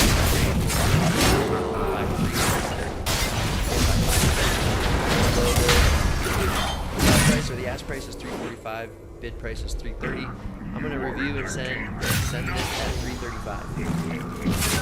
Let's see what happens. See, right when I changed to 335, change the bid price. So now I am the highest price that someone can buy the item for at 335. Now it's at 340. Actually, so it says working order on the positions tab. The mid price of this option is currently 345. It's my limit buy price is 330. This is why I'm not filled yet.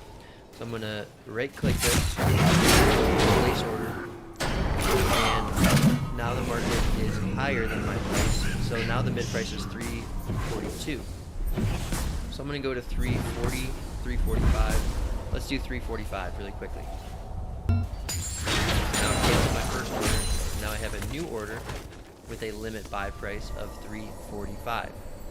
So if I go to the positions tab yet again, I have a working order to buy the 55 put in June, one contract, for a limit buy price of 345. The mid price is currently 350. So this will have to come down just a little bit for me to get filled on this trade. Come on, give it to me. So now it's increasing because AMD is falling. So AMD share price is falling. Remember, when we first bought that call option, AMD was closer to $55. Now it's at $53.54. So it's fallen about $1. And that's why this put price is increasing. And my call price is so I'm going to go ahead and I'm chasing. I usually don't want to chase this, but since I'm trying to do this and show you guys how it goes, I am wanting to get into this trade. So I just changed it to 355. The price is 357. So let's see if I get filled on this. 355 to 365. The price is 360. Still below that. Replace. I'm just doing this because I want to get filled on this so that we can give it to me. There we go. Alright, so I bought this 55 put for 360. Now I have an open position in the 55 call and the 55 put. We know that because it's circling the ask price and it says 1. If I was short, it would say negative. Now I'm having a position in the 55 put and the 55 call in the June expiration cycle in AMD. So if I go to my positions tab, we can see that I have two options in AMD. My first is a call option that I purchased a little bit ago, and I paid $291 down $33 on the call, and I just bought the put for $360.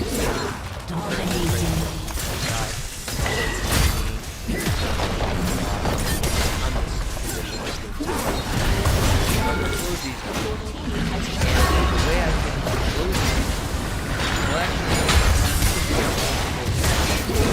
actually, I'm going to short these. And we do that by clicking on the bid.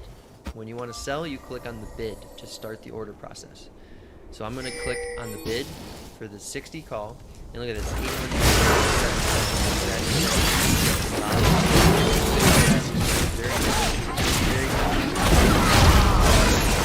Price is 95. I hit the bid, and that starts the order to sell it or short it and we can see that in red. It says S1. This means I'm trying to sell or short one of these options.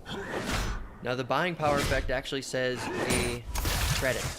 Usually, if I did not own this call option, I would need to put up a lot of money to short this call option. But since I own the 55 call, I don't actually add risk by shorting the 60 call, because if the stock price rockets higher, then my 55 call will always be worth more than my short 60 call.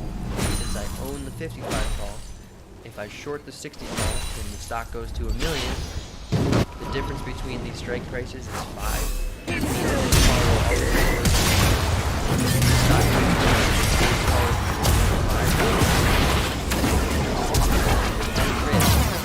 is adding this short call option. So bid price is 19%. Review and send.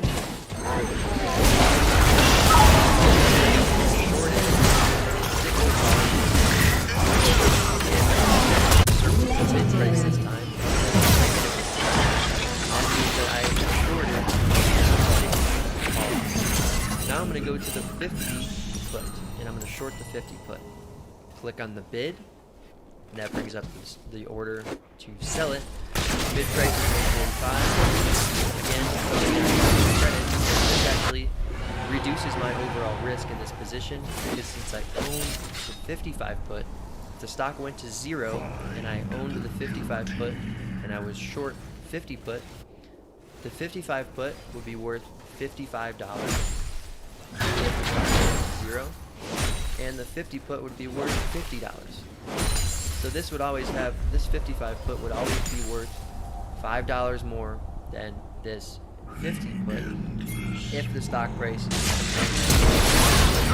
there's no risk in shorting this option. But if I did not short this option, then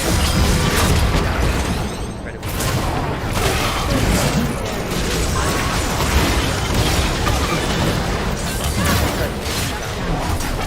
shorting options actually, it reduces my risk, and that's why the platform is giving me a credit to my buying power, equal to the amount of whatever I sell this for. So that's a little bit more complicated, but I just want to be thorough in the things I'm explaining. But I'm gonna. I think the stream dropped there, so we're back here. It should work now. YouTube just dropped the stream for us. Sorry about that, guys. That sucks. That's unfortunate. Well, no, we'll get back here. Let it load in here, and we're back now. So we're live now. If you're joining us on Twitch, welcome back. YouTube, welcome back as well. Sorry, YouTube just dropped the stream. I don't know why. Yeah, YouTube connection just toasted it. But oh well, we're back. Take a second, re-like the video. It's going to be a whole new stream, so you have to re-like the video. Sorry about that, guys. Sorry. Well, hopefully everybody will join back here. That's unfortunate. We're doing good. We had like 1,000 viewers in YouTube. Oh well. We'll take a second, wait for everybody to get back in here. But you know, markets are CCIV just tanked in the meantime, and SOS doing the exact opposite of what we want. But oh well. Bitcoin for today. Looks like it's going to take a little bit of recovery, but I don't think it's gonna. Honestly, yeah.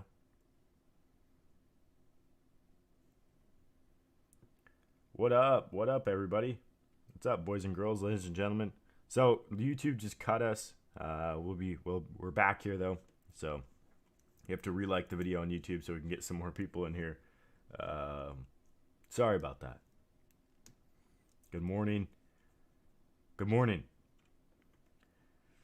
gonna wait a second for everybody to join back in here, and then we'll get going again. But that's unfortunate. Took a coffee break, and YouTube just said, "Yeah, no."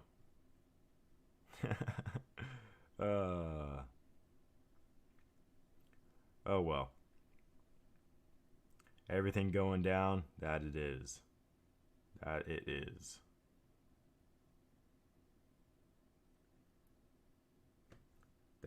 Yeah.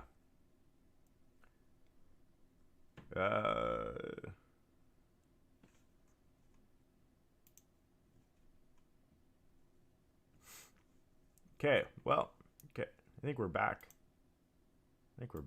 Ready to roll here. CCIV coming back down. Wow. Palantir's recovering a little bit, and SOS is at $8 a share. Interesting.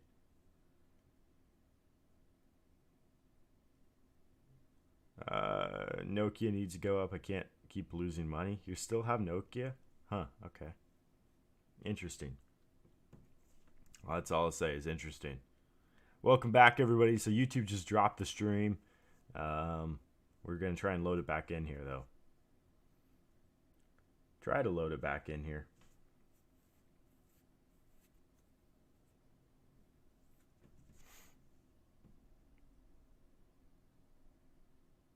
Gonna try. CCIV is priced in now to correct. I think you're at the bottom now. Honestly. Yeah.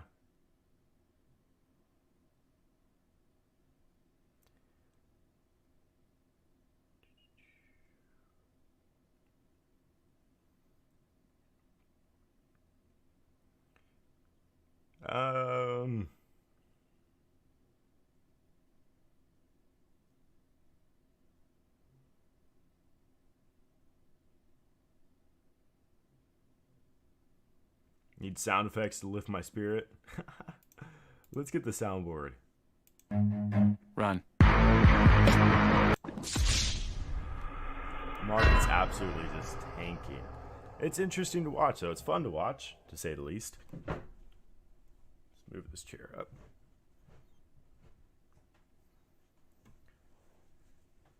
Yeah, you only lose if you sell, I guess. Baba Booey. This is Houston. Say again, please. Houston, we have a problem.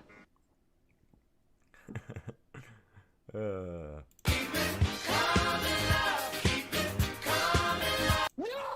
God!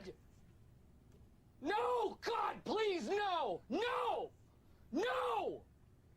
No! Yeah, this is not what we do, the Connor sound effect. Break out the red panties. We're rich, baby. That's not.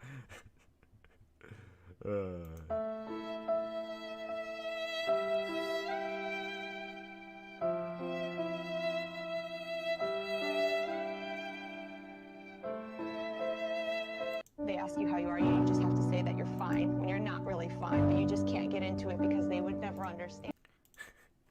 Well, we're back here on YouTube. If you guys are joining us on YouTube, take a second, re-like the stream. You gotta get more people back in here. That's unfortunate. We had almost 1,000 people. I will never financially recover from this. I thought we had that one. Maybe not. They say money can't buy happiness. Look at the fucking smile on my face.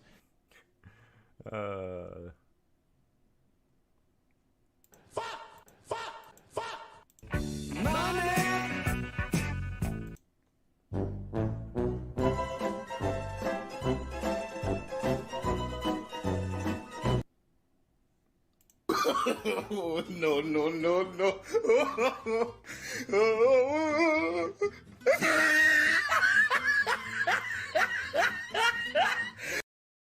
Yeah.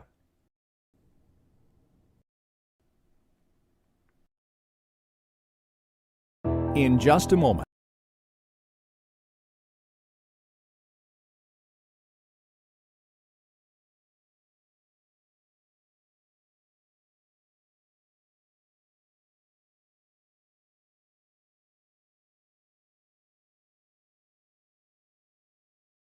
If you go up to what you're afraid of, but you know in your heart you have to do. Mm-hmm.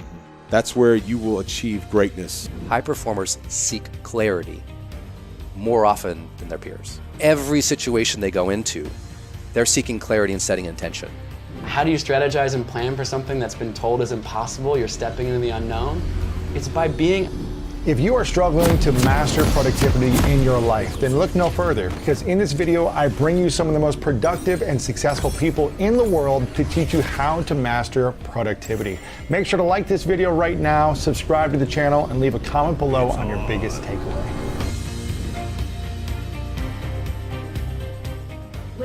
every time you do one of these experiences, you have a strategy. You don't just say, okay, I'm going to just push through until I'm dead. Yeah. You have a strategy, and it sounds like Jenna's really helping you craft this strategy. But how does someone, you know, for me in this physical challenge, like I got up and I did one lap, and then I was like, okay, let me do one more. Yeah. One more. And I was like, okay, now we have 2 more to go. We can finish this. How do people push through these mental or physical challenges when it seems like, gosh, it's going to take me 10 years to launch a podcast like what Lewis has, or 10 years to build this business or to do this thing?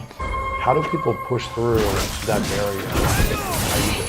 You know, for me, people love to ask me about my physical training, how do I get stronger, through fun stories about the crazy training that I did and whatnot. But I believe that it's the muscle 6 inches between your ears. It's about flexing your mind, is really what it comes down to. And I describe that moment of Jen and I writing our dreams onto this whiteboard.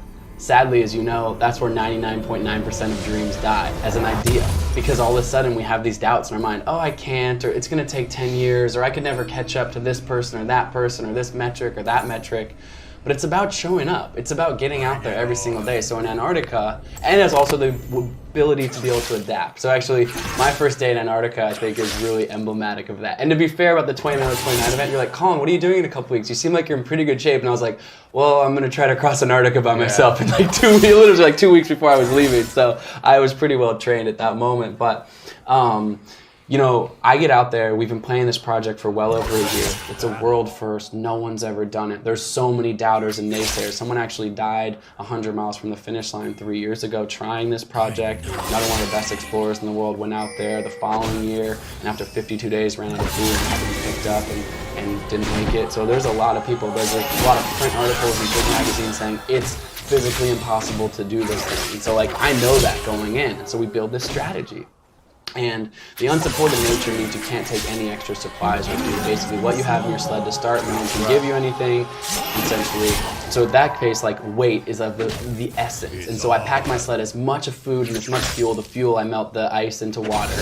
And I don't bring extra anything. I literally don't even have an extra pair of underwear with me for 54 days because, like, I can't, I'd rather have 100 more calories in my sled of food. Same underwear. Same underwear for 54 days. So that's great. Yeah. Oh my God. Not fancy. Yeah. That's soggy underwear right there. Yeah, that's not. Oh man, but you cleaned it at least? You tried to? No, not much. You just, you just kind of like ride it out. Wow, man. So no, not smelling. One good day by of the end of chafing and you're done too. Yeah. So you gotta look after your body. But I get out there, I fly. This plane lands me out on the edge of the Antarctic continent, takes off. I'm all alone out there, right? Like I'm dropped off alone. Well, actually, you had mentioned before there was another guy out there, which is like important to mention at this point because another British explorer, one of the most experienced in the world in terms of amount of miles traversed in Antarctica on various projects, he also decides that he wants to try to be the first. So not only am I now racing history, but this guy's a British Navy SEAL equivalent, special forces guy. His name's Lou Rudd, and he's like a badass, and he wants to do this as well. It was his friend who died 3 years ago. Wow. He's doing that to honor him, and I got a lot of respect for all of them. I mean, there's a camaraderie as well, of course, and we both know what we're going through, but we also both clearly want to be first. And he's looking at me like, who's this, bit younger guy who doesn't have the real experience in Antarctica? Who does he think he is? And I'm kind of like trying to be like confident in my plan. And so plane drops us off. We're at a mile apart from each other, equidistant from the first waypoint, the first GPS marker on the map. And I get out there and I've got this video of me being like, it's a blue sky day, it's great. After a year of planning, it's finally time for me to like try to cross Antarctica. I'm taking the first step and I bend down and to pull the strap on my sled to tighten it for the first time, and ping, the strap breaks. No Literally, way. The strap breaks. Like it's minus 25 and the plastic can't handle it, breaks. So right out of the gate, I'm like, wow, this is gonna be a long journey. This is before the first step. So then I strap into my sled, and the sled's the heaviest on the first day, 375 pounds to start, was about the maximum I thought I could pull. So I put as much food as I could, even though I knew I was gonna burn 10,000 calories per day, and I factored I could carry about 7,000 calories, so I was gonna lose weight every single day, straight from the get-go, even eating 7,000 calories. That's how intense and cold it is. And so I start pulling my sled, and you asked me before about sweat. About 1 hour in, I'm sweating. And I'm like, wait, this sled's so heavy, but I can't not pull it without sweating. And so I start sweating. Then I realize I actually don't think I can pull this sled, and I start crying.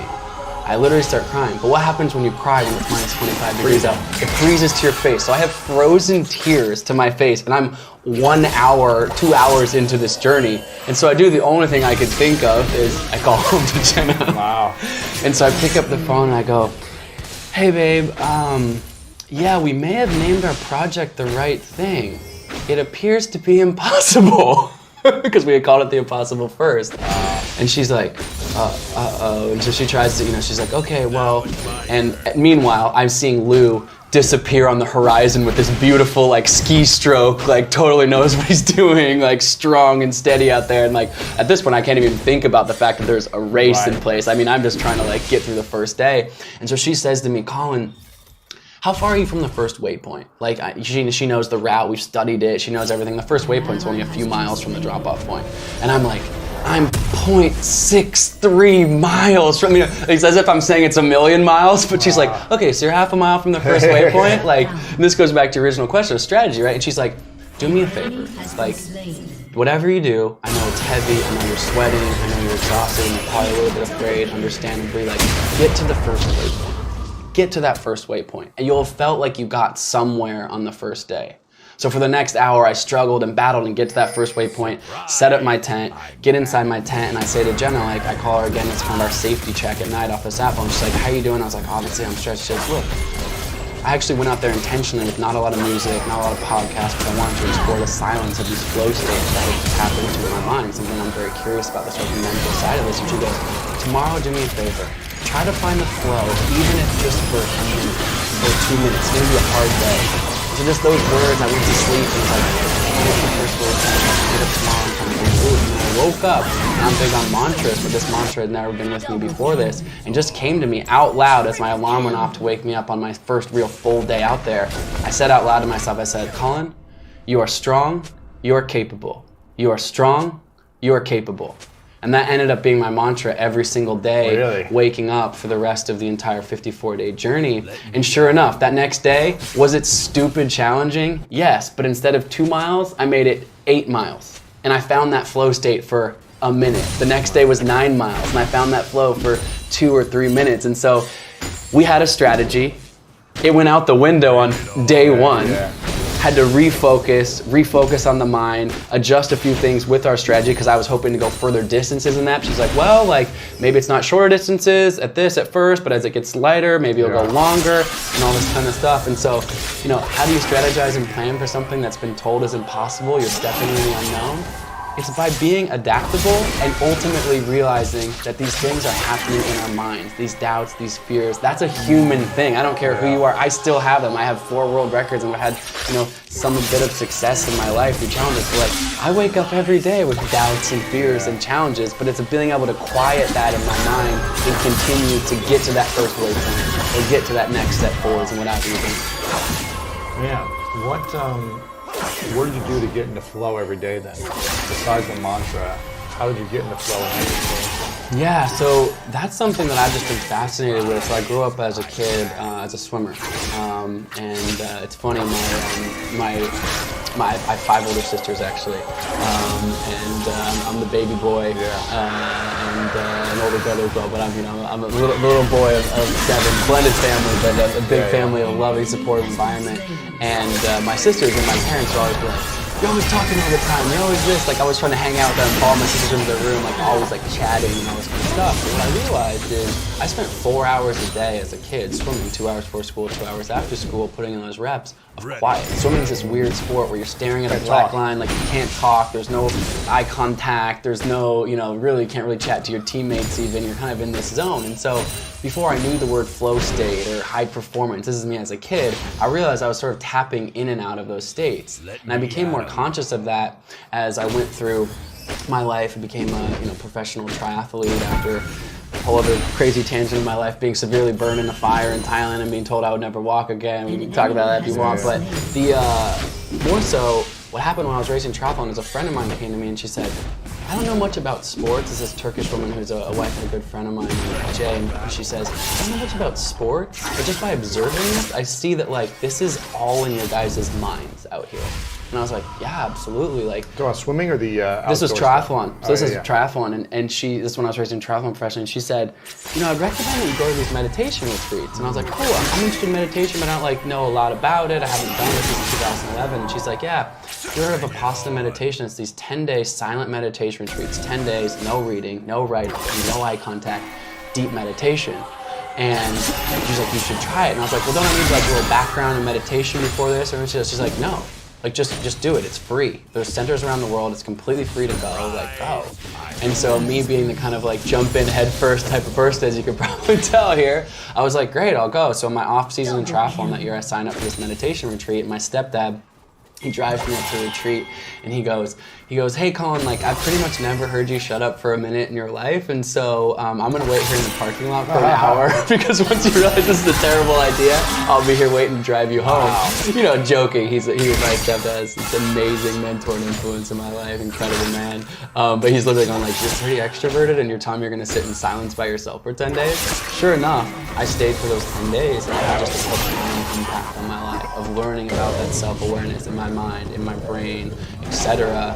And so from that practice, which I've gone back to this 10-day retreat, I try to go every single year if I can, done several, and as well as the daily practice with it, I've kind of taken that into my canvas, into my artwork, into my sport, this curiosity of the mind and where we can go in the mind and brain. And so one of my deep curiosity about Antarctica, honestly, was yes, unlocking the physical potential inside of me, but as a gateway to do that, exploring the mind. And what better place to be alone in this endlessly white landscape. The sun never sets, there's no change of days. No dark. There's no dark, it's a blank white canvas. And like I said, I literally deleted almost all the media from my iPhone as to not, I actually had a couple School of Greatness podcasts, a couple of Ritual podcasts, a few podcasts and a few albums out there. I listened to some Paul Simon Graceland and a couple others, but there was very few. I spent 80-90% of the time in complete silence. And it was a beautiful thing to explore that. So how did I tap into that flow? Like I said, some of the times it was 30 seconds. Some of the times it was a minute or two. But as I kept on these repetition of days exploring this place in my mind, sometimes it was days, 2 days, 3 days, where the sequence of days would come through in high performance. And the stakes are high. It's 50, 60 mile per hour winds. If I let go of my tent, I have no shelter. It's gone. It's 80 degrees wind chill, minus 80 degrees wind chill.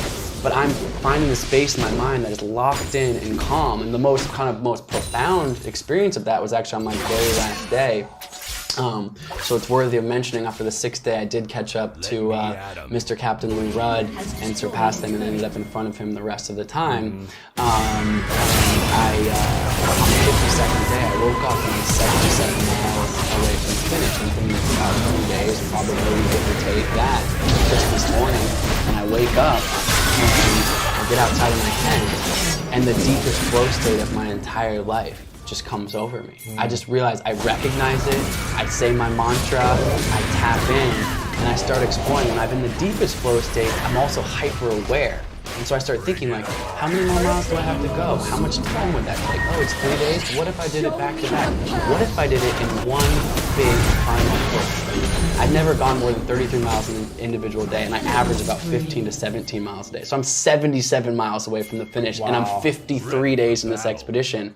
But I get into this place in my mind that's so deep, where I feel this strength and this power and this flow, that I start to say to myself, whoa, we have this capacity as humans, not me, but as humans. And I'm tapped into the vibration of my family and friends and school kids that are following along, and just this radiant positivity that I'm shining out and receiving back in such a significant way. But I tap into this flow, and for the next 32 hours, I don't stop. Wow. I continue onwards. I have to stop at hour 18 to put up my tent to melt a little bit of snow to get some water, so I ran out of water. Call home to my family. It's Christmas night. 7 p.m. for them on Christmas night. They're all gathered together. They're like, you did your best day ever. 18 hours. I can't believe it. You're almost a day or two from the finish. And I was like, I'm not stopping. I'm still going. And my mother, who's been a huge influence in my life, and certainly Jenna, my sister, these strong women who have just been like these amazingly positive influences on my life, they hear it in my voice. And of course, as a mother or as a wife or as a sister, you're a little bit worried. Your person is out there in this intense environment, but they reflect now as they've told me the story from their point of view, and they have it recorded on Christmas Day. This conversation that we had, and they were like, we could hear it in your voice. You were more focused and more clear than you've ever been, and they just said, I can't wait to hear from you in 12 hours. You're gonna cross this finish line and create history. Go live your destiny. And it was just this beautiful moment of the mind. And I think, I'll say coming back home and it was asked all these questions in the media and press was so super humbling. And this question that kept coming up, and it keeps coming up, which is, Colin, are you superhuman? And my question is simple. I was like, yeah, I'm superhuman. And so are you. And so are you. Like, what I'm tapping into in my mind is accessible to all of us. And like, yes, you may not want to walk across Antarctica by yourself. In fact, I don't blame you for not wanting to do that, for seriously. But like, whatever it is, you talk about business, entrepreneurship, innovation, music, art, love, creation, positivity, whatever that is, like, that is within us. And that's what I tapped into out there, which is the most special thing for me to come back and be able to share is that resonant positivity and the power that brings.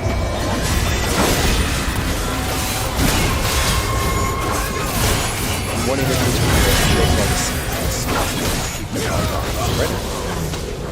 they're a top 10 brand.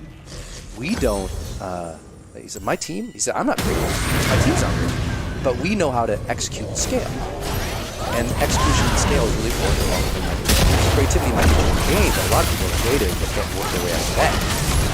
And I was like, I would have argued that forever because I'm a creative writer, coach. I would have never thought that. Age, nationality, ethnicity, and here's a big one, compensation. Here's a big one, personality. Here's a big one, strengths. They are not correlated strongly with high performance. Some of them have weak correlations. And all those things, by the way, because if academics are listening to that, they're like, no, he's wrong. And this is tied towards high performance. It's not that those aren't important. Those things can shape your mood. They can shape, lots of important life outcomes, well-being, health, happiness. But when we're talking about high performance, those are less important than these 6. And what I keep telling people is, I'm not saying those aren't important. These just happen to be more important. So the 6 habits, you want me to do those? Sure, yeah. So the personal habits, and these are the ones that move the needle most. Number 1, high performers, you like this one. High performers seek clarity more often than their peers. And what that means for them is every situation they go into, they're seeking clarity and setting intention. And it's not like once in a while, they're doing it way more often. It's like, Nick Less to work with Oprah Winfrey. When she has a meeting, at the start of every meeting, she asks, what's our intention here? What's the intention of this meeting? Not, what's the agenda, what do I do? What's the intention? That's every meeting. So she's seeking clarity at the beginning of every meeting. That's why she's so amazing, right? If you think about her whole career, she was always trying to have the people seek clarity on who they were so they could be themselves. That's what high performers are doing. They just do it more often. They seek clarity before they shoot that video, before they have a podcast. But specifically, we found 3 practices help you get better at something. Number 1, they are seeking clarity in what we call the future 4. So you've probably heard that successful people are more future-minded. It's true. And specifically what they're looking at is, if you talk to a high performer, they're more clear about who do I want to be in this upcoming situation. By the way, it's not about who I am, it's about who do I want to be. They're more future-oriented. They're more intentional about who they want to be in social situations. So it's like, I want to have this type of interaction with Lewis today. That's intentional. They're more clear about what skills they need to develop to reach their next level of success. Right. Here's how you really know an underperformer. Open up their calendar and look for any evidence that they have plans for greatness. They don't have if they're not actively skill building, there's no chance of success. I mean, maybe they can dumb luck into it. For initial success, for high performance is long-term success, you got to be building your skill sets. Yes. Being aware of that. And the last of the future 4 is, I know the service I want to provide in the future. Talk to any high performers, I'm sure you can interview it. They kind of know the service and the difference they want to make. Maybe not precisely, but they're asking the question. So that's some of what we know. They seek clarity. And that's the personal practice. asking questions in those areas. And the other two real fast. When you're seeking clarity, they're more clear about the fears. Like an Olympic sprinter who's won gold is more likely to have said before he went or she went on the track, how do I want to feel out there? Not like just the result, like when I foot's in the block and I'm arms down, what do I want to feel? Like they're very aware of the feeling they're trying to get. I don't want to feel nervous and stressed. I want to feel calm and clear and smooth. Yes, and they're doing that self-talk, which is seeking clarity. And then the last one, which is really important, they're clear about what's meaningful to them now and what might be different in the future, which is something I didn't know until we did a lot of the interviews or the conversations. Is a lot of people kind of know what I like now. They know what their passion is. But it's like, what's going to be meaningful to you later, like in 5 years? They've thought about that. I would say they've done the work. So that's just the first habit. And so the book kind of opens with that story of like finding we all have to decide who we are and what we want and how to get out of this state. When we don't know that, it's all about clear vision. Yes. Chapter in my book. Yes. Greatest reading. And they got that vision by seeking clarity. Yes. That was the habit that gave them the vision. They were consistently seeking, like, they asked themselves more questions. That's one of our findings. They literally are doing more of the self-talk, asking more of the questions, which is so cool. Yeah, awesome. And I love how you talked about this. You say the world cares less about your strengths and personality than about your service and meaningful contributions. And why do so many of us focus on our strengths and personality? Yeah, that was a huge finding. That's another one. I would have completely freaked out on anybody. Strength Finders, all these other books out there, it's like, focus on our strengths. And unfortunately, that's in the history of personal development, that is the greatest false dichotomy that ever been. Focus on your strengths, it's like you have to do both. You have to do both. But what we found in our research, which surprised me, high performers do not report working on their strengths any more than regular people. So that's not what gives them the edge. One of the chapters opens up with this guy who wrote this email, really highly skilled guy. And he wrote this email and he says, and I put him through all this, through StrengthsFinder, Berkman, Colby, Myers-Briggs, put him at everything. This was my first vision.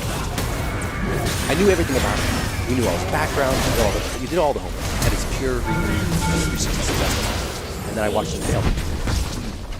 And he wrote me this email and he said, Brendan, stop telling me like what successful people are like, because we know my strengths, I'm not getting ahead.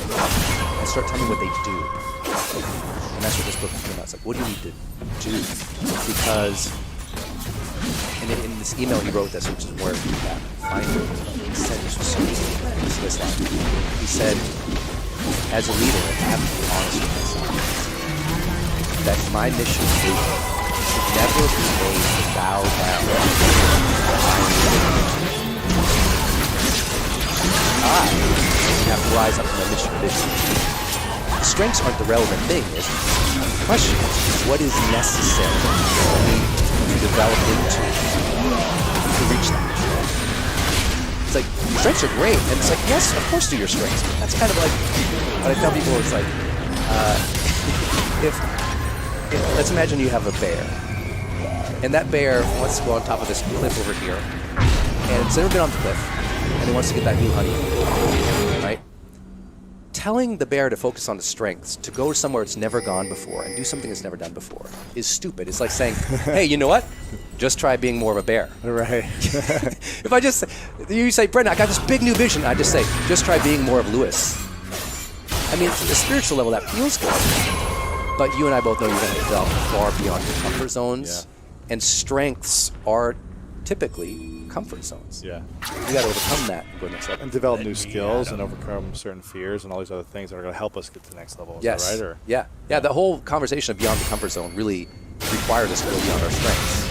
It really requires us. That is our comfort zone. That is our comfort zone. What we already know, what we're good at. And the problem with the StrengthsFinder and all of the strengths-based movement is the assumption, and they're all written academically this way, based on what are called innate strengths. An innate strength is the assumption that you had that from birth. and that those innate strengths are what you focus on. And I'm like, well, if you had it at birth, you probably had it when you were 15 years old too. So if it's innate, you had it at 15. Are the strengths you had at 15 sufficient to serve you at 50? Hell no. You need to develop beyond what's innate and go to a whole other level. And so I take on strengths in that way. But I also say it almost doesn't matter. Because a lot of people have strengths and they suck at work because they're not doing these habits. I mean, how many people do you know I know who are amazingly strong and their strengths finders are amazing and they don't do anything all day? That's it, yeah. A lot of people. I mean, in the sports world, there's a lot of great, talented people who have the greatest gifts, but they still weren't able to win. Yeah. Or they were lazy, or they wouldn't, hustle or sacrifice their body because they just relied on their talents, their strengths. Yep. So they were never able to get to the championship game or get on the best teams because and they had all the talent in the world. They're just like, if I was as gifted as this person, I would be incredible. And that's the whole thing about the talent code or a lot of newer research. It just says what's more important is what you do, what you got, develop individual relation to masters. And so we're just kind of getting a lot of science behind that, and then goes into most of the stories. So in terms of clarity, what is that habit that you take on a daily or monthly basis with clarity? What do you think about? You're like, every morning, what am I clear about? Or, how do you apply that habit to your life? I apply it in a couple ways. First, for me, every situation I go into, I'm consistently asking, like, what's the feeling I want to have here? If you ever see me teach, it's often, I would say, bring the joy. So I have joy triggers that I've set up in my mind that makes me more intentional about things. So, for example, I have a door frame trigger. Whenever I walk through a door, I say, bring the joy. So when I walk through that door right there, it's like, bring the joy into this room. It's just a mental trigger that I've set up for myself. Every morning in the shower, I ask myself 3 questions. And not that I shower every morning, but the ones I do. The first question I say, what can I be excited about today? So it forces me to be clear about what's going to draw joy, enthusiasm from me. Number 2, I say, what might trip me up today? Because usually I know what's going on in the day. I'm like, what might mess me up? Where might I not perform well? What might bother me? And number 3, I say, what can I do to surprise somebody today? To give a gift of appreciation or acknowledgement today. And so I think through that in the morning. So I think that helps me begin my day pretty clear. Then when I sit down before I do work, I literally look at my calendar of the day. I did this morning. And I look at whatever's going on in the day and I think about it for 20 minutes. It's one of my 20-minute routines in the morning. I literally think about my calendar for 20 minutes a day. And people think that's crazy. But what I'm thinking through when I'm looking at the calendar, I'm like, okay, I'm going to have that call. What do I want to happen on that call? What's my intention for that call? What's my goal for that call? What's the feeling for that call? How do I want to end that call? I'm going to have that time with Lewis. Like, how do I want to be there? And how can I make sure I enjoy it? Because it's a big deal. I love your show. I want to do a good job. I want to share something good for the people, even though I have no idea what you're going to ask in this. I want to be present for that and make sure I'm really there, even though maybe I have a head cold today. It's like it's like just thinking through it. I think that helps me. It keeps me asking questions. Every Sunday, I do a life arenas assessment. That just means I think there's 10 areas of our life, and I score myself in them. And this is about my 11th year of doing this. Wow. So each area of my life, from emotional quality to happiness to relationships to time to hobby, etc. I just give myself a score of 1 to 10. And 1 means I suck, and I was horrible in the previous week on that. 10 means I did a good job. And then I ask, how can I do better? It's my Sunday routine. And it just keeps me clear. And it's not like I don't sometimes, like everyone else, wonder what's going on or what I'm doing. But those habits, those were my habits. What's the biggest lesson you've learned in the last decade for you? That things, first of all, keep getting better. I think in our society, especially as it relates to, as you get older, at least in my family, there was a lot of kind of cultural expectations like, oh, over this age, it kind of starts going down, or you know what I mean? You peak when you're young, and that's when all the good stuff happens. And for me, I feel like it keeps getting better. And I love that the best years are still ahead of me, and that all the stuff that I've been through, there's like all of these exciting new possibilities. So that's one of the biggest lessons. And I think the other one is that I don't have to stress as hard. Like, as a human being, I have a really strong work ethic, but I also tend to put a lot of pressure on myself. And the other lesson I've learned is that I don't need to do that the work actually gets done more joyfully and more creatively if I don't add on that additional layer of pressure and stress. Why do you pressure yourself? I have really high expectations. I want to take care of my team. I want to take care of my family. I want to do right by my customers. Like with this book, I wanted to do right by my publishing partners. And I always feel a sense of responsibility to make sure that I'm taking care of people. And embedded in that, I have historically put a ton of pressure on myself to make sure, that the buck stops with me. Yeah. But I think recently it's been really great to see how awesome it is to collaborate with people who are like, girl, I got this. Like, you're good. You go do your thing. I'll do my thing, and we'll create something together that's magic. And I've been like, this is amazing. Yeah, don't stress about it. Yeah. Yeah. What's been the biggest challenge in the last 10 years? I think the biggest challenge for me in the past decade, that's a good question. You started Marie TV, what, 8 years ago? 9? Yeah, so to put this all in context, so I've been doing what I've been doing for 20 years now. Yeah. So creating free content via email back starting in like 2000, 2001, which seems like crazy, insane. Then blogging, and then I got Kuma in 2009. Kuma's my dog, my toy Australian Sweet little Shepherd. dog. He's a sweet little pup. And here's the thing, when we first got him as a puppy and I was training him along with Josh, I didn't have time to write as many. Training Josh? No, training Kuma along with Josh. Yeah. Josh knew what he was doing. I was just like, what do I do with a puppy? Yeah. I didn't have as much time to write blog posts, and so I just started opening my webcam on my MacBook Pro and talking right into the camera. I remember those early videos of Yeah, yours. they're still on the site. Yeah. And so Marie TV was actually started not because I had some big vision for like a show that I wanted to do. It was actually because I didn't have much time because I had a really cute new puppy and I needed to get consistent content out, and I felt much more comfortable and it was faster to talk into my webcam than it was to construct a blog post. So that's how Marie TV started back in like 2009/2010. It's been almost 10 years. It'd be 10 years. Yeah.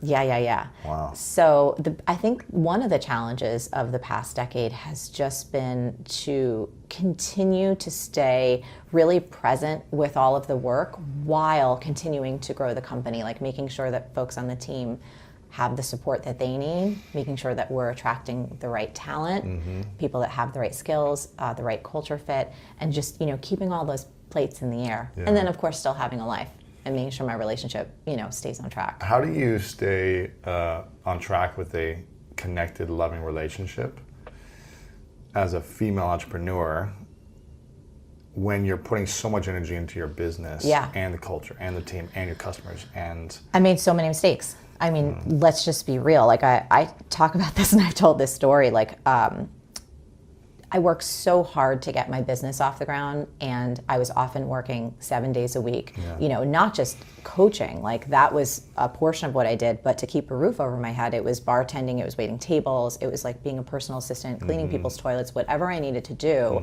in order to pay my rent, put food on the table, and actually continue to grow the business. So I basically developed a habit of working nonstop.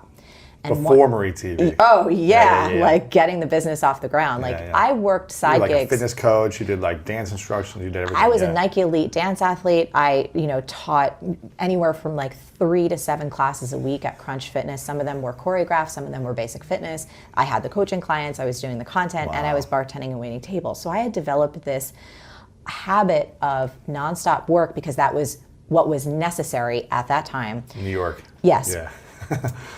But as Josh and I, got together, and eventually when I let go of the bartending and the waiting tables and even the dance and fitness as a revenue stream, I didn't let go of the habit of working nonstop.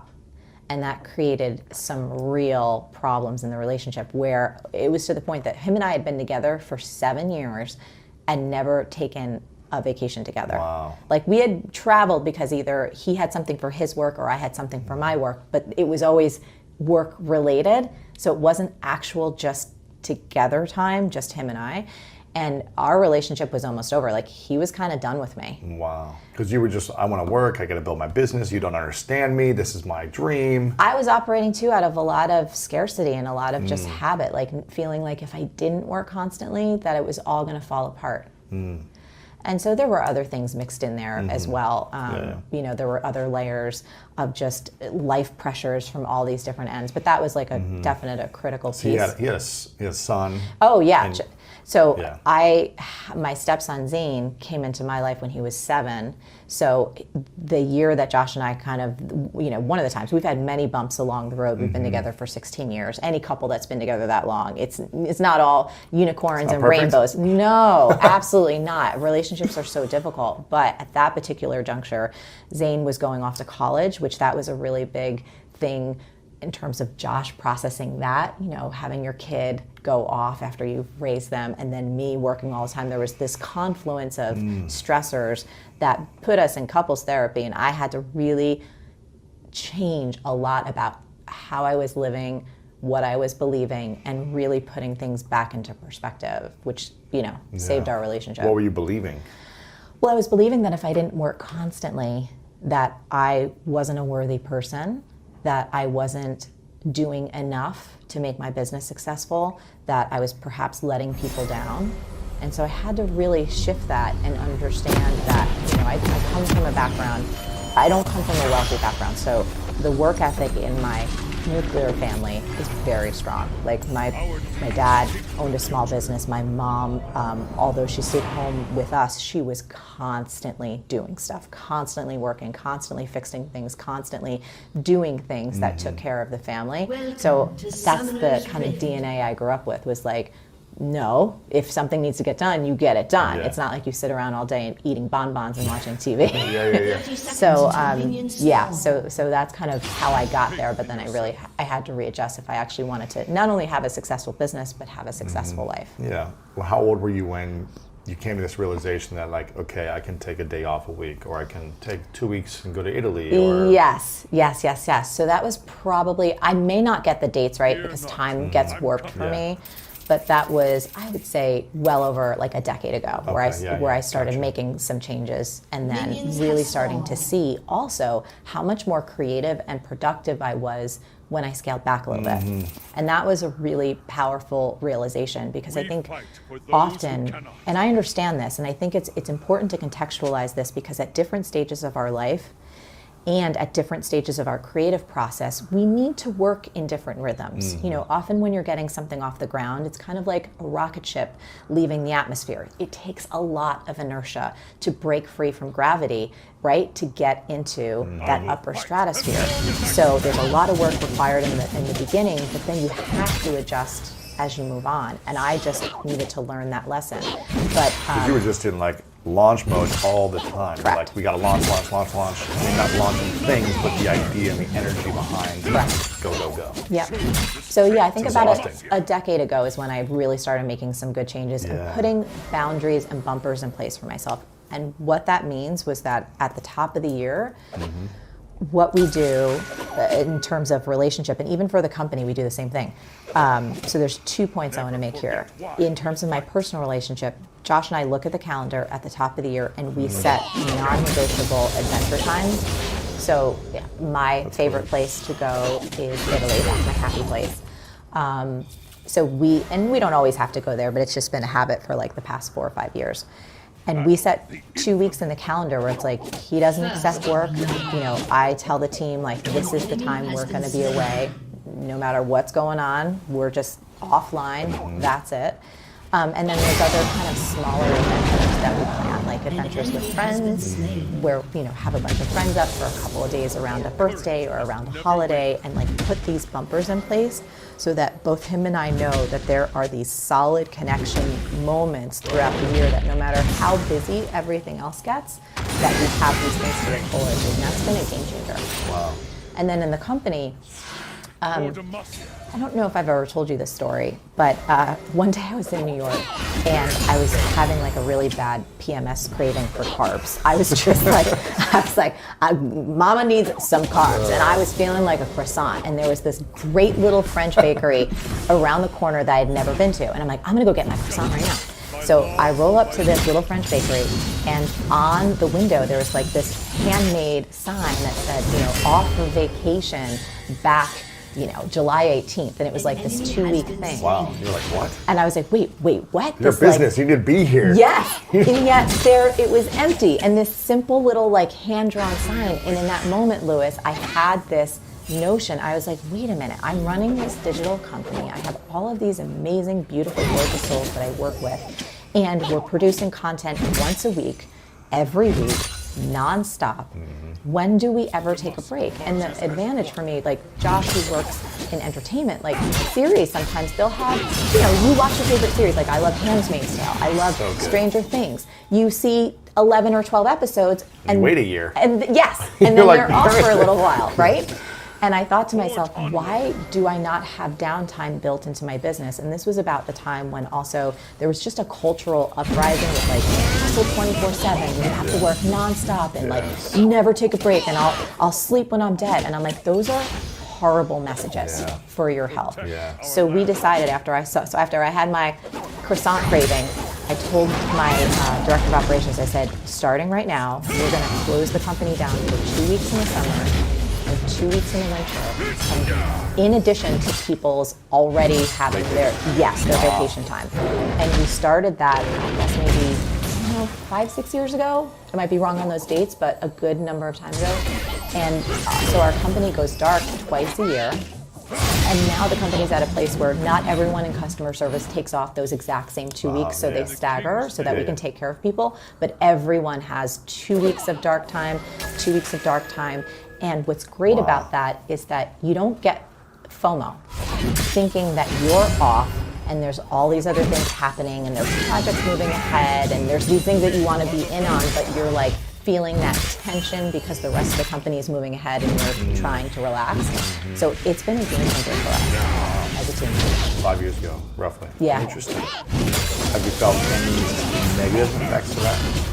Not one. What if you took a month off and went a month off? Is there like too much time where you're like, okay, now people are just...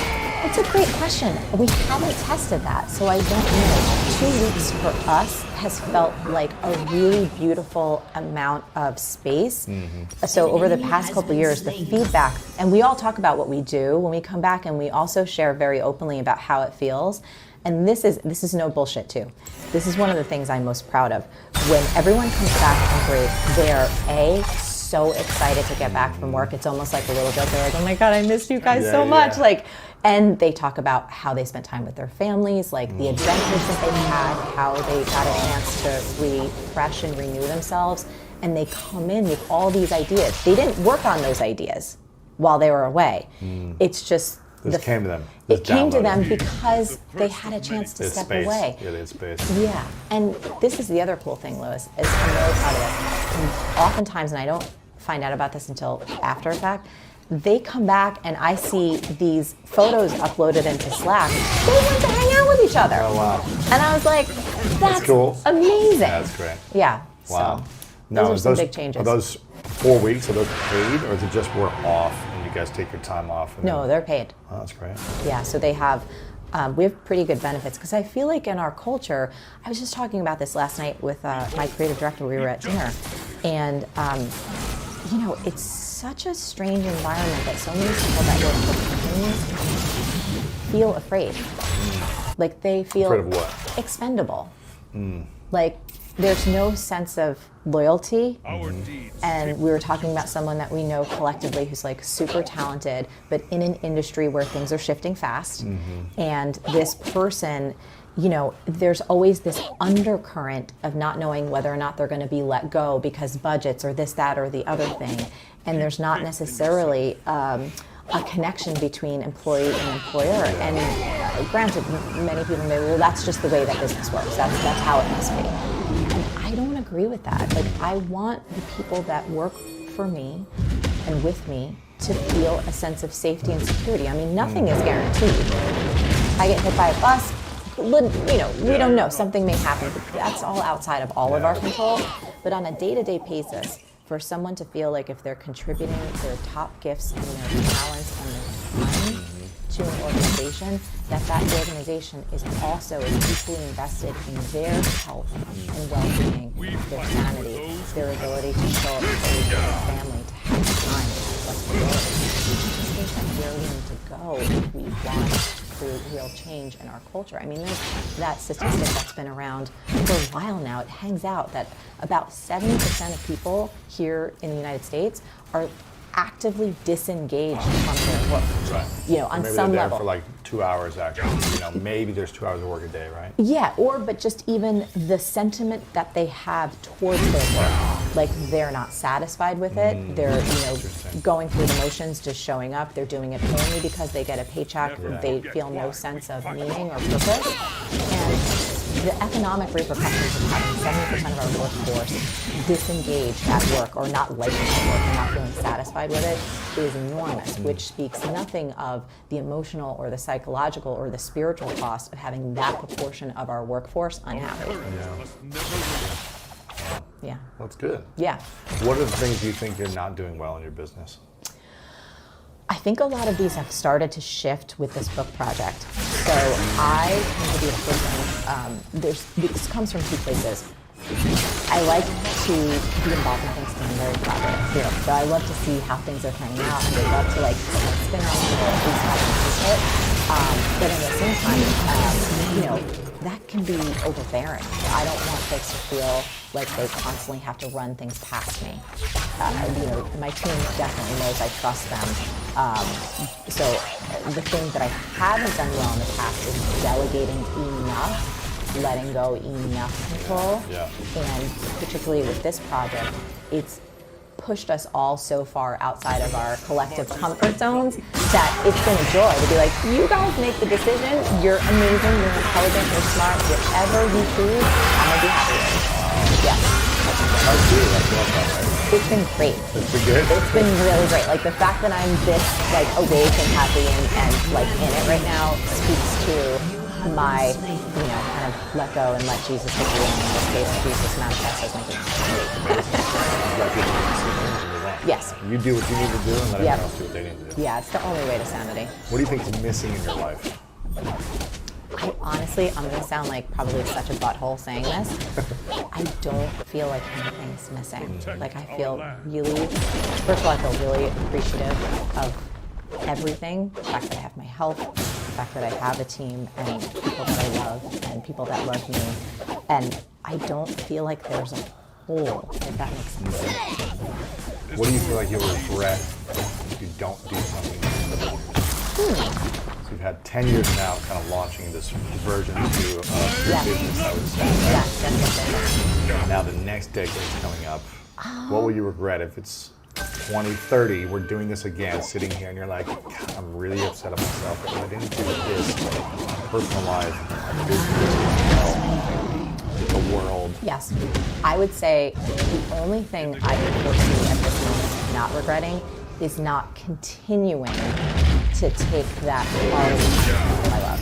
That would be the thing that if for whatever reason I started making justifications to Well, this opportunity is so amazing. I gotta go here and do this.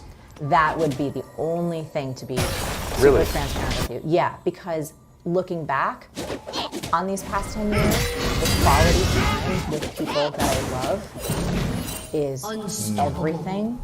And I know this so viscerally in my body, is that we're not going to be here forever. And we never know when the people that we love gone. And so for me, there is nothing more important than maintaining and enriching and deepening those personal, like friend relationships, Josh, my family, like making sure that I show up as fully as possible and not letting anything take me off track from that. Because it's, having not had money and starting with like tons of debt and building everything from the ground up and now being in a different position, it's like I can see so clearly the success on an exterior level, like that's amazing and I'm grateful for it, but nothing can make up for not having a sense of love in your life and not having people that you care about and that you're invested in. So there's nothing that I could strive for or reach for that's going to be more important than this, if that makes sense. Yeah, of course. Yeah. Turret plating will soon fall.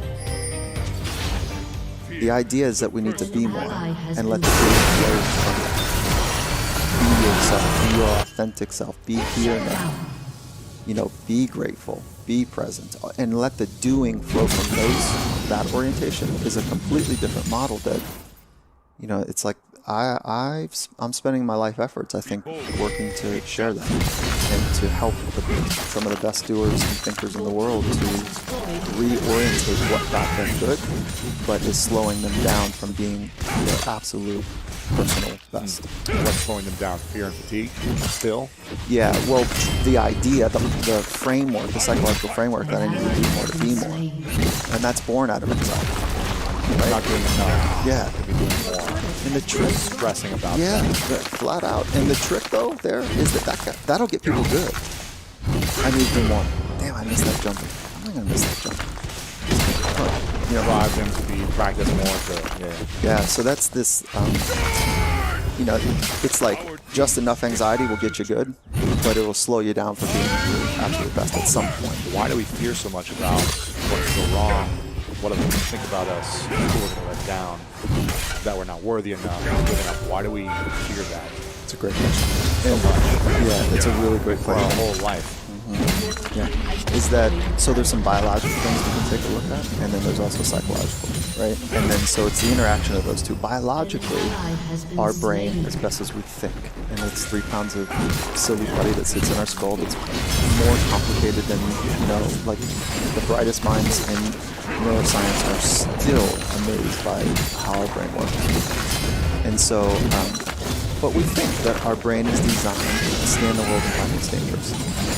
Right? And so our ancestors passed that gift on to us. Your lineage passed that gift on to you, that they were able to survive. And so how to survive way back in ancient times, that they could scan the world and easily discern how to be ready between, no, let me say it more. They could scan the world and find what was dangerous or what was threatening, so that they wouldn't be eaten by the saber-toothed tiger, is the story, right? Or they want to eat something bad, or they want to whatever protect them. That's right. So then not only was nature dangerous and all the elements of nature, but other humans became dangerous to each other. So now what we've created is the heightened ability to read micro-expressions. And micro-expressions are the small squinting of the eyes, the frontalis muscles between the eyes, and when they squint or don't move, it's a sense of threat, right? Because we don't know what's happening to that from that person. And so if you got this ancient brain that's programmed beautifully to find what's dangerous, and we scan in an undisciplined way our environment around us, we're going to find dangerous things. And in modern times, we're not chased by saber-tooths anymore. The new modern saber-tooth are other people's opinions.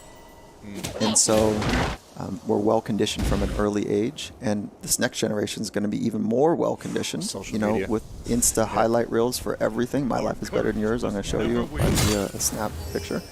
Is that, so we've got this real challenge that to pursue a path of our personal best, we have to override our DNA. That's hard to do.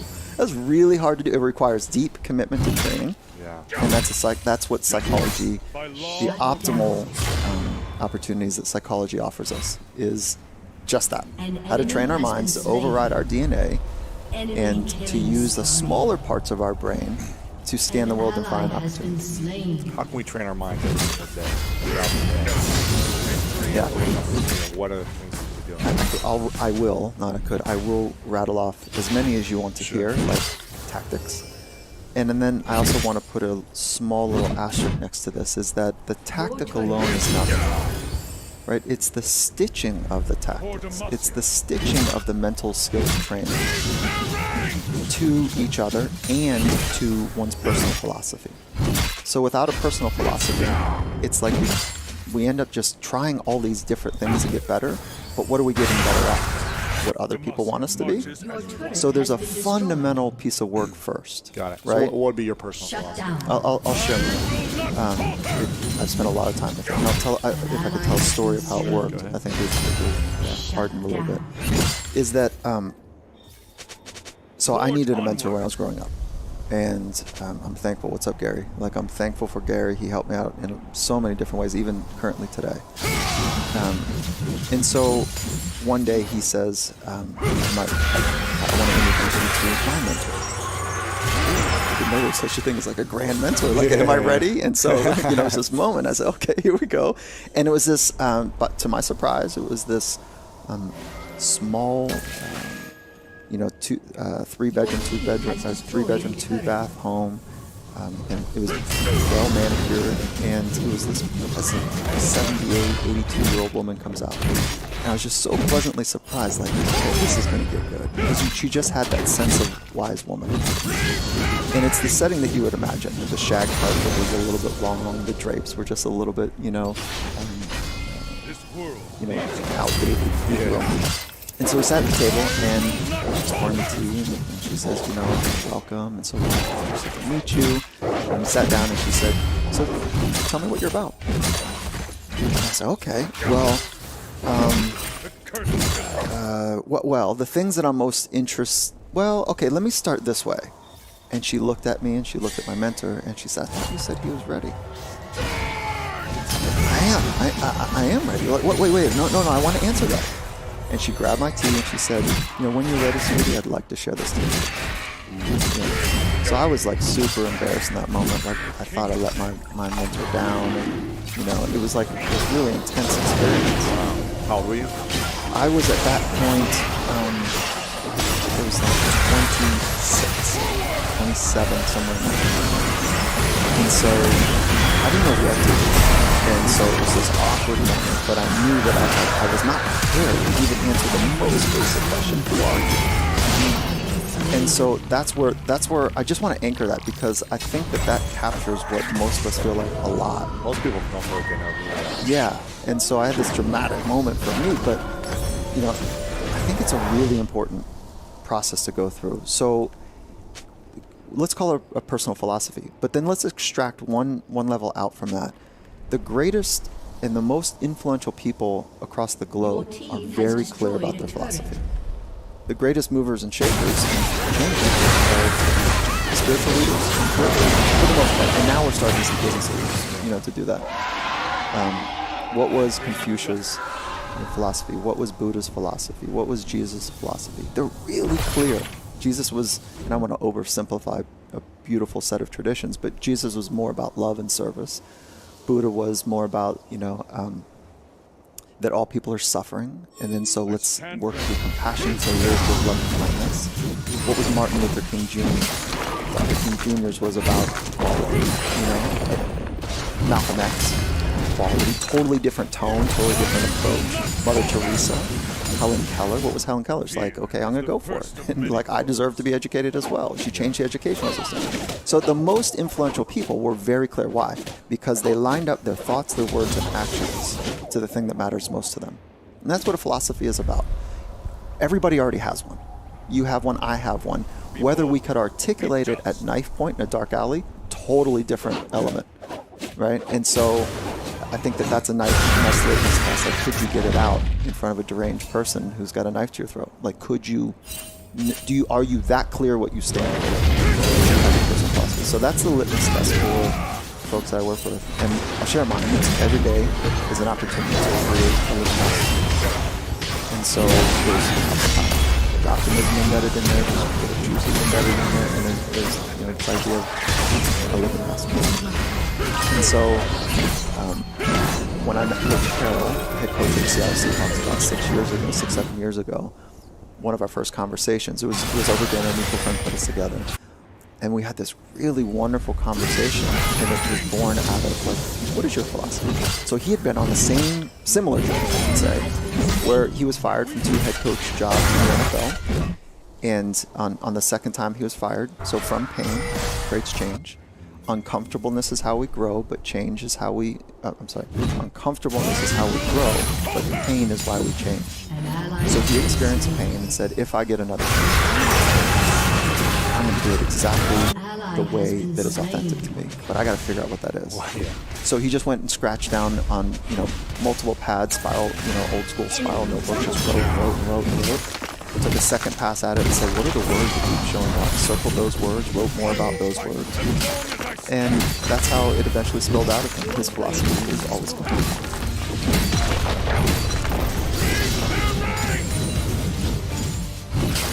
How do we learn how to learn? So we want what's really challenging. Let's deconstruct this. Okay, so this is the key.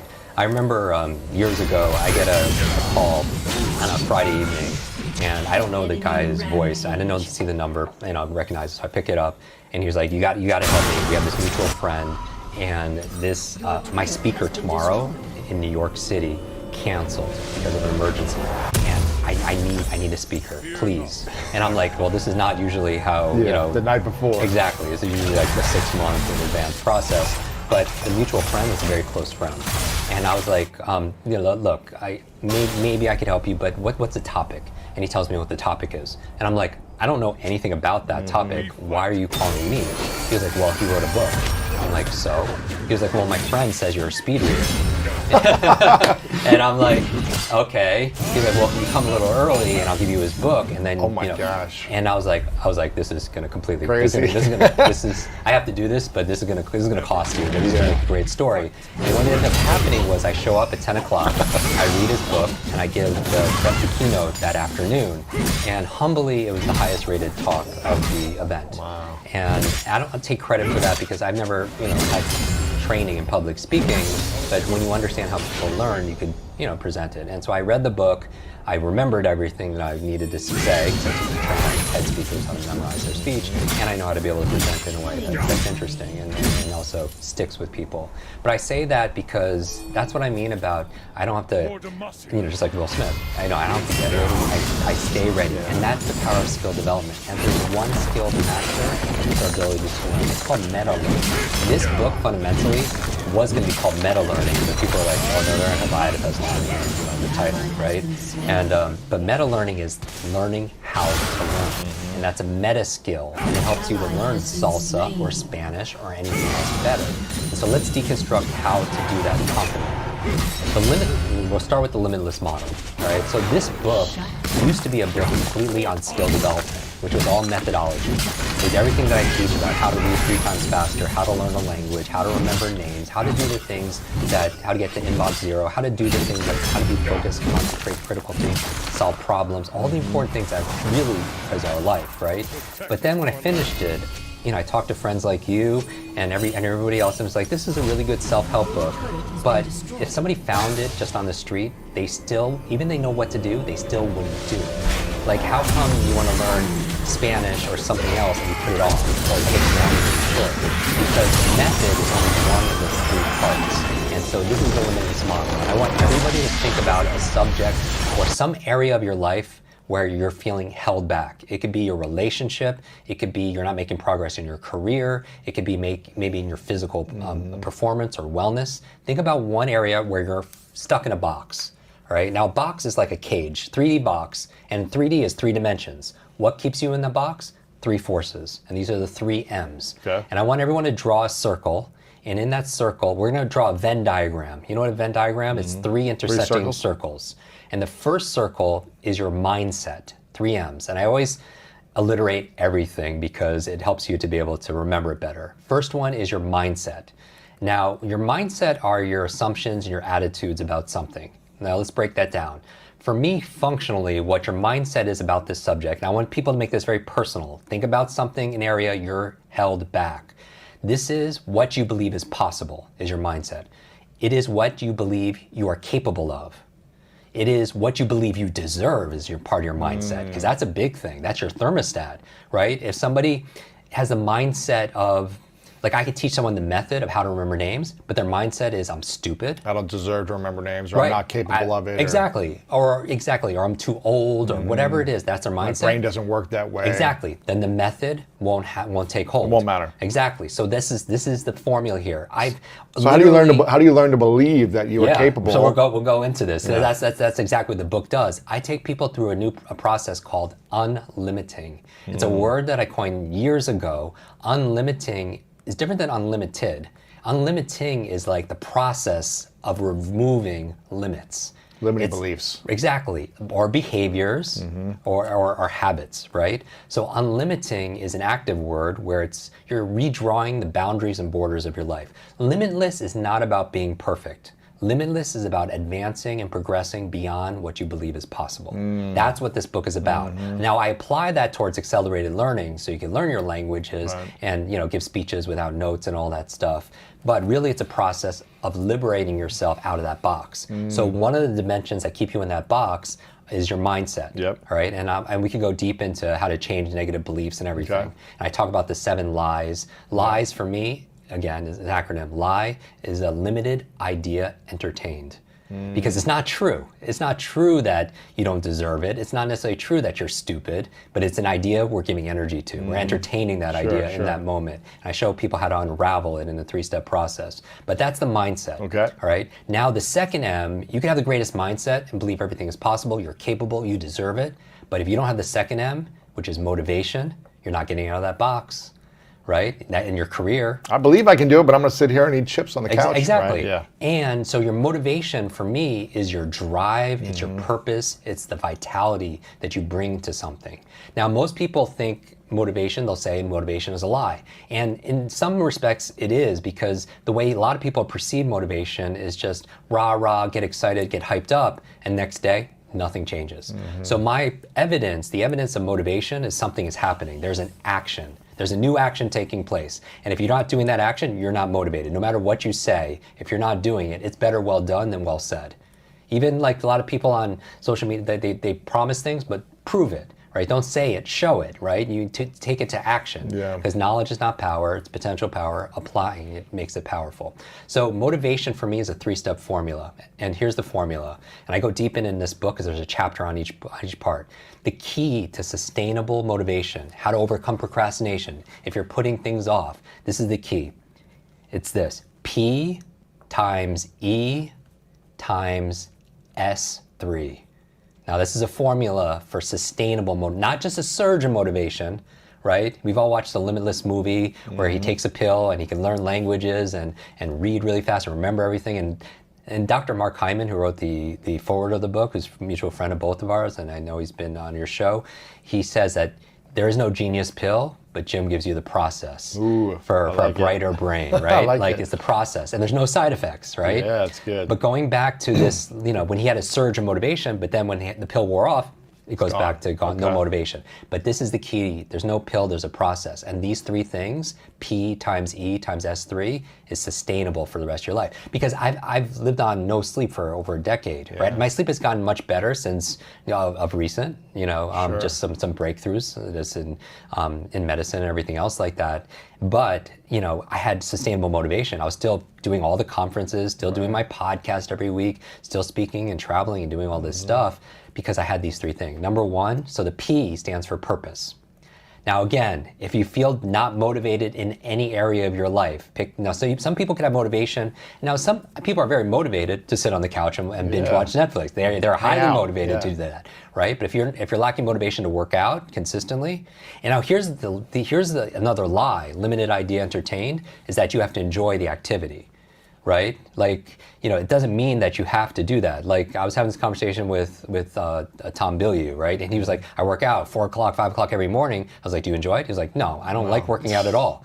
But he's motivated, doesn't miss a day. So he has the motivation. So motivation doesn't mean you enjoy it. Like every morning, I do my cold showers, like Wim Hof, right? It's not fun all the time, but... Exactly. I grew up in the Northeast. I hate the cold, right? But I do my cold showers or my ice baths. I post all the time on Instagram about doing it because I know I have a purpose, right? So I don't enjoy it, but the P in the formula is purpose. Reasons reap results. And if you get the reason, so even if I'm not, getting my sleep, I have a purpose. I have a reason to help people every single day. I want every single person that comes in contact with me, whether it's on my podcast or a video or a book, their brain is better off because of it. You know? And so that's my reason. And really, you know my story. Like my first student 3 decades ago almost, she read 30 books in 30 days. And what was her purpose?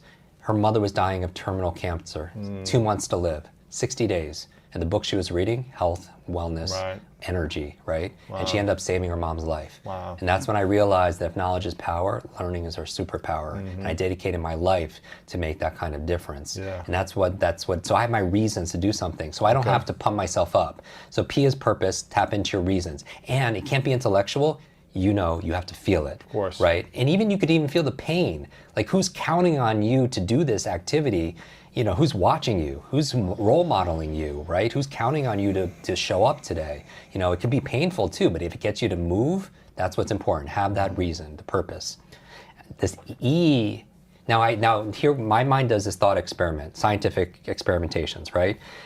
If somebody just has a reason, are they always motivated? Are there any cases where they're not motivated? And I said yes, if they're lacking the E, energy.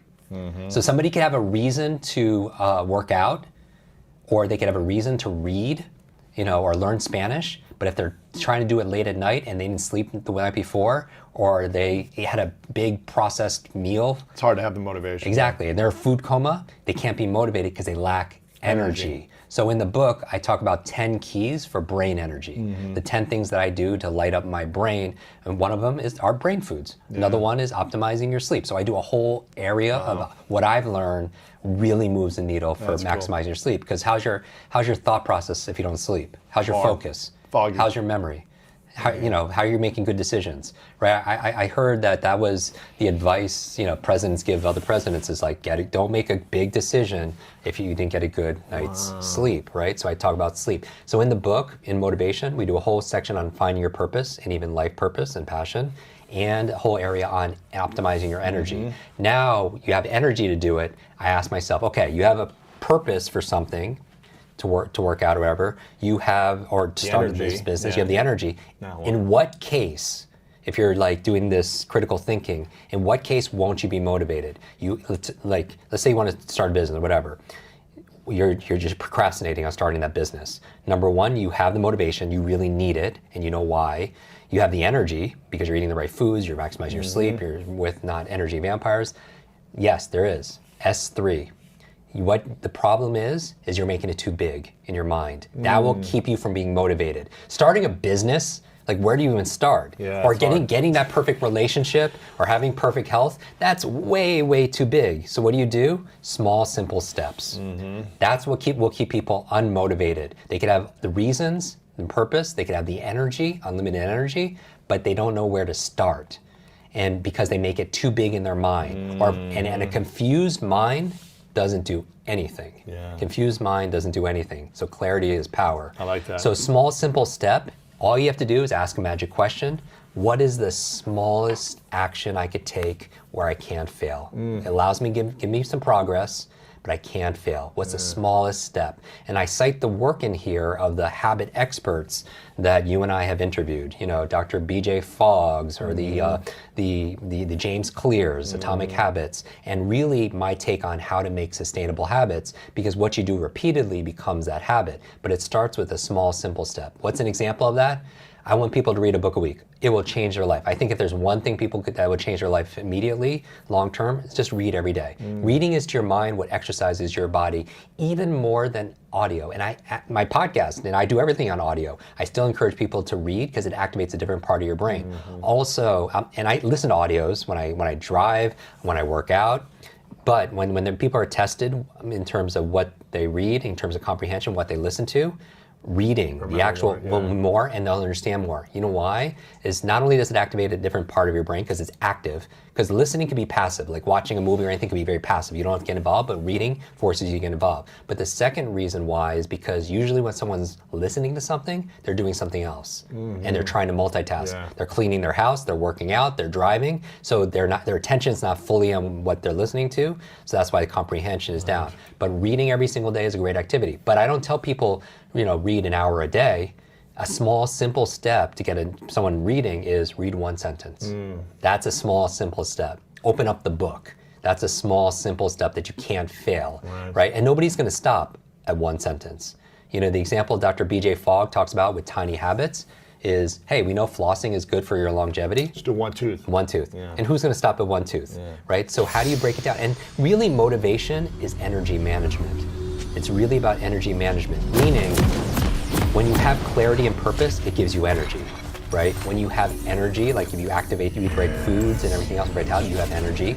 And small, simple steps requires very little energy, requires very little effort, output. And there's something in memory called the Zeigarnik effect. It's by a psychologist, a woman who in Europe noticed that at the cafe she frequents, that the waitstaff would remember all the orders until they were delivered. And once they were delivered, they would forget it. And the Zeigarnik effect, which is her last name, means that the mind doesn't like open loops. So like, and all of the series that you binge watch knows this, because at the end they open up a loop. Yes. And you're like, one more. Who does that? Like one more. And you end up watching until like 2 a.m., 3 a.m. because it doesn't like the open loops. Well, starting something like an order, remembering someone's order, and then it's delivered, it closes the loop. Well, when you start something anywhere, your mind still keeps an open loop about it, so it's more likely to finish. And that's another way to overcome procrastination. Break it down into small, simple steps where you can't fail. That's the 3-step formula.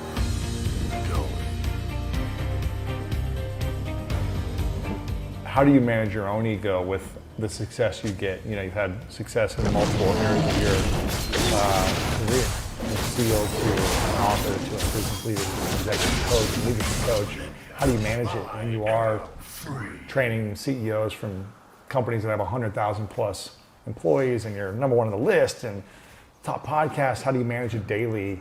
Because I've seen over and over again through my own experiences, through the books that I cover on my podcast, the books I've read in my life, if you want to open yourself up for a massive downfall, just let your ego get out of control. Really? If you want to let that happen, let your ego get out of control. So every single day for me starts, ground zero. I've got to go forward with an open mind, with a humble mind, looking at the world. It's classic, like when I get asked a question, I don't think to myself, I know the answer to this. And I get asked questions all the time. And generally, when I hear a question, 99% of the questions that I hear, I've heard in some form before. But I don't go, I've heard this before, I already know the answer. I say, okay, well, let me hear this. What detail is this person talking about? What angle is this person coming at it from? What can I learn from this question? How can I assess this question? So everything that I look at, I try and look at from a humble perspective. And if you don't do that, it's going to be a problem. I mean, even when you're asking me questions about God, right? You're asking me questions about my beliefs. It's like, hey, here's my beliefs. I'm humble and I'm listening and my mind is open. And this is what I've seen and this is what I can tell you about it. Sure. I'm not sitting here jumping up and down saying you should believe this or you should believe that. I'm saying you should stay humble. You should keep an open mind about what's going on in the world. I am. I think you should do the same thing. Wow. How do you? So it's a mindset. Every morning you wake up with an open mind. Yeah, and I don't want to get in this whole morning routine where I go and look in the mirror and say, "Be humble." No, I don't do that. Like I'm not. That's not me. Right. But when you wake up, and I'm just saying the way I go about my business and my life is to say to myself, okay, well, I could be wrong about that. I could be wrong about this. It's.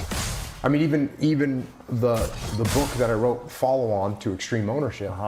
The book is called The Dichotomy of Leadership. And what's interesting about this book, the dichotomy of leadership is like, you can't be extreme in one direction or the other, right? You can't be, if you're in a leadership position, you can't talk all the time, right?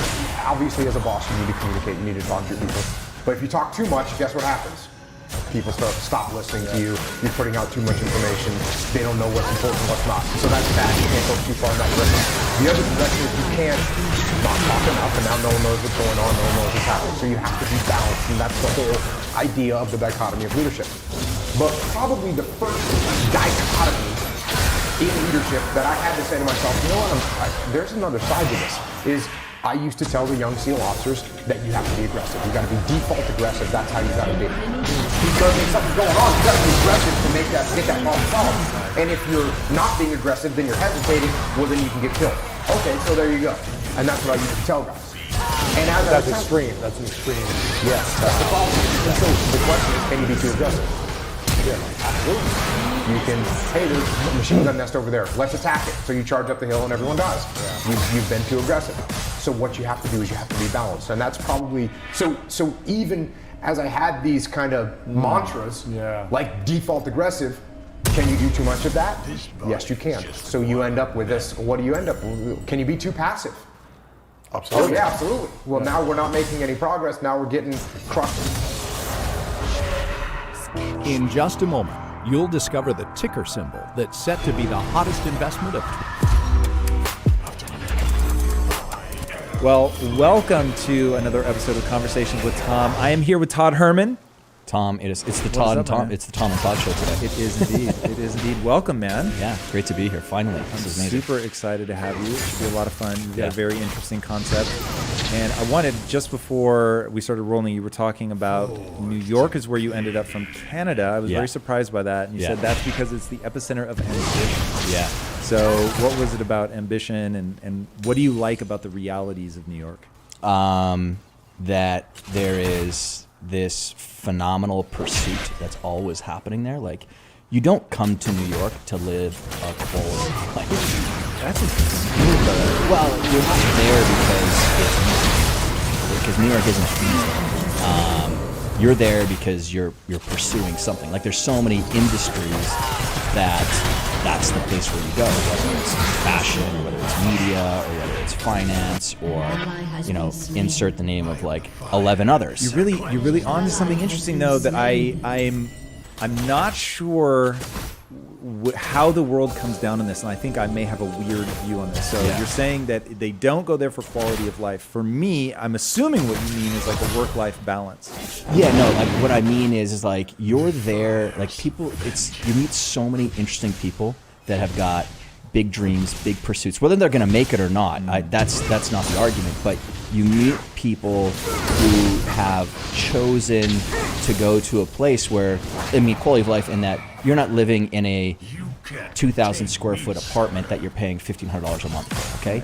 I've had friends where 5, 6 of them were living inside of a 1 acre apartment, right? But they were all pursuing the dream of living in New York City, even. Like that. Do you think there's something, I've often referred to my own drive as a sickness. Now, I say it as a sickness like Batman has a sickness. Yeah. So to me, even that's kind of cool. Yeah, There's a little bit of sexiness to that. We're going to jump into that deep with this concept. That's true. With the whole notion of an alter ego that you create for yourself. Absolutely. So when I think about New York, when I think about ambition, when I think about people going somewhere and giving up what some people may call a quality of life, for me, that is the truth. That is the quality. Yeah, so my context of the quality of life that I was just talking about was like the sort of accepted one in suburbia, right? That, you live in a hermetically sealed home, 2-car garage, it's a hermetically sealed vehicle, and you drive 35 minutes to an hour to a hermetically sealed office. And, like, that's very much what people's existences are. You don't have that in New York. Like, it's a little bit grimy, it's a little bit dirty, and I love the dirt under your fingernails, and that's why for me, this is what you're hunting for in your conversations and your stories is like, hey, I love all the gloss, I love all the kind of like, Zenith Rising story and the hero coming out of the journey, but I want to get into the cave part. Like, tell me about the dark part. And I mean, that's where I've worked for 22 years, working with ambitious, whether it's athletes, leaders, executives, entertainers, is shepherding them through the really challenging parts of making change happen for themselves. So that's interesting. I wouldn't have paraphrased what you do as making change happen. Yeah. And I think that where people have a really, really hard time with change. So what is that sort of dark night of the soul? What's the cave about? Where do people struggle with change? Well, I mean, if there's a force that we just give a name to, it's resistance. Whatever, and resistance can come in so many forms, whether it's the cavalier term of fear, But what sits behind it, sometimes it's the narrative that we've got about ourselves and our story that we've really attached ourselves to, and we've used it as a way to define ourselves, and then we've locked ourselves into a cage of limits, saying that I can't go and do that because no one from my small town has gone in. Do people hit you up a lot with there's someone I love them so much, and they tell me they want to change and they ask for advice, but then they don't do anything? I get that a lot, and I've certainly lived that a lot. That's probably one of the most frequent questions I get if I'm doing a Q&A. Yeah. It's either my significant other, my parents, my children, whatever. I introduce them to a growth mindset. Yeah. But they reject it, they don't go for it, but I know they're unhappy. Yeah. Do you, my immediate response to that is, you're not going to be able to change them. Love them where they're at. Just sit with them. Just sit with them. Don't try to change them. Just sit with them. Do you have better advice? Because Lord knows, I would love to be like, say these 6 words, it will change them forever. That's always what I'm hoping for. Yeah. So, no, I mean, the advice is going to fall into the same line. I mean, people need to find the place where they need to change. Like, you can't do it for them. Very bad news. Yeah, no, but it's the reality of it all. But the one thing I'll say is that we need to be really careful with the language that we use. The choices of our words and what have become just common vernacular that we use in our vocabulary are the things that people don't realize are actually trapping them. We as human beings, we've got this phenomenal gift of language. Language is what we use to create our worlds, right? There's a great TED Talk where this researcher who studies language was looking at, okay, so, in some cultures, they don't have the word spend. Okay, so if they don't have the word spend like we do in our, Western, English culture, does that change their financial existence? So German culture, for example, doesn't really have a word for spending, like getting money in and spending it, like thinking. And so what does that change? Well, Germans have a higher rate of savings and financial wherewithal than English-speaking cultures. There are tribes in Africa along the same lines where this tribe right here doesn't have a word for the terms, or doesn't have a word spend, but this tribe over here does.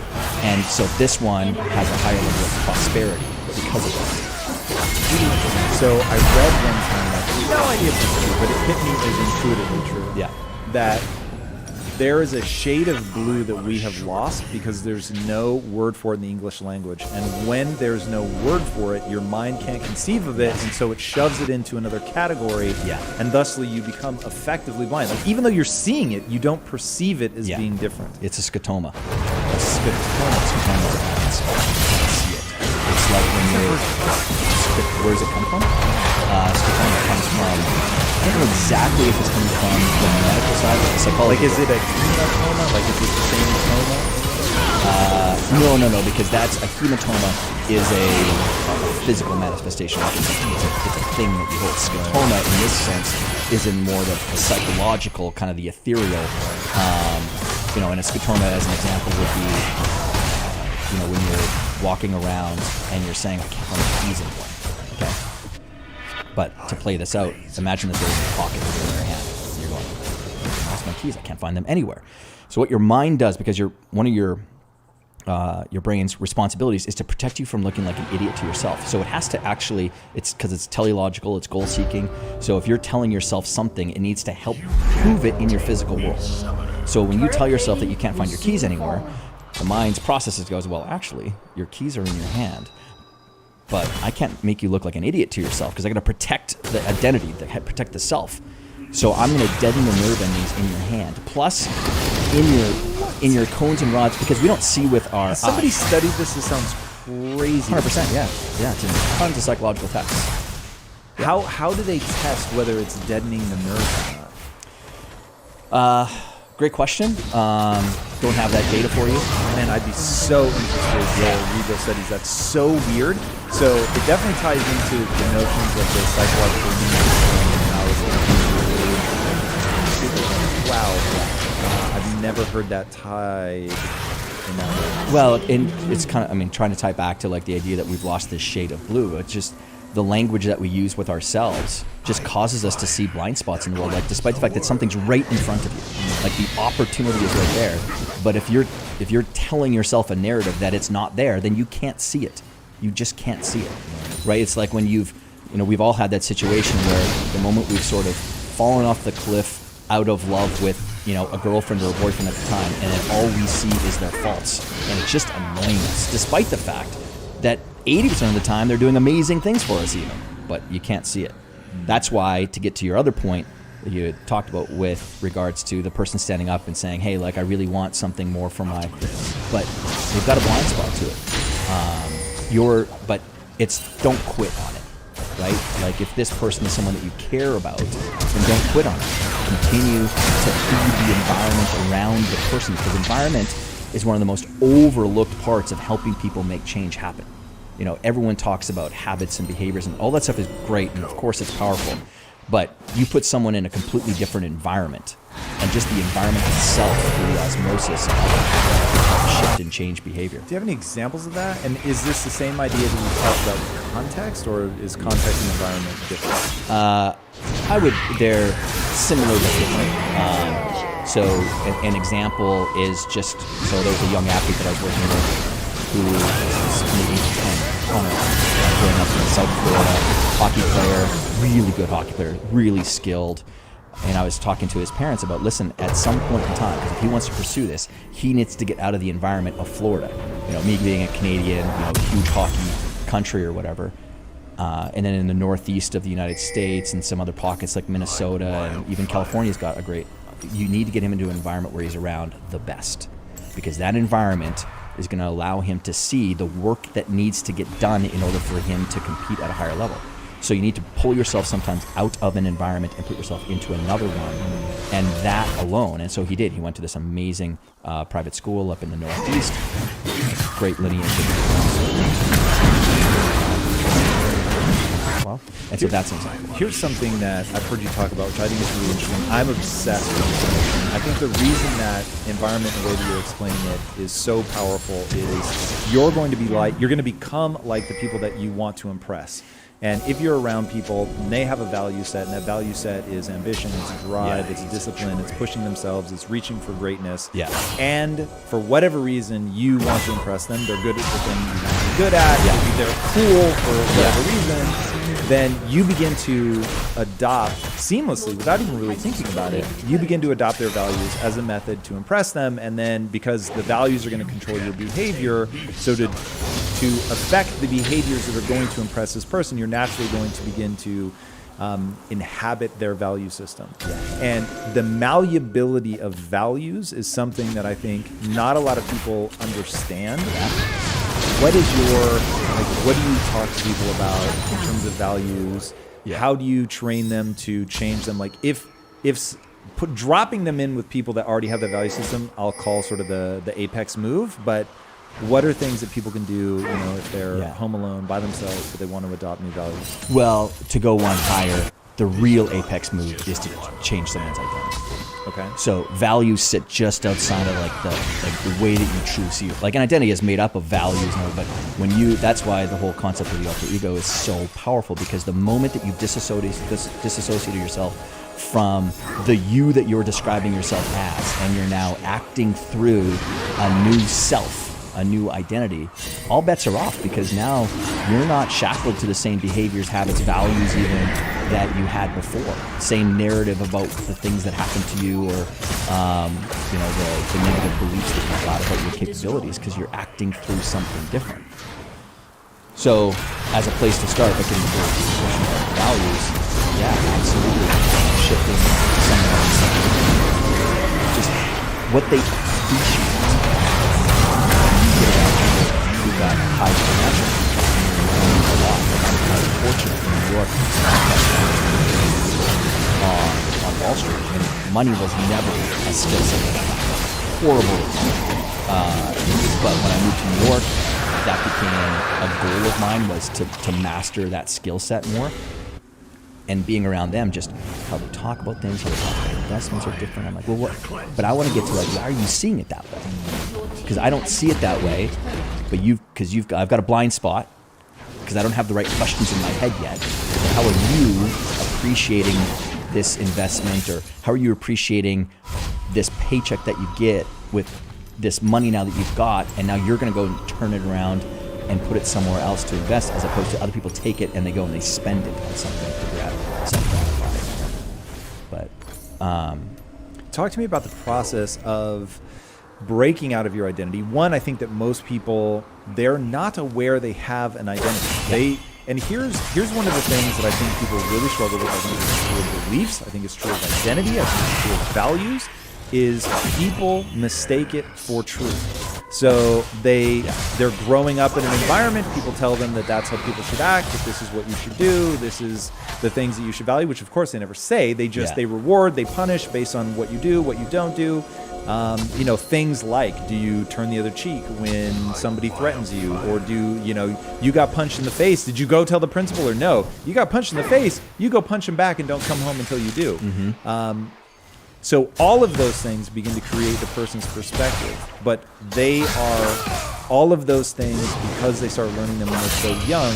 They create this veil of self-evidency. It simply is. It has been a part of their life from the beginning, and so they have a hard time teasing out that, oh, these are all like, this is a form.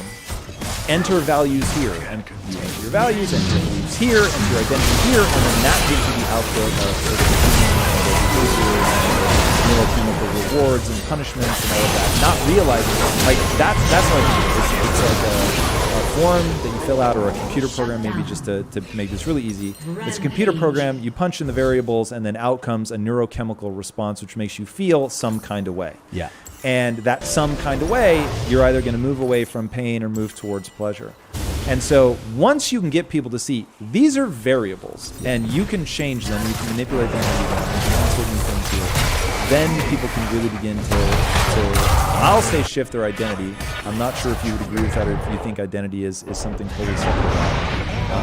But if somebody wanted to go through the process of changing their identity, how do they go about it? How do you first make them aware? Or do you start with making them aware of the identity they have? Yeah. So I'll get to that, but I want to go back to the language thing that we were talking about, that we use language as a way to create our world. Yep. And so a good example is the word you. So we use it all the time. We say, like, you're this way. And so if someone keeps on telling you over and over again that you're a certain way, like, wow, you're so ambitious, or, Tom, you're such a good detailed person, and depending on whether that feels good or doesn't feel good, you're like, I'm detailed, and you like reaffirm it to yourself, and then that sort of continues to stack on. And to your point about now we're programming and we're reinforcing that program, adding more lines of code to it to make it, come to fruition with our behavior. But there is no you. There is no you. I cannot put Tom Bilyeu underneath a microscope or underneath any sort of nuclear machine and find a you. There is a body that has many, many different expressions of this person, Tom Bilyeu. How you are with me right now in this interview is a different Bilyeu that shows up when you're around me, right? So we have the purpose of me really hammering home that point with people is to get them to realize that you have many identities. There is no one identity. So if you say that because I've worked with, Navy SEALs, Green Berets, Rangers, and when they put on that uniform, they have a specific credo that's being hammered away every single day of what it means to wear the uniform. And what they have challenges with is when they go home and they take off the uniform, they continue to act that way. And it's very easy, right? You've been flexing the muscle of that habit, that behavior, that mindset over and over and over again. And so what I do with them is like, well, do you have a uniform that you step into when you go home? You should. You should have a dad uniform that you put on. And what is that dad uniform? So that your kids can get a different version, because I'm telling you, that version of you that shows up that's going to be a drill sergeant to them is going to wear them out. And you're going to have some familial issues going on later on. So there's many, we're shapeshifters. And this is what I'd say the self-help, the personal development, some of the spiritual rituals have done a very poor job of for a long time, is hammering away at people a lot of really poor narratives that just are not true on how human beings are built and our malleability, our flexibility, playfulness that we have built into our creative imagination, where we can be in any way, and that's not a bad thing. That doesn't make you a schizophrenic, that doesn't make you a multiple personality disorder individual. No, that makes you a human being that's simply tapping into a power that allows you to perform at your best in all the roles that you have, or the ones that are important to you. Because if I have a Navy SEAL that walks up to me and tells me that it's not important for him to be a good dad, that would be a shock to me. So, you know, okay, well then, if you're struggling with the fact that you've got issues at home, because that's typically where they go. Police officer, same thing. Some of the highest divorce rates that are out there. Why? Because uniforms mean something to people, right? And I get into it in the book, and that's actually like step 4 of the process for like how you actually start to create identities for yourself that are powerful. And the real power of this comes from the power of the intention.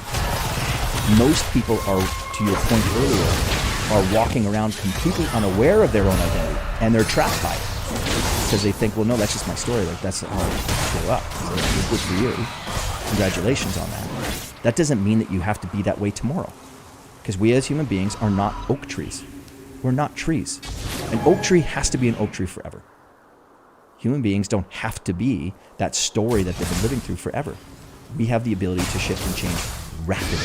So how do you want people to do that? Is it an exercise about tell me who you are? Like, how do you get them, how do you force them down a path of awareness? Yeah. Well, I don't really need people to tell me who you are. It's just like the result that tells me what you are. You know, and even the word who you are is a dangerous question to ask people. Because when I ask you who you are, again, that comes from the spiritual traditions again. Like, I'm such a nerd on this stuff. Like, I want to double tap deep on all these things and get people to really see that sometimes the phrases, the questions, the statements, the words that we use don't help you actually make changes. So who you are, not that it's a dangerous question, it's a misleading question, because when I say who are you, you immediately go to your past and you go, well, I'm this, and it's almost like an about you. It's your resume. And that's not helpful. So instead of, what do you want to do? What are you? It's what are you? Because I want something you can hold in. Yeah, exactly. Because we don't think about it. So what's an answer that somebody's given you that you thought, yeah. So, young athlete I was working with, second year in his NHL career, like National Hockey League, and I said, because we kind of got into this conversation about who are you, he's the one who brought it up, and he said, no, what are you? He stopped himself and he's like, I'm invincible. Like, oh, where does that come from? Where does where in you does invincibility sit? And he was just, well, when I think about all of the kind of tough stuff that I have done, I always get up. I'm like, great, that's a great building block to work from. You're invincible. What else are you? Because I want to get to like meat and potato stuff. There's so much, and again, people that are watching or listening to this right now, you see this. Like, there's so many beautiful little sayings, or there's platitudes that are shared amongst the personal that make you feel good. I'm not a feel-good guy. I'll never be the most popular person when it comes to making change happen, because I'm way too in people's faces. Like, I want to confront people with the reality of doing tough stuff. Like, I want to pour salt on your hangnail, because when I do that, what do you immediately do? You want to wash it off and take action.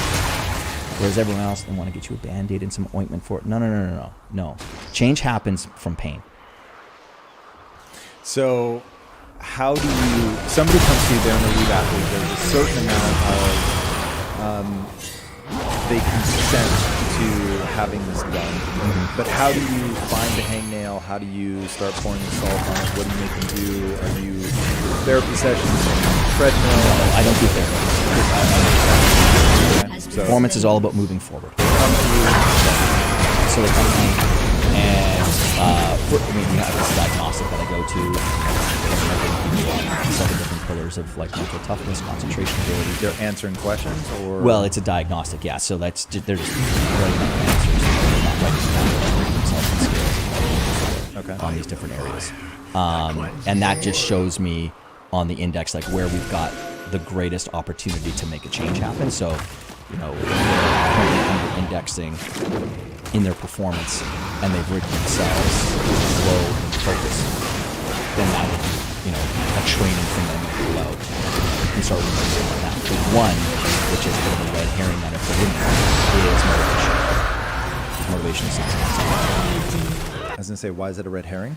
Because motivation is a you thing, not a me thing. I'm not here to motivate you. It doesn't look for me to motivate them. That's a you thing, not a me thing.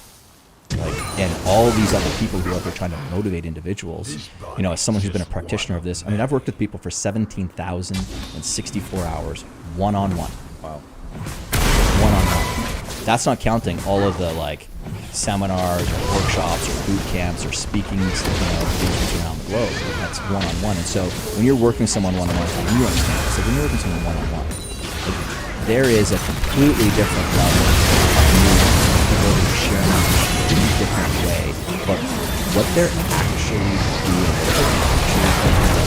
when they're succeeding or when they're under indexing and they're failing. And that's really, really important for anyone who's out there trying to change something in their world. If it's an entrepreneur who's, you know, trying to change the market, find practitioners, find the ones who are working with people one-on-one, because that stuff matters. Because I'm only, you know, paid by improving someone's performance. If I keep on giving you strategy time and they're not working for you, you want to be working together for a long time. Whereas in a group environment, as someone said on stage, there's groupthink. That is a natural phenomenon that exists amongst human beings where groupthink happens. Where, you know, if someone's trying to gain the love and adoration of, you know, Tom or Todd or, you know, Tony or whoever, and Tony says, "That's one strategy," or Todd says, "That one strategy, does that work for you?" And someone who just wants to be a pleaser goes, "Yeah, that worked for me," and then other people start raising their hand. Then the other person who hasn't raised their hand yet, because they've tried it, and they're like, again, we don't want to get kicked out of our tribe. And now all these people are like, despite the fact that it doesn't work. What you do is pure intuition. Not. So in the beginning, quite a bit. I was going to say, you've got the diagnostic. I'm having trouble following like exactly what you do. You have a diagnostic. Because what I'm trying to do is somebody at home right now is listening. They want to have a change. They want to have a breakthrough. What the fuck do they do? Okay, well that's different from, like, if we're talking about identity, I'm talking about that's the process of if I'm onboarding someone into my business, like into my. I love that. Yeah. So I think that'll get into the nitty gritty of like what you're trying to tease out. So they're doing the diagnostic. It's telling you. Yeah, it's telling me where they need training, like where they haven't spent much time on mastering the mental and the emotional part of their game. Okay. Right, because we're trying to. Is this reminiscent of a personality test? Nah. Well, there's elements of that, but you know, I use a whole bunch of different diagnostics because I am not a believer. Like, there's so many people who are out there who are like, I'm an INFJA or INFJ or whatever it is from Myers-Briggs, and I'm like, boy, again, what a fantastic way to trap and limit yourself. Because people love to say, you know, that's why personality tests and all these quizzes online are so popular. They go viral because they go, I'm a this. People love to discover more about themselves. But what it actually does is it traps many people because they're like, I'm an introvert. And introverts don't, blah, blah, blah, whatever they say. It's like, okay, great. Now you're going to live through that. And when you hear that, you hear, all right, this person has a label now. Yeah. That label has created limitations. They're no longer recognizing that they're actually a multitude of, and what's interesting is I don't know what word you would use there. Personalities, traits, multiple of identities. So identity. Okay. So now real fast, define identity. What does it encompass? Identity encompasses, I talk about it in chapter 3 of the book, the different layers that get stacked on. So, you know, at this core of what we are is just like pure possibility. Like we can move in many directions with the kind of inborn talents of what it means to be a human being. Okay, so there's core possibility. Outside of that creates what I call this kind of core drivers layer. Core drivers are things that you've attached yourself to, and that are attached to you because of your race, your religion, your values, where you're from. Because people don't realize just how much that stuff shapes them. You know, well, I'm black, so that means that this, or I'm white and that means this, or I'm Asian, or I'm a Catholic, or I'm a Jew, or have you heard that study where if you take an Asian woman who's about to take a math test, and stereotypically women are worse at math and stereotypically Asians are better at math. Yeah. And if you prime her by saying, oh, you're a woman, I wonder how well you're going to do on the test, they'll do worse.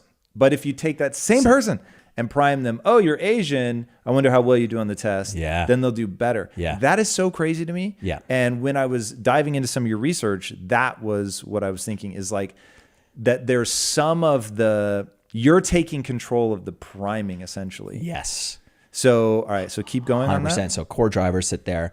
And again, even being a part of a larger group, like military man, police officer, this. So we have these labels, and now because they're the things that really can help either block someone's possibility or unleash it in many ways. We see it at the Olympics, where someone who's coming out of nowhere, but now because they're wearing the red, white, and blue on their back, or the red and white from Canada, or the wherever from somewhere else, they just level up because of what it means to now represent their country. Other people, conversely, I can't use it with them because I've worked with well over 100 Olympians. That actually crushes their performance. Because it's just too much weight? It's too much. Or they actually don't care. Some people don't care. That's not meaningful to them that they're an American or a Canadian or a Brit or an Aussie, whatever the case is. So that's the core drivers. And then outside of that, I call it the belief layer. So that's where your attitudes, your perceptions, your beliefs about you or the world around you sit. Okay. This is all shaping that identity, and it's shaping it in the different areas of our life, in the roles that we play, that of an entrepreneur, that of a parent, father, husband, wife, lover, brother, sister, mom, like all those we have. And that's why it's important that we sort of peel away the layer, or peel away and show that, no, you've got many identities and we can shape you. No, you get to shape yourself because you're doing it anyway. I'm not explaining anything to anyone that is not grounded in gravity. Like it's real, it's truth. We have many identities. We just don't think about it. But I'm trying to build awareness so that people can see it and they go, oh, because once you build the awareness, all bets are off with people. Because do you have like archetypes of alter egos that you push people towards depending on what they're trying to accomplish? I love archetype stuff, but that's probably where it's a little bit intuitive, but not necessarily. The natural lean when you talk about this is people talk about, like bringing that kind of like lion to things, or that roar or whatever. But I have one client, she's in the book, where I talk about, that never resonates. She's this real soft-spoken, like super kind person, and her trying to bring out like an inner lion thing wouldn't work. But for her, she's German. She has a deep history in her family of like exploration, being in the outdoors, and she had this really great reverence for a buck, like a male deer. And for her, it was like the way that it stands its ground, despite the fact that a bear is coming off. That's what people don't see the fights between a wild buck and a bear or a cougar, where it fights it off with its antlers. People don't see that. They always see the kill, but sometimes the prey wins. And a big male buck will do that and fight with its antlers, fight it off. But for her, what she needed, because she was a business owner, and she, again, very common thing where she had a sort of a freelance marketing company, and scope creep. It's like, so now she's building a website for someone. They go, you know what, we need some brochures done too. Can you add that on? Yeah, I'll do that too. And because she's so nice and kind, all of this, and now she's completely unprofitable, or she's just making, a laughable amount an hour. So the way that she started showing up in her business was through this lens of a buck that stands its ground and honors the fact that she's valuable. Like she is, what she has is valuable, and people need to respect that. A lion wasn't going to do that. So no, archetypes, I don't push people towards certain ones. And at the end of the day, the most common sort of alter ego identity that people adopt is actually grandmas. If there was a category. Grandmas? Yeah, grandmas. Because in order for you to These are elite performers. These are cops, and these are people that are either in in the business world. Grandmas aren't popular necessarily in the sports world. That's not where. So who's becoming the grandma? And again, you're not becoming the grandma. You're adopting the traits, the qualities, or the abilities that you admire about your grandmother. Okay, I've got a really wealthy man in New York who's a client for a long time, and he was kind of a traditional Wall Street type that just railroaded himself towards success, burned out and churned out a lot of leaders in his business. But now he had a very large private equity business, and his leadership team was burning out quite a bit. And so when I started working with him, his identity needed to change because he was now in a completely different role that what got him to be successful, right? So that hard charging thing, that really helped him, but that's not working now. That's going to break his business. So he needed to step into a new identity. Couldn't figure out a way to do that. So when I was talking about like, well, who do you respect? Like, who do you admire as great leaders of business or just leaders in general? And he was talking about like Jack Welch or Sumner Redstone, and these names were coming out. And so but just talking to him, I could get that he wasn't like emotionally connected to that idea. So then I just asked him about his family because I knew a bit about it. I mean, I knew his history. And he started talking to me about his grandmother. Her husband died in the Holocaust. She had 4 young boys, brought them over to America. Classic story of, settling in the Lower East Side with nothing, $70 in her pocket, raising these 4 amazing young men, all going on to have tremendous success. My client was the son of one of them, and just talked with great reverence about just how like amazingly nurturing she was, but really strong with an iron rod up her back with like the values of how we operate as a family. And I said, that's who your identity is. So how did the people then grab that and actually put it to use? Because when you were talking earlier about, you need a uniform, and do you have the uniform of the dad when you walk in? So I'm thinking, what's the uniform of the grandmother? But I'm guessing you're going to say it's not quite how it works. Yeah. So there's different ways to activate this. So I want to, continuing on with that, it's like getting him to realize, well, what are those qualities that you just appreciate about your grandma? Like, what is it about it? Because what are those qualities? What are those attributes? And what are those traits? And then, a uniform really helps. Something, we call them totems and artifacts, something that physical that you can put on that can help you step into that. Because again, we're acting with this intention now because you're choosing it. And that item represents what you're activating. So for him, there was no thing. There's something that he was going to go put on. But there was another quality that we use is something that you use in your environment. So he had a framed photo of his grandmother. And he wasn't going to be like, acting through this identity throughout his entire day. But it was when he needed to have conversations with his leadership team that he needed to pump the brake on his extraordinarily aggressive personality and start, acting with a completely different intention. So anytime he was about to have a leadership conversation, he had this frame of his grandma sitting on his credenza or on his desk, and it was we like to create triggers, so there was a switch. So he would turn that frame so now she was facing him. What's the importance of the triggers? That's really interesting to me. The importance of it is to create rituals, and why? Why does that matter? Because human beings are grounded in rituals, and it's almost like an honoring ceremony. Because what I want you to do is I don't want you to dishonor the memory or the spirit of whatever or whoever it is that you are activating by not truly acting through the qualities of that individual. So the conversation with him is like, now, choose your grandmother very carefully, because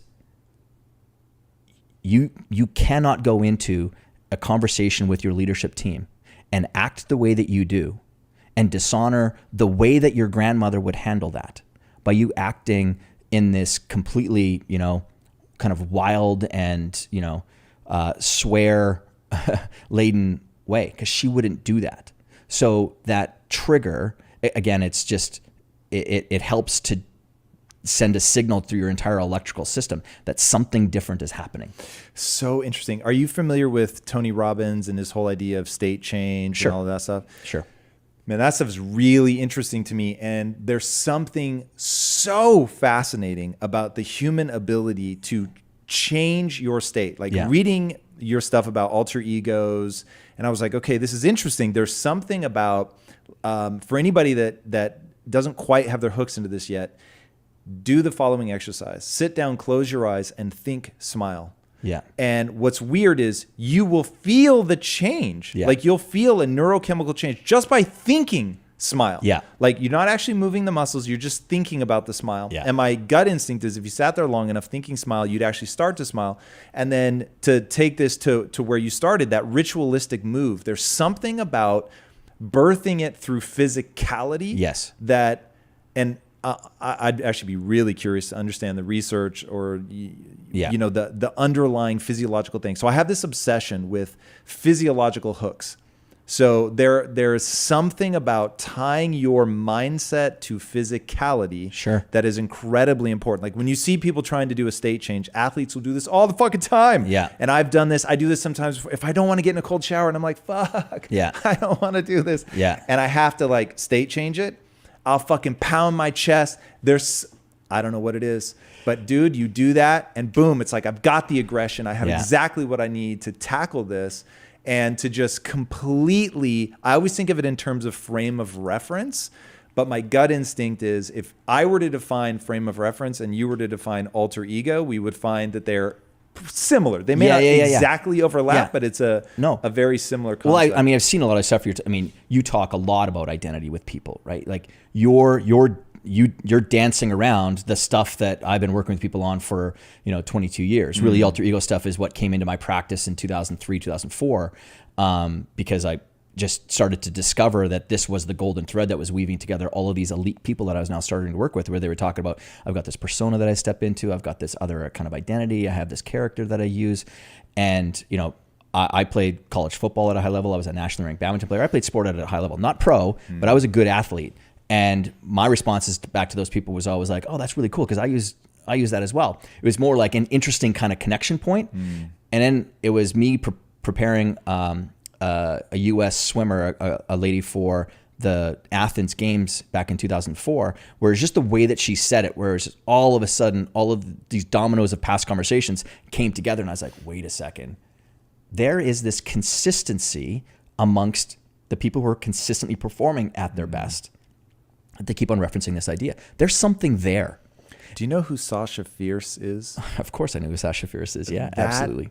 To me is when I heard, so for anybody listening that doesn't know who Sasha Fierce is, that's Beyonce's alter ego on stage. And I thought, whoa, that's so interesting that somebody that successful uses this technique to have the balls, essentially, to go out on stage, to own it, to be fierce. And she needed it. When you take a look at her story, she's a gospel singing young black girl from Houston, Texas, who people would show up every Sunday. They can't wait to hear Beyonce sing gospel songs. Her dad, recognizing her talent and her love for music, gets her and Solange inside of a dance group. There's 8 of them. And now Beyonce, who's used to dressing very modestly in a church environment, singing gospel hymns and songs, is now asked to sing provocative music, dancing provocatively. She had a real internal combustion over this, right? Now, I want people to track this. Are there some things that you've got some internal combustion over right now that you're resisting against because you have a tough time seeing yourself do it, despite the fact that you want to manifest it? You want to pursue that entrepreneurial career. You want to pursue that acting or that singing, or you want to get out there, okay? So she then created Sasha Fierce, someone else, another identity to go out there that loved going out there and performing, loved the provocative, loved dancing that way. And that's who she would step into and activate when she went out there. Now all of a sudden she could protect for herself that sort of more innocent Beyonce. And what she found, and that's what I share in the quote, in the book, there's this great quote by the Hollywood Golden Era actor Cary Grant, where he said, and again, born in Bristol, England, in a very modest family, single mother, but always wanted to make something of himself. Traveled over to Hollywood and, became known as this, charismatic, debonair, good-looking guy. But at the end of his career, he had this great quote where he said, "I pretended to be somebody I wanted to be, and I finally became that person. Or he became me, but at some point in time, we met," which I think is one of the most beautiful quotes that a human has uttered. The only thing I would change is not I pretended, but I activated. You chose it. And so if you think about it, there's this you that you've got described in your own mind right now. And I think of it like a circle of a Venn diagram. And you've got this other self that you want to be, or this kind of aspirational idea of what you want to be. And for me, the alter ego was the thing that could help bring them together.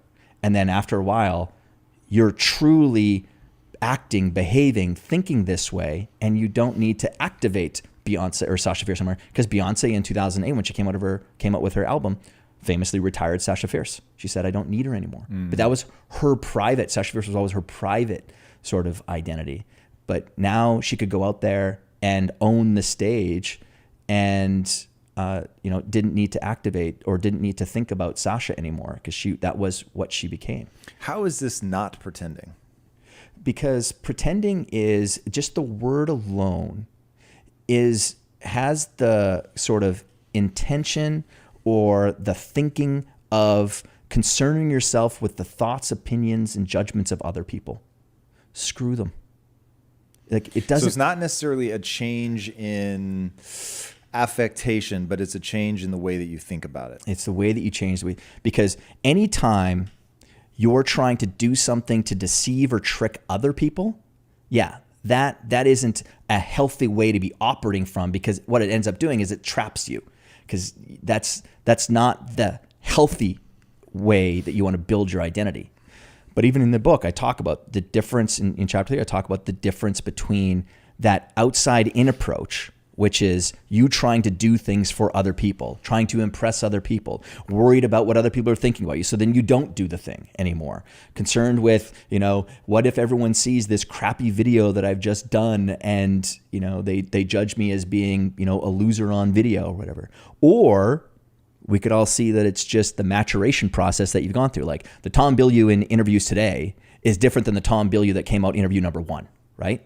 Like I'm guessing, but I know it's true. You're better at asking questions. You dive deeper. You've got a richer set of, just confidence around being patient, kind of saying, you know what, you just said something. Let's go back to that. We were talking about that earlier. Sure. Whereas the intention of you saying, this is how I want to show up now. I am not going to stay tethered to this past narrative. I'm not going to stay tethered to these ideas that I have to be this way because someone from Topeka, Kansas has never made it somewhere, or that someone in Topeka, Kansas can't be the most creative artist on the planet. What if you were the first in Topeka, Kansas to be the most creative artist on the planet and people flew into Topeka in order to see you? That would be phenomenal for you to go and do. So it's the changing in the perception of where we're coming from here. But I wanted to come back to something that you had said, is like when you said you were just fascinated with this whole state change thing and that you're like getting into the science. Well, do you want me to share you some science behind? Please, definitely. So a great piece of research. So there's a psychological phenomenon that we've got called enclothed cognition. Enclothed cognition is that we as human beings, we attach meaning and story to the clothing that other people wear or that we wear. So, case in point. Go on. Yes. So, if someone were to walk into this room with us right now and they had on a doctor's coat or a lab coat, immediately at an unconscious level, you're going to make a whole bunch of assumptions and tell a story about that person. No question. Right? So, it could be that they're successful. And again, everyone's different because all of us have had different experiences with people in white coats. But for the most part, if it was a doctor's coat, it's that they're successful or they're smart, they're detailed, and so on. So we do that. What people don't realize is that with this power of enclothed cognition, by you putting on something, you're actually changing at an unconscious level the way that you're about to go and act. Dude, I'm so with you. Yeah. So there was, I've done for the longest time, my whole alter ego method that I would use with athletes was like my 11 herbs and spices. Like I kept it locked away. I didn't talk about it very much because I became well known at like really high levels in sport as the guy. I'm the quick hit artist. I'm the quick change guy. Like when someone's playing at the US Open on Saturday and they're in a rut right now on a Wednesday, meditation, undoubtedly, it is a core pillar practice that we put in place for everybody. I've been talking about meditation since 97 when yoga wasn't cool, right? Because there's just nothing that can help align the mental, the emotional, and the physical self better than meditation. But meditation ain't a quick hit thing. So, I didn't talk about, on stages and very much around the idea of an alter ego because I really didn't want some of my compatriots to latch onto it. So, but I'd done a speech and word got back to this lady in University of Minnesota, at least that's the story that I was told. And she did this great little study with 4 to 6 year old kids where they brought them into this room and there was this kind of puzzle with a whole bunch of padlocks on it. And they gave all the kids this ring of keys to unlock all the padlocks, okay? But they divided them up into groups of 3. And one group, they were just in their plain clothes and given the keys. And then another group, they were told to pretend like their favorite superhero or someone that they look up to, favorite superhero. So then they do it. And then another group, they brought in a rack of clothing and there was Batman and Dora the Explorer costumes. And they said, put on the costume and then here's the keys and let's go on with those costumes. Fascinating what happened. The kids that were just in their plain clothes quit on the task of opening all the padlocks because the keys that they had didn't open any of the locks. It was a red herring. They just wanted to see with frustration how long they were going to last. So they quit the first. They were the first ones to quit. So what's that measuring? Grit and perseverance. 2 things that, we all talk about all the time of just what it takes in order to achieve something. Right. Because you're going to need it. Now, the young kids that pretended to be Batman or whatever their favorite superhero was, they lasted longer, but they didn't last as long as the kids who had on the costume or the uniform. That is fucking so interesting. But here's the other side effect of it. They weren't expecting to be tracking self-talk. So how kids were talking about them, because young kids, if you're around them, they don't just keep the thoughts in their head. They're talking it out loud. It's like when they meet someone who's chubby or they're like, oh, why is he so fat? Like it's just, you're like, oh, it's just, please just, have some social decorum. So the young kids that were just in their plain clothes would say like, oh, I'm not good at puzzles or I can't get this. I quit. Okay. So I can't get this. I quit. I'm not good at puzzles. Kids who were wearing the uniform though, they would say things like, Batman wouldn't quit, so I'm not going to quit. Dora the Explorer always finds a way, so I'm going to find a way. Right? They had now disassociated from whatever their own identity was. And they started acting through these other traits of Dora, of Batman. That's kind of like me sort of putting together the pieces for everyone around why using a totem, an artifact, some sort of object is so important to help you activate those traits from the person or the thing that you're most inspired by. I want you to have an emotional connection with this new identity. That's why grandmas are chosen so often. I'm not saying like 50% of all alter egos. I'm saying if there's a category, they get chosen quite a bit because it's an easy emotional connection. That's why for that one lady, a lion wasn't going to work, but a buck did. Kobe Bryant's story of, Black Mamba. He's going through an extraordinarily challenging time when that sexual assault case was going against him. He was losing his edge, losing it. Felt like he was losing himself in it. He was losing his what? His identity. Watched Kill Bill, saw the Black Mamba in Kill Bill, and said, I'm going to be the Black Mamba on the court. I would put Kobe Bryant up against any, animal biologist on the planet for knowledge of a black mamba.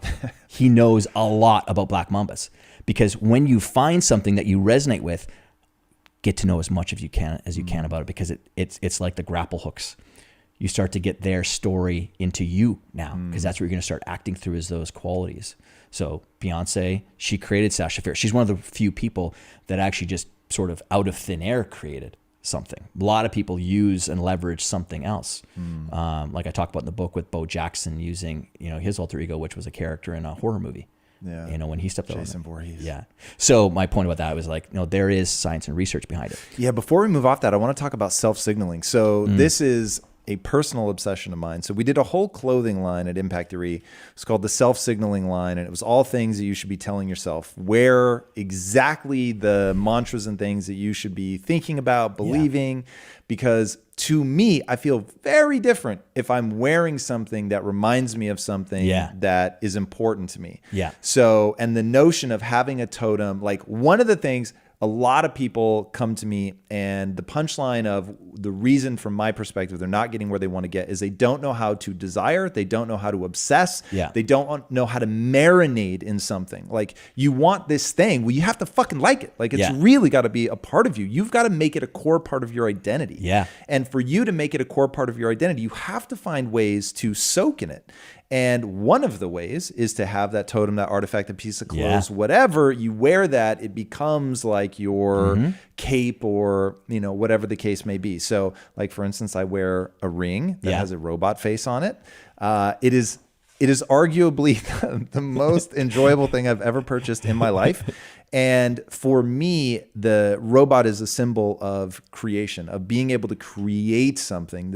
The notion of being man-made. Yeah.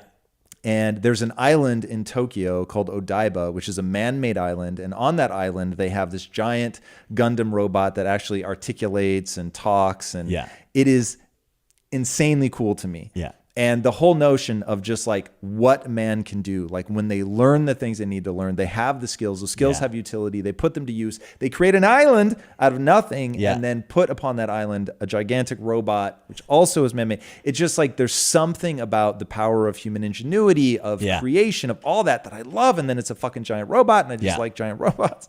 And so I bought the ring. And I remember saying to my wife, Lisa, when I got it, I said, this is so silly and yet so powerful for me as like this incredible reminder. Yeah. And every time I feel its weight on my finger, I think about the grand ability for humans to create. Now, why is that important? I'm trying to build the next Disney. It is the most gigantic like undertaking that fits within my bailiwick. I will say that Elon trying to colonize Mars is a lot bigger, so I'm not saying it's the biggest ever, but in terms of like what I'm actually interested in, the skills that I want to acquire and all of that, it is a very big dream and it'll take me a very long time to execute against. And so having this totem, having something that I can put on, having this thing, and the funny thing is, literally, because I'm telling you this story and I'm allowing myself to get animated and I'm allowing it to fill me up, I'm further reinforcing 100% what it means. And so tomorrow when I put the ring on, like it's actually going to mean more to me tomorrow than it did today because I'm reinforcing this notion, right? This is my grandma. I'm thinking about grandma. I'm trying to honor grandma. I have this ritual of putting the ring on. And you should be touching it more as you're doing it and putting it on, sliding it back and forth. Because for me, you know, to that, like that's like that right there is amazing. Like that, I love that. Like for me, like starting out in business, 22, 21, looked like I was 12, maybe 10. Like I had a baby face and I was so insecure about what other people were thinking of me. How could I go on stages and now talk about mental game? I haven't won 4 awards. I haven't written 3 books. I'm not 43 years old. I don't have a tweed jacket with leather patches on my elbows, all that kind of stuff. But the reality was I was really freaking good at getting across these principles that had helped me, because I'm not a physical specimen. I'm not 6'4", 240 pounds, but I played way bigger than my size was, and definitely got as much out of myself as I could in order to, you know, perform how I did in athletics. But I was so insecure about how young I looked. And it was stopping me from making the phone calls, booking the workshops, or, you know, getting clients, getting myself out there, whatever it was at the time. And I was like, wait a second. You used Geronimo as your alter ego on the football field. And I was like, why don't you use that, Todd? And I was like, wait a second, Kate, well, Geronimo was a little bit rough. Doesn't quite work in business. So then I was like, well, you know, who or what am I really inspired by and would love to activate their qualities to help me get through this phase? And Benjamin Franklin, always loved Benjamin Franklin. Joseph Campbell, you know, one of my personal heroes, and Superman, like, you know, the 1980s, you know, Superman. And that was it. And I was like, okay, that's I'm gonna, and because I had this whole ritual that I'd go through when I was in the locker room to get ready for football games. I'm like, well, what's my thing? I didn't call it a totem at the time, but what's my object? And it was going to be glasses, because I was going to do the reverse Clark Kent. You know, Superman put on glasses to become the mild-mannered version of himself, to be accepted by society and walk around. But I was already mild-mannered. I was already blending into the walls as oatmeal. That I didn't want that. So my glasses were going to activate that superhero self inside of myself. And so I went out and I bought a pair of non-prescription glasses. And that's what I wore. And I'd put those on and I would practice putting them on and feeling more, because I lacked confidence. I was indecisive, and I wasn't very articulate with, you know, what I was, what I had to offer. So I wanted to be confident, decisive, and articulate. That's who I wanted to be. And I knew that the people that were going to hire me, they wanted that too. Because anyone who's trying to hire someone who has an expertise in something, what they're actually hiring is certainty and confidence and clarity. Those, like, when someone shows up and you're like, whew, like, I feel like if I had that guy on my team or that woman on my team, we're going to make it happen. So you need to show up that way. And so I practiced putting those on. My point about this was getting to your whole, you know, when you put that on tomorrow, that trigger, it's just being embedded, that emotional charge that you get. The act of this little arm sliding across here, because now I just wear glasses just for dress. I don't need them to step into that confidence, articulate self. Now I just use it for dress.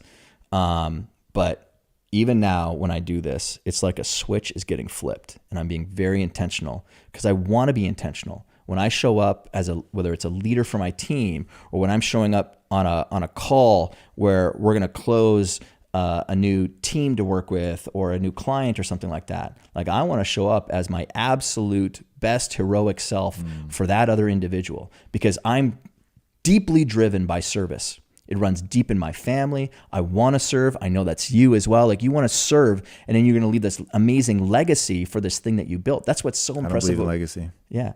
Like, that's what's so impressive about Gaudi. Who's Gaudi? Gaudi, he started the construction of a church in the early 1900s, which, based on his design, was going to take 150 years to be built. The vision of that man to start working and laboring on something that he was personally never going to see the end of. People talk a lot about vision in business. He's the ultimate benchmark of vision.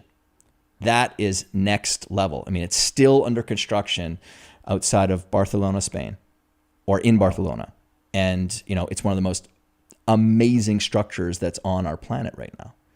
So, you know, when you were doing that, I almost wanted to reach over and, like, except it's going to look really weird on camera if I was doing that with you. But, like, don't do that, Todd. That's a little bit too intimate. But, like, it's just like, yeah, play with that on there. You know? Yeah, it's interesting to me how it grows with power. Like, understanding how you can reinforce this stuff, how you can make it meaningful. Like, there are so many... this word is played out, but there's so many hacks and things that people can do to reinforce this stuff. And I think all too often people look at somebody who's successful and they think, well, lucky them, it must be nice. Like, you know, they have this, that, or the other. They have the confidence, whatever, not realizing at some point you find a way, whether it's through physiological hooks, which that was a big one for me to lower my anxiety. So diaphragm breathing is a physiological hook into the parasympathetic nervous system known as rest and digest. So if you're wondering, like, how the hell do I get out of this anxious, overamped state? Sure. There is a physiological hook, which is as you breathe from your diaphragm, whether you want to or not, you're going to begin sliding into that state. Yeah. And then there are some things that you just have to decide. So you talked about decisiveness. Decisiveness is intoxicating. Like, when somebody has, like, they're gonna do it. They're convinced they can get other people on board. Like, this is it. That level of clarity is so intoxicating to people. And when I do it for the team and they see it, I can feel them galvanizing behind the idea. And the thing is, I'm honest with them. I'm just fucking deciding. I'm just saying, like, there are 7 options before us. I don't fucking know which one is going to work. Yeah. But I'm not afraid to pick one. And go with all my gusto. Now, I'm not going to pick one that's obviously bad. So I'm picking one that I think has a shot. But what people allow themselves to do, they allow themselves to be paralyzed. They allow themselves to accept from themselves that, oh, I don't know, I'm not sure. Fuck that. Like my whole thing is being unsure. You don't think I'm unsure? You don't think I wonder? Well, I wonder if this is going to work. But I've simply decided to value decisiveness. And once you say, okay, I'm gonna value this thing, then I'm going to act in accordance with it, which means, okay, I'm looking at two options. I'm not entirely sure which one. I'm gonna go with A. Maybe I'm going with A because I have a lighter ring on that hand, and so it just felt better to point towards the one. Who the fuck knows? But I'm gonna go with that. I'm gonna be all in. I'm gonna do everything I can to make it work, but I'm gonna constantly look and see, is it actually working? If it's not working, then I'm gonna switch. So now I've got this dual thing, and my team knows, one, I'm not afraid to pick. I'm going to move forward. I will accept the consequences. And I'm not a dumbass. So if it's not working, I'm going to move. But like beginning, what I love about your message is people at some point, they have to take responsibility for who they want to become, right? Your Cary Grant quote. It's who you want to become. It's not necessarily who you are today, but it is who you want to become. And at some point you do have to take the first step into the unknown. You have to act as if, like you've got to put it out there. You've got to be decisive even when you're unsure. You've got to move forward. You've got to project confidence so that you can begin to really feel and internalize the confidence. You've got to have the physical thing, whether it's turning your talisman or having it in your pocket and rubbing it over. But understanding that whether it's the buck imagery, whether it's your robot ring, you have to infuse it with meaning. Like the fact that you said that Kobe knows more about the Black Mamba than anybody else, it's like, that's how you infuse it with meaning. Yeah, I may talk. There's so many things to ping off with it. I want to go back to when you said that when you put on your ring, you're like, and you said to your wife, like, this is going to be silly. There's actually, I mean, we're having a serious conversation about deep and meaningful things that we hope that at least one person that's listening or watching is going to like make a paradigm shift, and just all of a sudden a new world's going to show up for them. But one thing I want to reinforce with people is one of the great powers of this idea, or one of the great powers that human beings have, is playfulness. The thing I love about this idea, and I could see with people, is I could see stress and anxiety melt away when they started to get engaged with the idea and see how playful it is to know that this is your, again, I am the person standing out in front of other people talking about the power of alter egos. I don't care that people know that the glasses that I wear are not real. Like, it's just wear them for dress. I don't care about that because I'll use them as a signal and a totem to tell other people that I don't care. But you do know that I am being very intentional about, I want to bring my best self so I can serve you in this moment. That's why they're there. But it's that when I could see someone really understand that this is them being playful, it's like, you don't even know that I'm showing up as Batman in this moment when I'm in the boardroom right now. Like that playful idea, because playfulness, the whole reason that I'm doing this is because I want to get my clients, the people that buy our training programs and whatnot, to get to that zone and flow state. That zone and flow state where every capability that you have comes flowing out of you unhindered by the resistance that, or the judgment or the self-talk that typically slows you down. That's the reason that we do this. Playfulness is the key that unlocks the back door to peak performance, and we're walking through the doorway of our creative imagination to make that happen. That is our superpower. The best genre of movies right now, superhero movies, that Marvel comic, that DC comic world that's out there. Why? Because there's this natural hero's journey narrative that we latch onto with it. Also, we love the fantasy idea in our mind of like, what would I have if I had a superpower? But we forget, when we do. Human beings do. We're the only living thing on this planet with this one ability. It's not love. It's not affection. Am I saying that they're not powerful? 100% they are. But nothing else on this planet has creative imagination. Nothing else on this planet can choose to, in the moment, decide to be someone or something else. Can make, a heaven from hell or a hell from heaven. We have that ability. You've got two people, the same experience is happening to them. One chooses a completely different path and they, strive and they thrive. Another one gets crippled by it. That's fascinating to me. That's fascinating that we can do that our creative imagination builds story and narrative in our own minds. Yeah, that's crazy. Have you read The Long Walk to Freedom by Nelson Mandela? No, I haven't. Oh, yet. dude, fucking Yeah. read that book. It's crazy. So I read Joseph Campbell when I must have been in my late teens, early 20s, something like that. And he talked about how, rituals really lost. And he thought that was a big part of why adolescence had become stunted. Like there was no grand moment where you knew like, hey, you're different. And he was like, there were societies that used to take teenagers out into the woods and they would literally kick their teeth in. Yeah. You had people that would, circumcise adults with no anesthetic, or not adults, but, a 13-year-old. And you went through something hard. And by going through that thing, like you knew, okay, on the other side of this, I'm a different person. Yeah. And so in Long Walk to Freedom, Nelson Mandela was one of the last generations that went through this thing. And they took 3 or 4 boys at once that were all, I think, 13, and they have them sit down with their legs splayed, and elder comes along with a really sharp rock, and the kids are sitting there buck naked in front of the whole tribe. Yeah. And the guy comes up, grabs their foreskin, and just cuts it off with the rock. And then they have to yell. I think they have to throw their arm up and yell this warrior's creed statement. Statement. Yeah. And I just thought, whoa, like in that moment, because the moment is imbued with so much meaning and there are people there and it is ritualistic. Visceral. It's 1,000%. Like once you're on the other side of that, you really do, like something kicks in and makes you feel differently. And so when I got married, I wanted to do the same thing. I wanted to be ritualistically scarred. Yeah. And so, because I wanted to be a different person before and a different person after. And so I ended up getting tattooed. It's the only tattoo that I have. Yeah. And I wanted something that was painful. And at the time, I was just absolutely terrified of needles. Yeah. So doing something that was facing this gigantic fear that I knew was going to be painful and that was going to leave a permanent scar on my body, it like carried all this weight and this emotion for me. But it goes back to that notion of what is it imbued with? And so really being conscious of grabbing a hold of that narrative, understanding what that narrative is, understanding that humans are meaning-making machines. That's what we do all day long.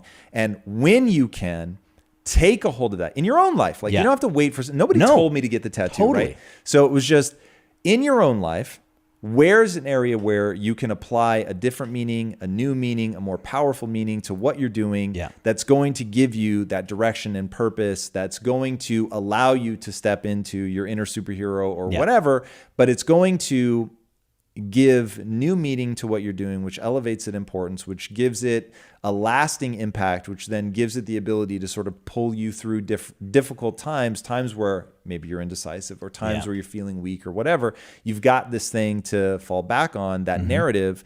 And do you know Yuval Noah Harari? Yes. Oh, man.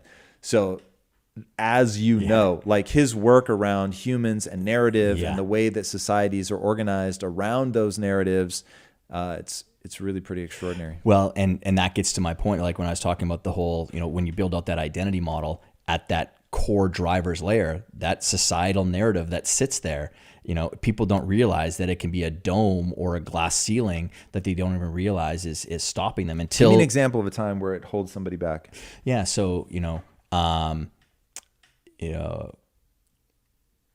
there is a client, I'll use an example of a client in New York, a Jewish woman who, grew up in an environment where in her particular kind of tribe, the female shouldn't be making as much money as the male counterparts.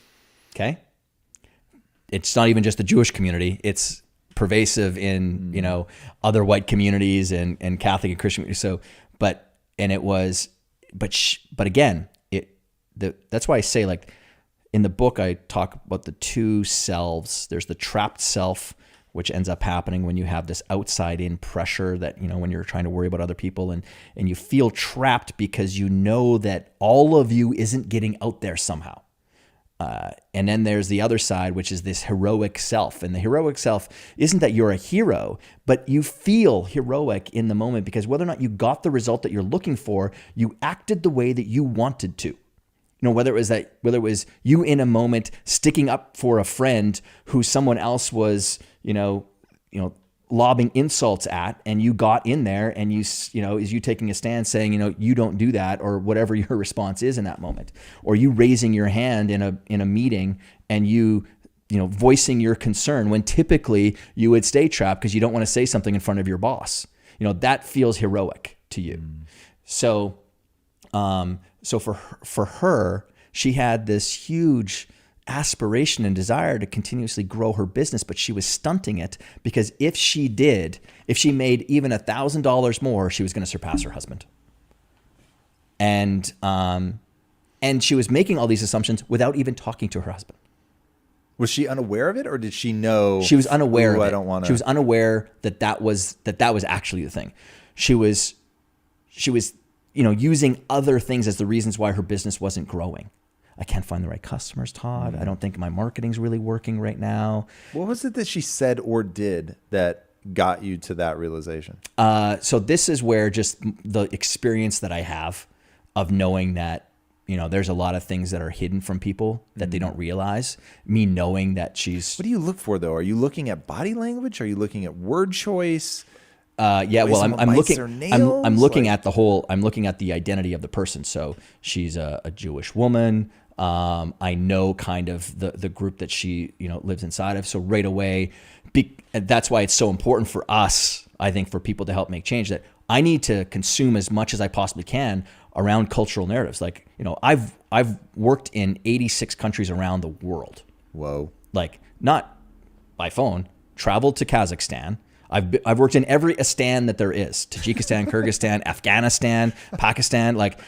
So I've been, and when you work inside those cultures, it's very different than traveling there as a tourist. When you get to work inside, then you get to really see how they're coexisting and whatnot. So it's important for me to just really dive deep into all these different worlds that are different from mine, so that I can pick up on them far more quickly. So I can because I want to be known as someone who can make change happen fast. A lot of people don't want that because it places an expectation on you. I want the expectation. I'm a tiger. I want to hunt that down. I want to get the kill for you faster than someone else. I want that moniker placed on me. A lot of people don't want it. No, I want it. And that's what winners do. Winners want that. Winners want that final play that's drawn up with 2.5 seconds left and the coach saying, you're getting the ball. I want the ball. And everyone that's watching this and listening to this, they should want the ball too. The moment that you make the decision that you want the ball, all bets are off. Boy, like I get chills. I got chills because it's amazing when someone makes that shift. Like you were talking about with decision. When you decide. Now we use again, it's a platitude. We say, man, when you decide to take responsibility for your life, hey, that's wonderful. So those are great platitudes. Me, I want meat and potatoes. I want to give you something that helps you truly embody that. And for me, it's I get right now that you can't see yourself making that change. But what I do know is you have the capacity and abilities gifted with you as a human being to start acting to and through some other identity, someone else that you're inspired by. And whether you use glasses to activate that, whether you use a robot ring, whether you use a picture of your grandma on the table, whether you use a Wonder Woman bracelet like one of my equestrian clients uses when she activates Wonder Woman, when she gets on that horse, think about that as a sport. It's the only sport where you have another animal that most beautifully transmutes your emotional state to everyone else. Yeah, talk to me about that. So horses are fucking weird, man. So how is it that they're picking up on so much human emotion? Well, who knows? I am not the expert on definitely all things emotional around horses, but they have this phenomenal capacity to detect your energy field. That's why they're used in so many different types of therapy, whether it's around autism or whether it's around, helping people overcome PTSD and trauma. They're just these walking caretakers. They're phenomenal. Like, I grew up on a big ranch. I had, 3 horses of my own, Cracker Jack, Socks, and Midnight. And, the lesson that my father gave me early on was if you're ever out on the farm in the ranch and you get lost, just ask them to go back home. And that's the thing. If you're ever lost in the wilderness and you happen to have a horse with you, follow the horse. The horse will take you back to some place and something or someone. And but getting back to my client, She was someone who was a type A personality, ran her own business, and kind of operated in novice competitions in the category of dressage. So it's basically like, intricate, you're doing intricate moves out on in this arena where every single little subtle movement on your part and the horse's part is being graded, right? So you got people watching you and judging you. Well, that's already going to trigger some anxiety in people. So if you're getting on this horse that beautifully transmutes your emotional state and you're someone who's anxious, now the horse is anxious. It's not going to hit its mark. And so when talking to my client, and I asked her, I'm like, okay, get it. Lisa, you're anxious. But what I do know is there is a version of you right now that isn't anxious. Now, who could we use to activate that non-anxious person? Now, who do you look at that you admire the way that they show up? And immediately it was Linda Carter. Linda Carter's version of Wonder Woman, because this is before the new Wonder Woman movie that came out. Right. This is several years ago. And I said, well, why? What is it about Linda? And I mean, I do it in a way where I want to challenge people like, that sounds cliche. That's boring or whatever, because I want them to sell me on it. Right. Because again, I want that emotional charge happening inside of them. So why Linda Carter? Because she stands her ground no matter what's happening around her. She owns the space that she's in. It doesn't matter. She moves forward all the time. She never retreats. But it's this, and I didn't need her because words are clumsy for us. And I was like, all I care about is that I see that there's an emotional state change for her, that she gets it on the inside. I'm like, I get it. Say no more. Because I don't want her to talk herself out of it either. Right. So that was it. So we went out, and that was the ritual now. Before she got on the horse, she would snap, and I tell her, make sure that the clasp that you get, because she made a custom-made bracelet, make sure that clasp is like, it makes a sound, because sound is a phenomenal trigger to the human brain. And so when you hear that snap, boom, that's when Wonder Woman takes over. But you got to honor her, because Linda Carter would never, ever go out on that horse and not own that routine, own sitting on top of that horse, and let your horse know that you got this. Make it relax and confident in the routine. Her trainer is the world's top dressage trainer. He's got a barn out in Connecticut. He's got the most world champions that train out of his barn. He called me up 10 months into us working together, and my client asked if it was okay if they connected. I said, yeah, absolutely. And he said, Todd, I got to say, I don't get this. I don't get how this person who is always kind of in the average is now winning the championships around the world. It doesn't make sense that someone can ascend that quickly. And I was like, nothing about human beings makes sense. But, our jobs as people who coach and train and mentor and advise other people is to make sure that we don't look at someone as someone we need to fix. Is that we don't need to tell them that there's something outside of them that they need to go and get or acquire in order for them to be better, be whole, or whatever. I treat you like everything that you've got in order to be successful right now is already there. It's just under a bunch of muck and mire, a bunch of dust. It's under a bunch of story, a bunch of narrative, that if we cut those strings, those puppet strings, those invisible strings that are stopping you or preventing you or making you behave in a certain way, that all of a sudden this possibility, this new possibility comes out of you. And anyway, he was so I explained to him the process of how I was working with her and what we were actually doing behind the scenes. And so I said, it's not, Sarah up on that horse. That's Wonder Woman up on that horse. And she owns that. She 100% owns it.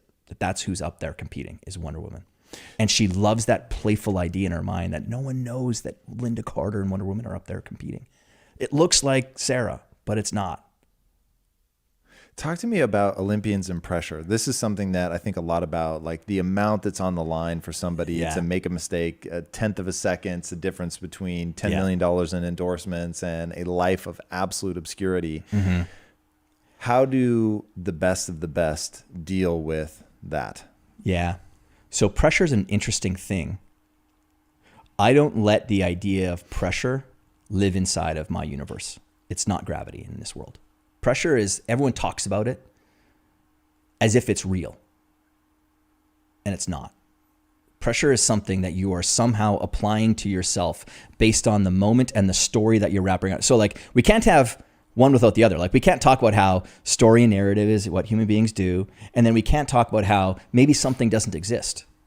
Maybe pressure doesn't exist. Because pressure is what? Meaning that you're attaching to an event. What if we were so deliberate and intentional about the meaning that we were always attaching to events that it didn't create pressure for ourselves, but it created something else? Now, I'm not saying pressure doesn't exist for other people. 100% it does. But it was their creation, not my creation. But yes, there are moments that can be filled with stress and anxiety if you allow them to. Like, when I have a skier who is pointing their tips down the face of a slope that looks like a cliff and it's filled with ice, basically, based on the amount of athletes that already went in front of them, and they've got to make tight turns around flags, and the only thing stopping them is some orange plastic netting that's running along the sign. If you do not have 100% complete and utter trust, trust is the key. That's what we're pursuing. Trust. When you trust yourself, when you trust your preparation, when you trust your routines, that's when you now opened up the doorway for a personal best to happen.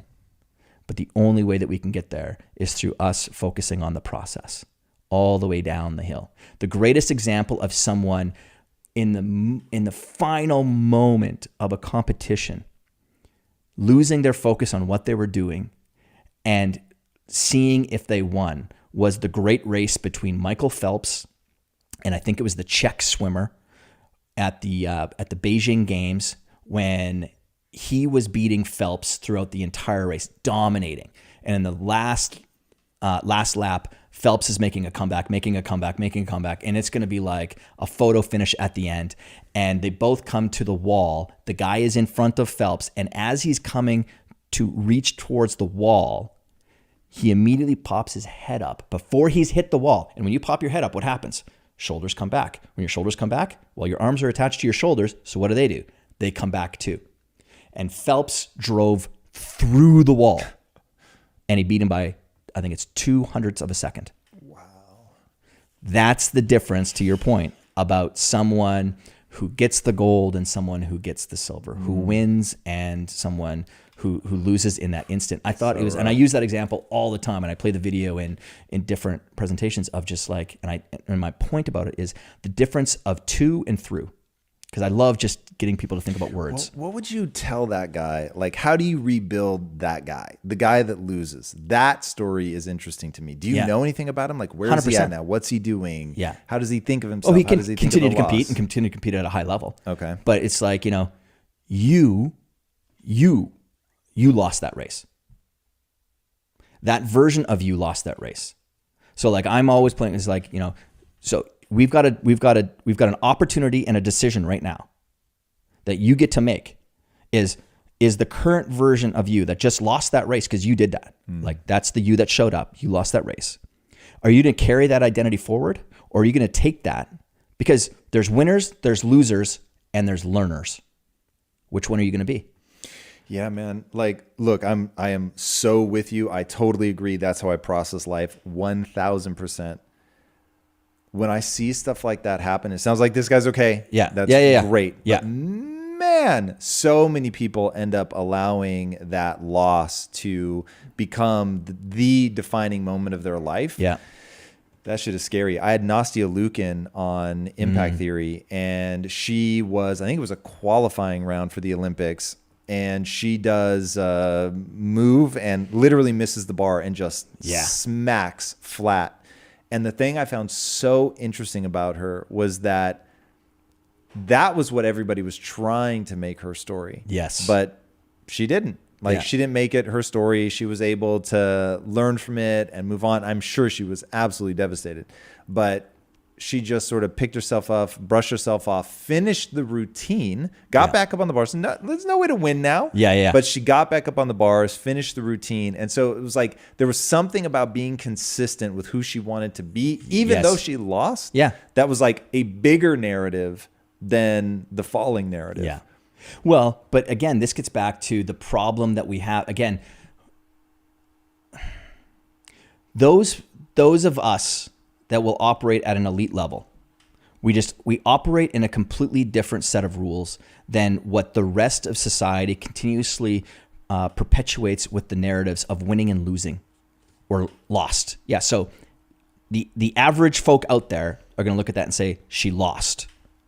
But that's not really how we process things at the elite level, because there's practice, there's process, there's next. Like, none of these things define you. If you want to allow all of the wins and losses to define you, then you're operating from an outcome oriented perspective.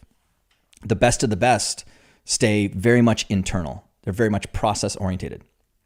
You know, Jerry Rice, great example. Like, I was at a training session with Jerry Rice when he retired, and there was young 22, 23-year-olds that were about to do the Jerry Rice famous practice. None of them lasted. He was retired and in some cases 25 years older than the other kids, and they didn't last. I've heard about his workouts being just absolutely legendary. Yeah, and his just mindset was like, you know, to everyone else, you don't have what it takes. You can't be Jerry. Was he somebody like Kobe, where it was like, I need you to understand I'm going to outwork you? Yes. That was part of his shtick? Big time. I mean, you know, if there was a knock against Jerry wasn't a team guy. He's not like a locker room guy. He's not someone that you can like laugh and joke around and have fun with. I mean, Deion Sanders talks about it quite a bit. You know, they didn't really get along when he was at the 49ers. But, you know, if you're looking at just pure excellence on the field of play, you know, Jerry put in the work. Yeah. But I want to get back to that narrative that is just pervasive, and it's so frustrating for me because I see so many people, you know, they consume media or they listen to the prognosticators on television when they're talking about sport, and just 90% of the time, that's not actually what any of the athletes are ever thinking. It's like, even what people don't get is getting to the Olympics is the win. You're not an Olympian. You're always an Olympian. When you meet someone who is at the 1972 Olympics, you refer to them as an Olympian. It's present tense always. You will always be an Olympian. Okay? And so, but in order to draw viewers' eyeballs in, you've got to create stories around, you know, Nastia Liukin's process of how she got there and the story of where she came from, or Simone Biles or Michael Phelps, or insert the name of anyone and anything. But the reality is, like, we're there to create personal best. And if your personal best is good enough to get you on the podium, amazing. But truly, the athlete who goes there with the intention of just winning the medals, their focus is on the wrong thing. And it sounds completely counterproductive to what everyone keeps on saying about how winners think. You know, like, you know, the Vince Lombardi quote of, now it just left my mind, but it's his famous quote around, you know, winning isn't everything, it's the only thing. Well, it's taken out of context. There's actually a larger quote that's there. Do you remember it? Because I would love to. Yeah, I'm failing with my while you think of it, what's interesting to me is I think it probably has more to do with your perspective going into it. So if your perspective going in is I've got a shot at the gold and you walk away in 5th place, something tells me that is going to be utterly heartbreaking. Mm-hmm. But if you think you're going to be in 9th place and you end up in 5th place, then it's going to be like, oh my God, the greatest thing. And for the rest of your life, when somebody calls you an Olympian, it's like, hey, I did great. So some of this, I think, you know, there are so many stories of triumph and so many stories of just devastating loss that are tied to the Olympics. And if I had to guess, you could do a pretty powerful expose on people who were ruined by the Olympics, just emotionally, that they never recover. And obviously it comes down to the story. It comes down to the values that they have around winning. It comes down to the messy reality of what were their parents saying? Were they pushing them from an early age? Did they accidentally allow themselves or forcefully in, you know, when you get some of these young gymnasts where a parent is saying you're only valuable if you're winning. And it becomes such an ingrained part of who you are. Like, you are destined to win. Getting a gold is why you exist. It's why you've spent 10 years training this just ungodly pace, giving up your childhood.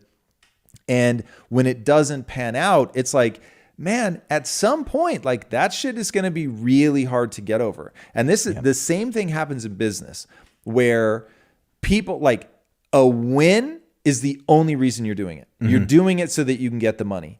And trust me, as somebody who spent almost a decade doing that, I fully understand. But the money's not guaranteed. The struggle is. And so if you aren't able to really love the struggle, to get into it, to push yourself, to have an identity that's around something other than the victory itself. Like, one thing people should check themselves against is, does the thing that I love, can it be aimed at something else, or is it the thing itself? So for instance, I was just at Tony Gonzalez's house, one of the greatest football players of all time, just inducted into the Hall of Fame. Fucking super interesting guy. Love that guy to death. Such a good dude.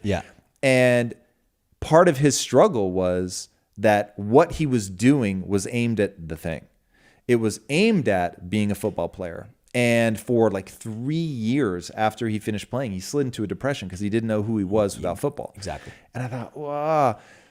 If, on the other hand, because what he actually did something very interesting. When he was in college, I think he was far more interested in basketball than he was football. But for whatever reason, something happened, and is, in his words, basketball was taken from me. I don't remember what happened, but he ends up getting into football, and he goes through this process of realizing, I can fall in love with football. I can actually fall in love with this the way that I fell in love with basketball. I can, because he said, I used to love the smell of the basketball, the way it smelled on my hands, like dribbling the ball everywhere, just like everything. I was obsessed with it. And I was like, well, that's so interesting that you could make the transition from basketball to football, and you found a way to fall in love with football. Because he said for years in football, he didn't love it. And it wasn't until he thought, wait a second, all the things that allowed me to love basketball and fall in love with it and be obsessed and all of that, I could translate that over into football.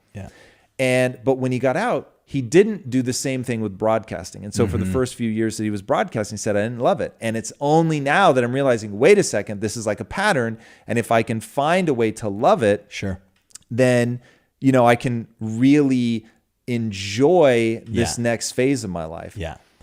But my heartbreak for people is you're never able to build a belief system, a value structure, identity that's bigger than the way it made you feel when you thought you were going to get the gold, when you thought